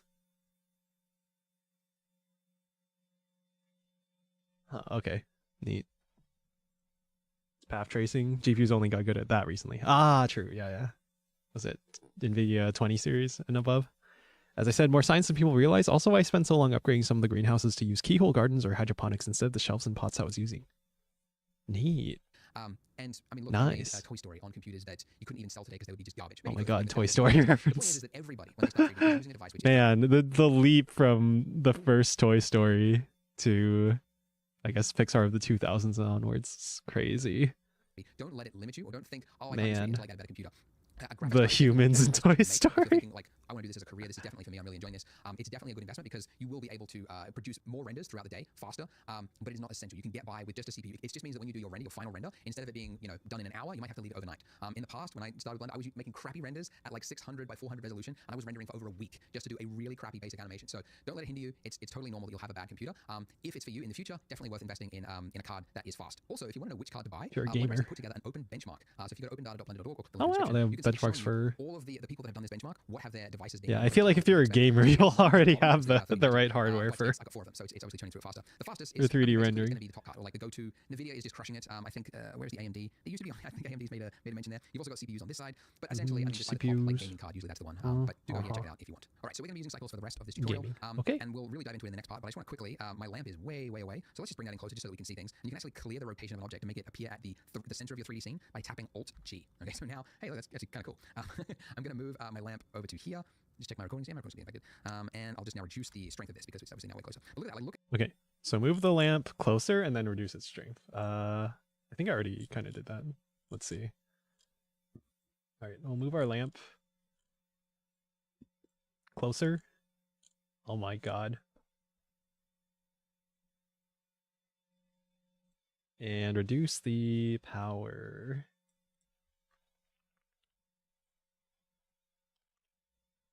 You're not that low. 50. We'll do 100. Look at the shadow that we get coming off this donut. It's like properly tapered. It's not like some fakery, so it's like tight here, and then it's like really faded at the end there. That kind of stuff is really difficult to do. Let's examine that shadow. A rasterized real-time engine like Eevee. You also get like all of this proper, like look at this. Ooh, there we go. Rendering done. Yeah, still noisy. You probably can't even see it on the stream though because of the video compression. But yeah, those shadows look nice. Did not expect Perv to be so knowledgeable. What an interesting fellow. Gamers are weak. 144 frames per second. Try 10,000 seconds per frame. Yeah, real time ray tracing. You just have to wait 2 hours for your frame. Reflections is actually true. It's not like guessing and fakery. Yes, it's a type of fakery, but it's much more accurate.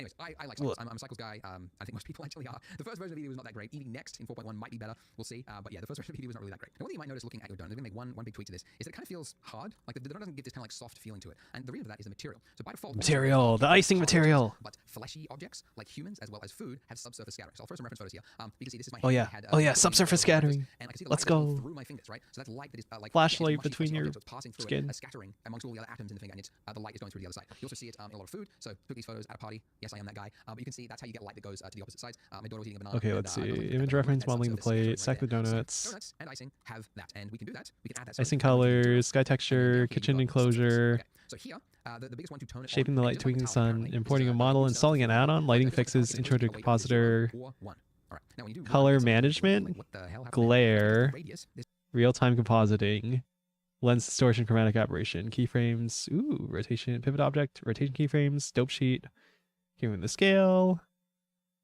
Okay, I'm getting really hungry. I'm getting really hungry, so I'm probably going to end it, let's see, at the end of this subsurface scattering, because next is modeling the plate. So I think we'll stop after this segment, because I gotta eat, and we've been going for almost 4 hours. Scatter that subsurface light. Yeah, I love subsurface scattering. Okay, your X, Y, Z, here we go. Also, it's your RG and your B in this case.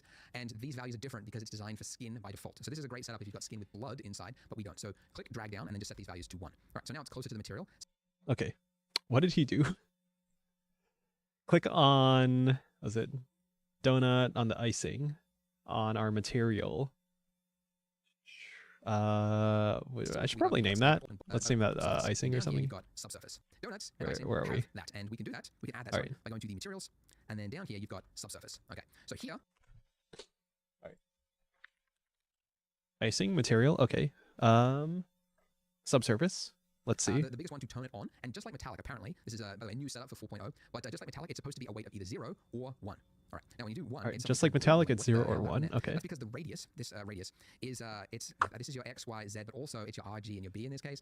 And these values are different because it's designed for skin by default. So this is a great setup if you've got skin with blood inside, but we don't. Oh, the RG and B. Set these values to 1. Right. Wait. Scattering radius per color channel.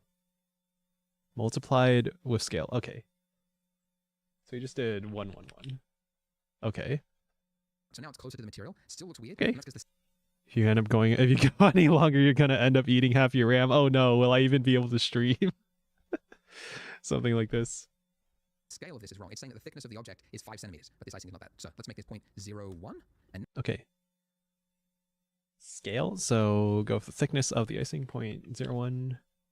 That seems kind of high given what a centimeter is, I assume. Now you can see it looks a lot closer. It's still a little dark, so I think it's not 1 centimeter thick, so let's go 0.005. And now we can see it's pretty close to its 0.005? The biggest difference is if I just zoom right in here. Let's set it to what it was before. See how it's hard? It almost feels like concrete, right? But then you set this to 1, and look at that. The shadow just starts to feel a little softer, and you get this bleed effect, where kind of like the shadow gets like an edge to the shadow, where it gets a little more saturated and pinker, and that's subsurface scattering. You don't have to tell it how to do that; it just does it. So you set the weight to 1, these to 1, and then you just set your scale to whatever it is you want. And I'm also going to So, subsurface scattering. We'll let it render. The first ones are long, and then it speeds up a lot. Okay. Oh, so you can see, yeah, the shadows are a bit softer there. And then the light's bouncing off onto the sprinkles. Let's see somewhere you can see the sprinkle shadows more.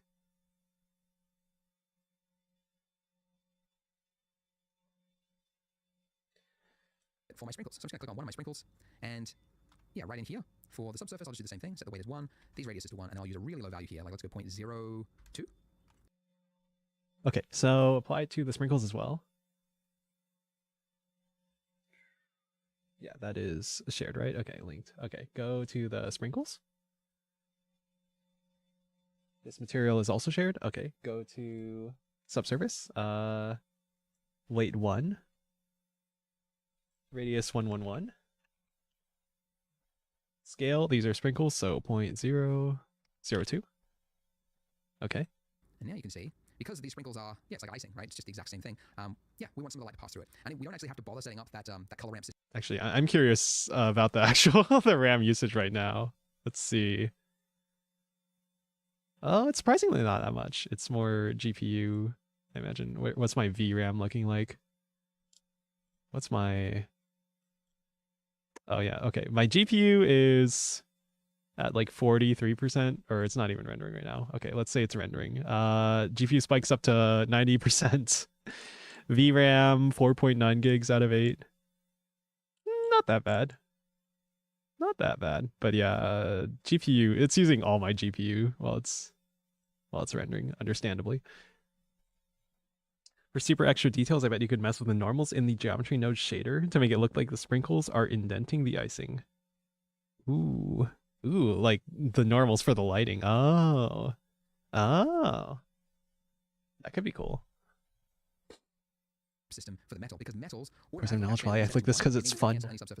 Based in fun build. The subsurface is not going to happen on metals. But you can see it starts to feel a lot softer, a lot, I don't know, more pleasing, more delicious. Okay, so subsurface scattering doesn't apply to the metals because it's already accounting for that. Okay, noted.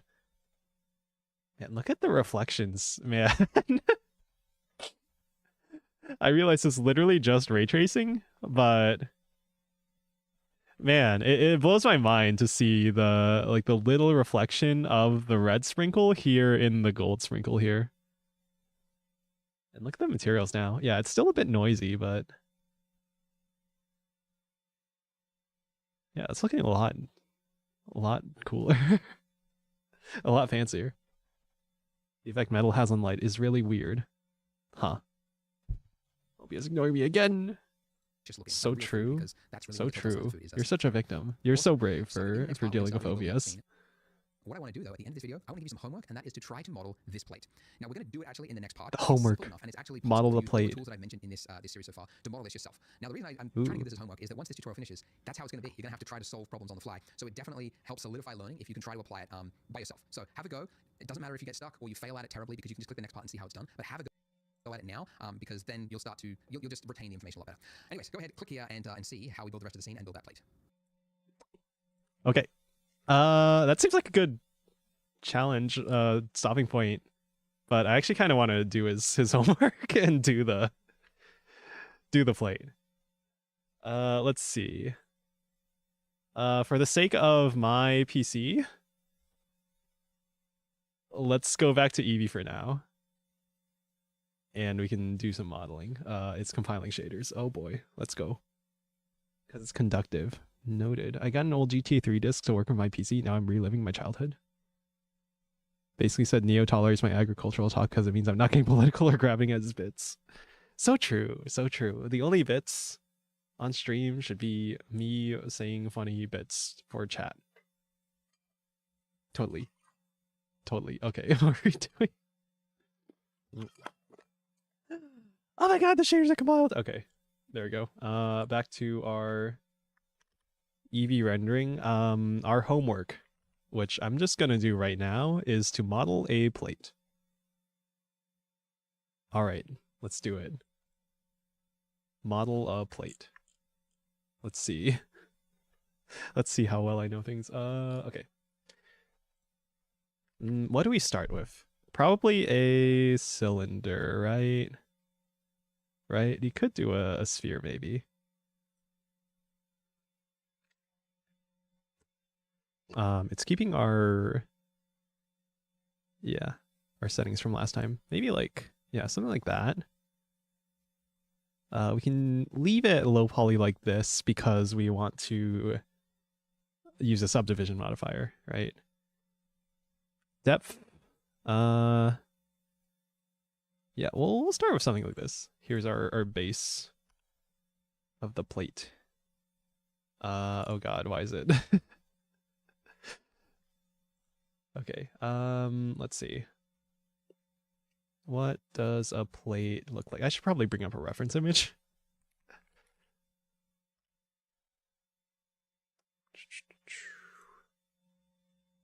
What's a good one? I think I want one of those, like, the fancy plates, right?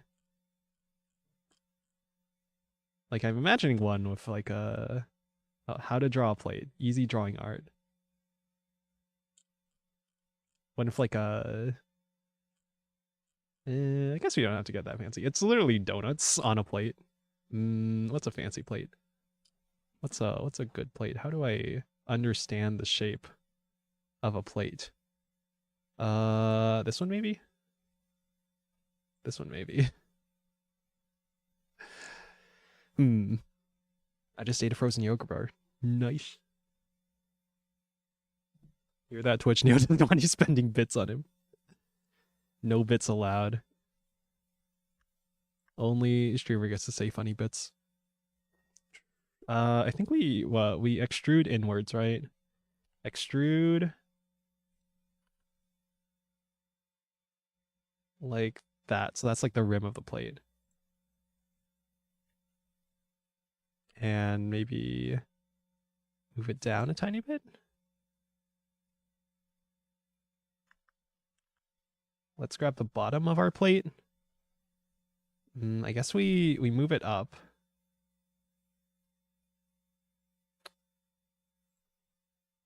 And then we do sort of the same. First, let's scale it down a tiny bit.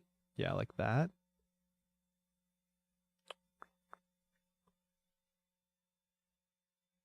Probably want it to match the bottom there. I don't really know what I'm doing. Well, no better time than present.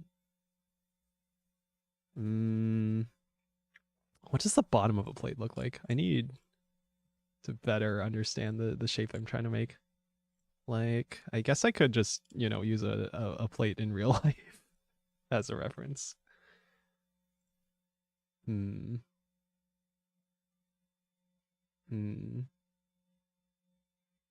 I really want to try and get this like lip here, if I can. I think that's gonna be fine. Let's see, alt click. So maybe I grab this, move it a tiny bit, scale it, shrink it a tiny bit more. And then, it's looking a bit thin. So I think I need to move the bottom down again. Should probably be using orthographic for this. Yeah. Make it more of a dish than a plate here. Extrude again. Right click to cancel. Scale it inwards a bit. Move this down, but not to completely. Oh yeah, we kind of got it. And now let's add a subdivision modifier.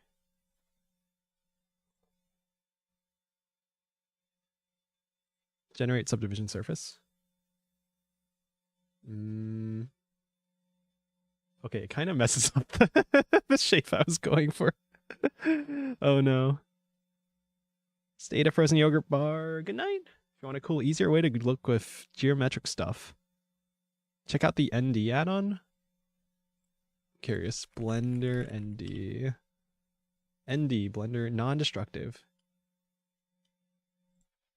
Non-destructive? I love non-destructive modifiers in my in my workflows. That sounds pretty cool. That sounds pretty good. All right, I'll check that out. Yeah, that sounds really useful. Streamline, Boolean, bevel, extrusion, and replication. Ah. All right. Thanks for a tip. Come where a YouTuber can spend money. I'm gonna have an easier time keeping track of your money. You can have an easier time. I guess either Twitch or YouTube is still not like super ideal. YouTube is better though for if you're not at what partner plus you need for the 70-30 split on Twitch. Just pretty far out there for most streamers, I feel. But yeah, even that. So Twitch at base level is 50-50 and then YouTube is 70-30. 70-30 is nicer, but I mean both are still kind of a lot, understandably. Only uses modifiers built into Blender, but makes working with them so much faster. Okay, I'm definitely going to check that out. Making a plate to serve as donut. Hell yeah. Hell yeah. I love serving donuts too. To everyone. Oh no.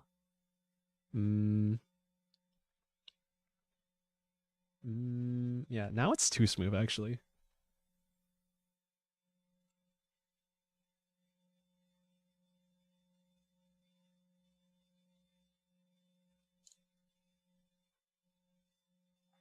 Let's see. But yeah, this is meant to be like a high quality render, so let's see, grab these. Okay, we can better sort of shape this stuff. Grab you. Move you. Oh no. Grab Z. Because Blender's Z up.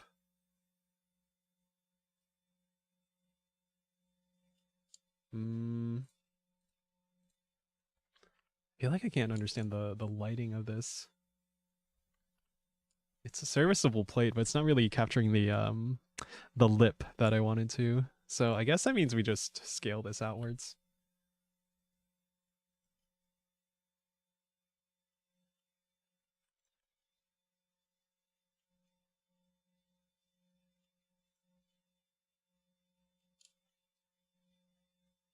It's hard for me to judge the, was it the subdivided geometry? Which I mean, I could just always, you know, straight up subdivide it. Straight up apply that subdivision modifier. I guess there's always the sculpt tools. I probably should be using was it the reflect. I should be making like one corner of this and then reflecting it, right? Which I can still do that, right?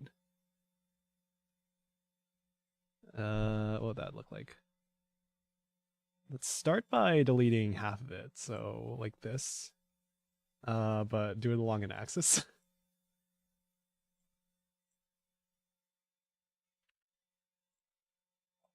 Delete the vertices, add modifier, generate. Mirror. Oh no, that's doing something weird. We just need to put mirror before subdivision. Yeah, there we go.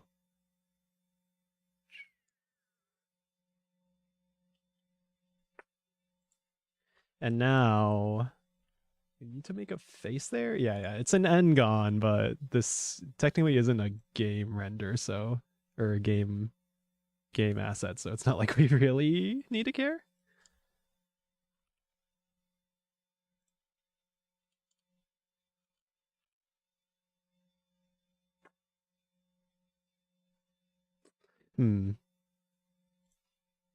It's feeling kind of weird how the top and the bottom are like affecting each other. You can kind of see the lip.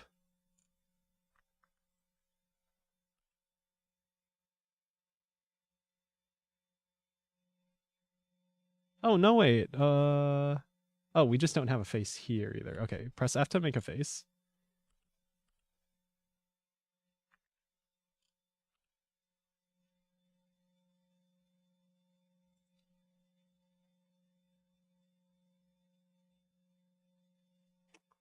I guess it would look better with like a texture maybe. Yeah, the other thing is I can't really make this as hard of an edge as I'd like to with the subdivision being applied here.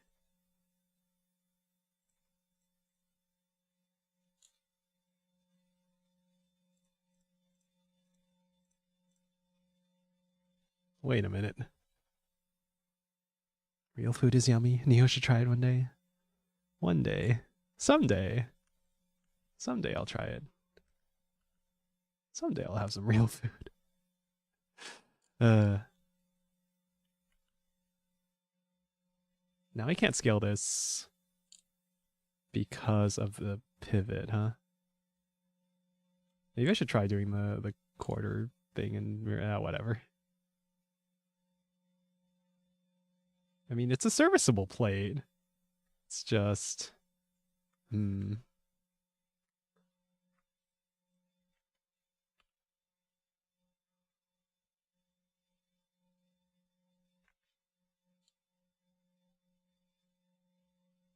It's just so smooth and perfect.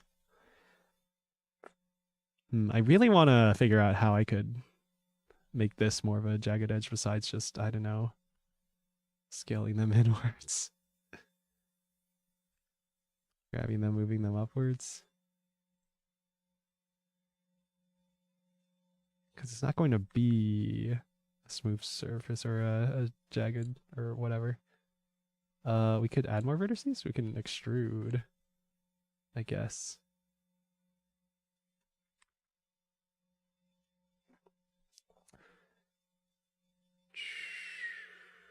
What am I looking for? If I knew Blender more.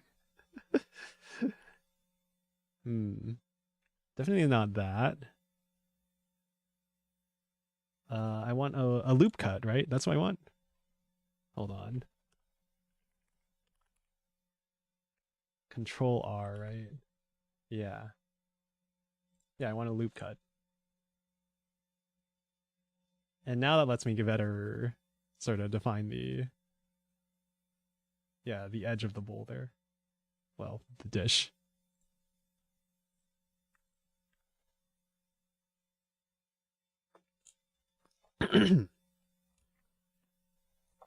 So I guess I didn't really need the mirror modifier because it's messing with a lot of my scaling stuff. But that's probably because of the way, is it? Because scaling is based on the center of these vertices and not the transform orientations. There's probably a way to do that, right? To change like the where it scales from. Bison's almost gone off. We'll be stewing it tonight. Probably make some bread bowls just so we can further edge the real food. I want a bread bowl. I haven't had a bread bowl in a while.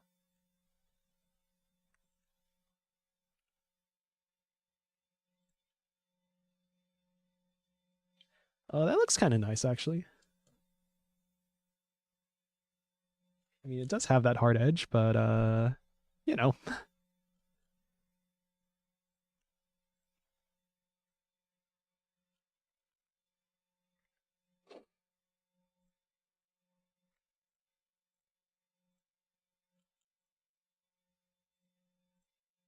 Can I just, wait, why can't I apply, hold on.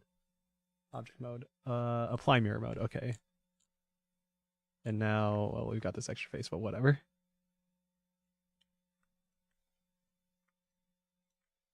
Oh, and I should probably merge by distance. Remove 12 vertices. Oh, you didn't merge anything weird, did you? Did you? Okay. Well, okay.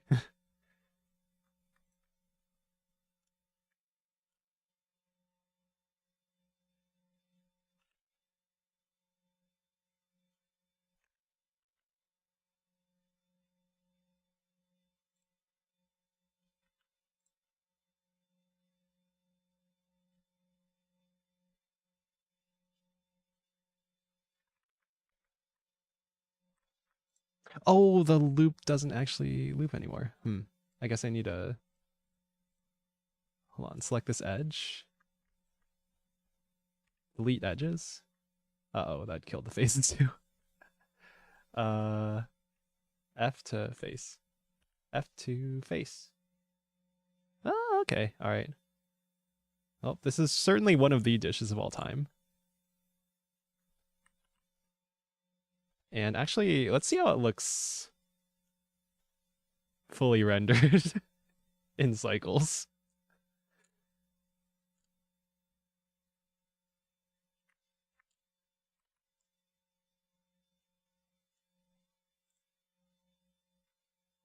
Oh, did it not go to cycles in the viewport?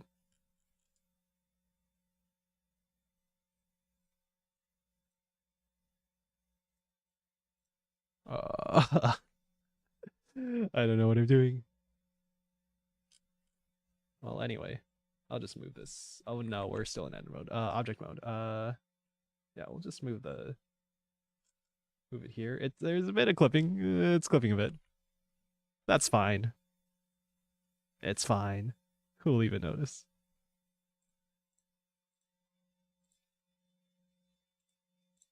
That is the scene, right?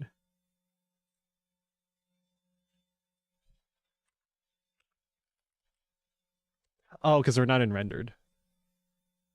Oh, duh. There we go. Oh my god. I didn't set it to shade smooth. Hold on. Right click shade smooth. There we go. Oh my god, look at the beautiful ray trace lighting. Oh my god, my GPU. Ah. All right, well, we made a plate on our own as homework. Yeah, we'll let's call it there. Control pause. All right. There we go. 3:11:26, I guess. All right. Well, that's halfway. Kind of. We got how far? 2:51? Yeah. We got through like 3/5 of the tutorial. That's pretty good. And here is our, I can press F12 to render. Oh my god.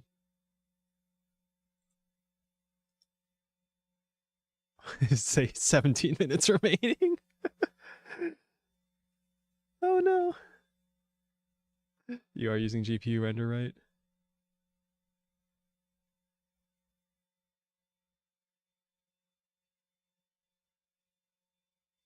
$796, sample 120. I pressed the render button. Oh my god.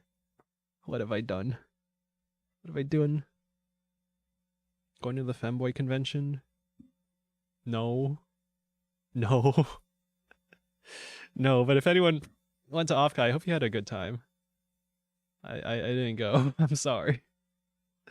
I feel like, I don't know, I feel like a bit of an imposter sometimes with how much I'm like not in sort of the VTuber space nowadays. But maybe that's just because I've been into this stuff for so long that maybe it's lost the novelty, and maybe I just need to find more new stuff to make me feel something again.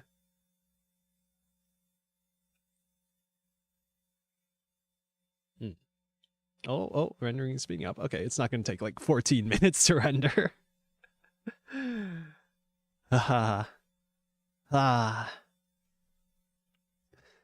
I pressed the render button, so we're waiting for this render to go through.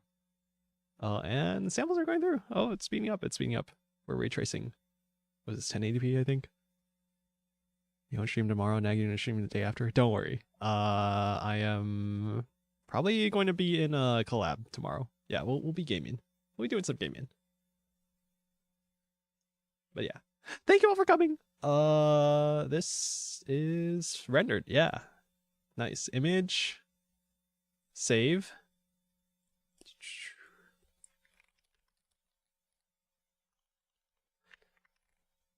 All right. Save as image. Donut render whip. And now, are you ready? Where's my image? Whatever, I'll just add a new image. Add an image. Make sure I pick the right image because it's visible right now. Projects 3D donut. There we go. Look at this render. Oh my god. Oh my god. Wowie. Would you look at that? All right, there's our donut render. No downtime for a streaming fanboy VTuber mails out such a different strategy. You get no downtime. Honestly, thinking about the male VTuber debuff stuff makes me want to spend more time focusing on skills that aren't like directly streaming. Unironically. like think of it this way, right? If you are trying to grow as a streamer, you don't grow from just streaming. You grow from clips. You grow from videos, YouTube videos. You grow from YouTube, or you grow from, like, how many people on Twitch just grow naturally through just Twitch? It's always someone clips them and then they post the clips to YouTube, they post them to TikTok, whatever, right? That's the really important part. Therefore, if I actually want to grow, I should be focusing on you know, things like clips and stuff like that, which I guess partially comes from like, you know, focusing on streaming and being entertaining and then having the funny moment to clip in the first place, right? But that's not the only way you can go about it. You can do more creative stuff. You can do video stuff, like stuff that you are preparing to make into a video. I think Ludwig talks about it a lot. Like the stream is for the video or the clip or whatever that you're trying to make out of it, right? So ideally, I think you should be, you know, being more creative and like coming up with more unique stuff as a content creator and not just, you know, gaming, because I don't think you can really grow to a significant amount doing just gaming or anything like that. Maybe if you have like something about it that really hooks people, if you're like really good at something, man. The inside of the donut is kind of hold on. The inside of a donut is kind of distracting me because it's not like drippy like the outside. Anyway, what I'm saying is recently I've been focusing more on skills. I've been thinking way more about things as skills than I have been thinking about it as like content. Because my thought process is, if I make something interesting and valuable with the skills I develop, then that becomes like 10 times more valuable than me, I don't know, yapping about random stuff on stream or something, right? Then that becomes how I could potentially grow. If I want to lean more into game dev, then I should like really focus on making something that really resonates with people or is interesting, valuable, something like that. Say I have an idea in my mind for, you know, a VTuber app, but made in Godot, and it's like free and open source and like has features that I don't see in a lot of the existing Unity built-in render pipeline VTubing apps that aren't like commercial products. Right, so that's where I see potential value, and I know that's kind of like a buzzword, right? Create value for people, but it's something I've been thinking about more recently, and I realize that my content's not like super innovative, out there, whatever, or like super interesting for that matter. TBH, but that's kind of where my headspace is at right now. And I've been trying to focus even less on numbers and growth, like external growth on YouTube, and more on internal sort of skills growth, which is one of the reasons I'm doing this like art focus Blender stuff. Anyway, hope that wasn't too real for you guys. Work the hips like a dog.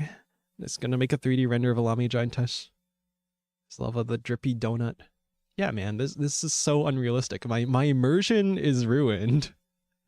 My immersion is ruined staring at this, you know, the inside of this donut here, where the icing is not dripping like the icing on the outside. Yeah, man. What's up with that? I guess in the render, like, you can barely see because was it in his example? There's like one inside of the donut that's visible. Did he make his donuts thicker than mine? Okay, well, whatever. All right, we're done. We're chilling. Okay, thank you for the follows, Reg to go rookie. Yeah. Yeah. Hope that wasn't too depressing. I realized that I'm probably doing better than a reasonable amount of people in terms of like the streaming and growth stuff, and I hope it's not too demotivating to hear me talk about stuff like this. But like really thinking about it, I do think the space is saturated for if you're not doing anything that's like really unique and interesting. I hope this isn't too negative a take on it, but just the way I'm seeing things and the way I see my growth rate as well, like comparing it to, well, I don't know, I don't want to say like I don't want to compare it in like a negative way, but like when I see YouTube channels pop off, it's because it's like genuinely interesting content there, and not they didn't just play the thumbnail, title, game, whatever. They made interesting content that people wanted to look at. So I'm thinking more about how I could turn stuff I'm doing potentially into, you know, well edited videos that someone will actually want to like click on and watch, and that will actually help me grow on YouTube. Not that there was like only one way to grow on YouTube, but yeah,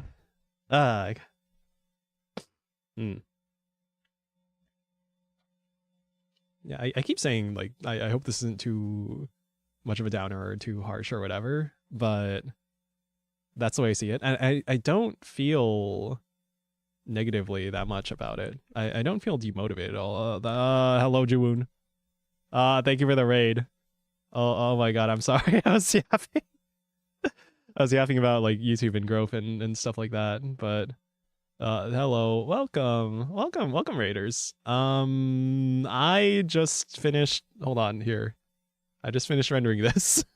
We're not entirely through the Blender donut tutorial, but we got pretty far through. So yeah, thank you for the raid. I was about to raid you. We stopped like halfway through the tutorial. We got like 3/5 of the way through the tutorial.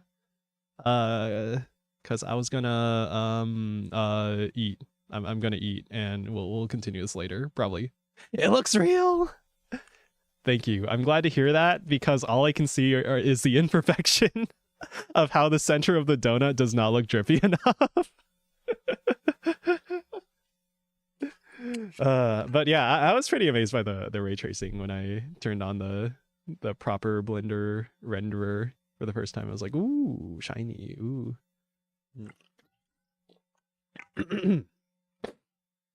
But yeah, we got the what's there to talk about in this? We have the subsurface scattering enabled. I can barely notice it, but I think it's making a difference. I think. No one cares. Yeah, that's just the life of an artist, right? That's just how it goes. Ugh.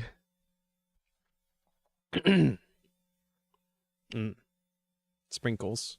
What was I saying? Subsurface scattering. Yeah, we turn that on.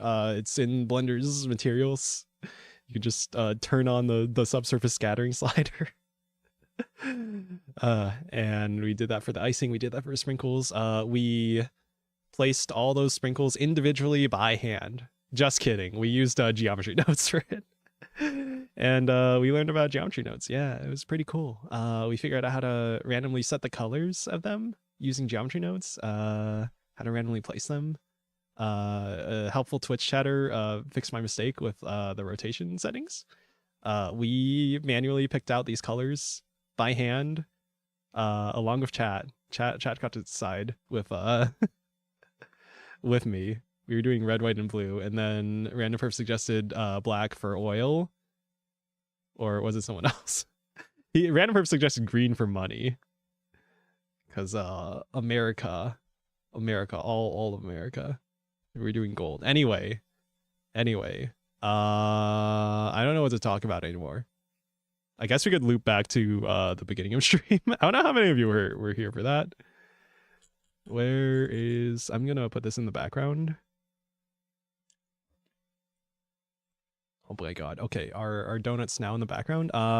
We were looking at Nilotune actually. Where? Oh my god, where's my? That's the wrong browser. What? Wait, no, this is my browser. Wait, what? Nilotune. Wait. We were yapping about, where's my frickin' browser? Here. We were yapping about this. We were yapping about Nilotune. Shader. Anime Unity URP anime character shader. That is used in a shitload of VTuber related concerts and stuff. And I was like, I really want to know how to recreate this, because it's paid and it's you have to ask price. The prices you have to ask. And I imagine it's not really accessible for small indies, but it apparently is accessible for large indies. Like there's examples of towards the bottom of some VShojo members. Although I guess VShojo isn't technically indie. I still consider like VShojo to be like large indie in my head. I don't know. Mine was Green for Money. Someone else said Black for Oil. He was looking at his Genshin Impact collection. Yeah, I was looking at Genshin Impact. Actually, yeah, I was. Here you can really see the difference between like having proper shaders and then having not proper shaders. This weird ass plastic material versus Mina no Aqua. Oh, cute anime girl graduated from Hololive. Damn it.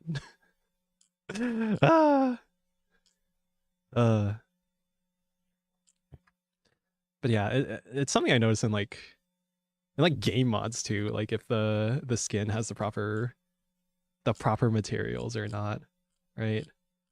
This is like really important stuff, guys. The difference between, you know, this, you know, flat shaded, no outlines, and this, right? That's like critically important for a VTuber, right? Obsessing over a drippy donut? Yeah, I sure was. You know it.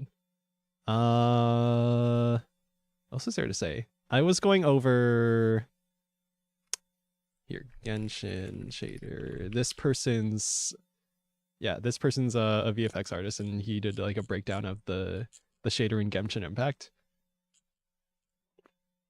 And oh, right, the faces. Yeah, okay, we're looping because I literally talked about this at the beginning of stream, but I don't know how many of you were here for it. But somewhere the faces custom lighting here. The face shadow. Notice this looks better than this. And the way that this was done in the past was you would like you would manually edit the normal vectors of all these faces, of all the faces on the face, to be more, I guess, front facing. The way it's done here is using a texture, this like face shadow texture, and I'm not entirely sure how it works. I mean, the math is right there, so I guess if you understand dot f dot of the head forward and then the main light, but just the XZ, whatever, it's doing some math to compare the direction of the light to the heads forward, and then the direction of the light to the heads right. And then it's doing another thing. Oh, wait. Okay, wait. I think I'm starting to understand it. Was it if the light is facing... Wait. Okay, it's basically simplifying the lighting to, instead of like every single face being calculated, is this facing the light or not? Instead, it's like if the light is shining on like this side of the face, then we'll use more of like this shadow texture to like sort of snap it to this kind of shadow. And then there's like some other stuff. It's not directly using that. It's not just doing that, but it like smoothly it steps towards that. Okay, maybe I should actually try and understand this. Whatever. It does some math. It makes shadow look good and not look bad. This shadow looks bad. This shadow looked good. And notice this triangle thing, that's like an anime thing. That's like there's a GDC talk. I'm still not sure if it was a GDC talk or something else, but there was a GDC talk from some of the Guilty Gear developers where they talked about this like face normal editing thing. And they explicitly talked about this one little triangle thing in of the I guess it's like above the cheekbone, right? Where the light catches, and it's like a pretty important part of like the anime look when the light is facing that way. I guess it's not like super necessary, I guess, but it does make it look better. Anyway, I don't know how to segue because I was gonna end stream. I don't know what to say anymore. But this is what I've been like looking at for the past few days, and I've been like obsessively trying to study it and hopefully learn something from it. This one's interesting too. What was it? So anime hair highlights. Anime hair shiny, and it shines at like a specific, like the ring around their hair. You can actually define a mask. That's what this mask texture is. You can define a mask, so you can do lighting effects on just that shiny highlight ring. And it's also partially painted onto the texture. But the main thing you want to hear is that the part that's in light becomes shiny, and then the part that's not in light, the part that's shaded, becomes not shiny. And so you can do that with the mask and then some other stuff. The lighting dot. I think that's the same light dot from... wait, where's that light dot from? I think he's just saying that you do the where's it? Was it n dot l dot product between normal and the light direction? Yeah, that's like how much the normal, so like the normal vector from the face is pointing to the light. I don't know how to explain that simply without a diagram. I feel like a diagram is probably the best way to explain something like that. But anyway, this is the stuff I've been nerding out about. Anyway, yeah, thank you all for watching. We should probably end this. Hope you all enjoyed the donut. Hope you all enjoyed the rambling, the yapping. Thank you again for the raid, June. Time for a parasocial name rating or something. Okay. Thank you, Electric. Thank you, Plexcrates. Thank you, Lionspath. Thank you, Theodore. Thank you, Kamamoop. Thank you, Richituko. Thank you, Rookie. Thank you, Random Perv. Thank you, JPZ. Thank you, Rezko Runman. Thank you, Bare Metal. Thank you, James. Thank you, Danica. Thank you, Pom Pom. Thank you, Tan572. Thank you, Tiki Gaming. Thank you, Funboy Cultist. Thank you, Clinker Upstairs. Thank you, Dollum. Thank you, Zlacool. And thank you, Juwoon. I'm hungry. I'm gonna eat, man. I'm hungry after this. But thank you all for watching. I am probably gonna be gaming tomorrow. Tomorrow earlier in the day. Yeah. Otsu, bye-bye. I don't know how to end this. Let's find someone to raid. All right. Who's live? Who's live? Who's here? I don't even know. Okay. Oops, unable to raid. Oh my god. Oh my god. Okay, we'll just do the YouTube raid then. Who's live? Who's live? Okay. Okay, Donna's live. Okay. Thanks for watching. Okay, bye. He's hungry because I edged him with real food. I'm hungry from the donuts too, man. Well, I'm just hungry in general. All right. Thanks for watching. Damn it. My brain wants to yap more. I don't even know what to talk about though. I already did my yapping. Donut. Hello, Tony. Hope you like the donut. It's one of the donuts of all time. We're not done with the render though. We're not done with the donut tutorial. We got like halfway through. And thanks for watching. Okay. And thank you, lurkers. I don't know what else to say. I hope the video compression didn't ruin the experience too much. I'm thinking I might need to adjust those things. Anyway, eat real food, then come back, app. No, I'm just ending it here. Okay, thanks for watching. Okay, bye. Okay, bye. Okay, bye. Okay, bye. Otsu.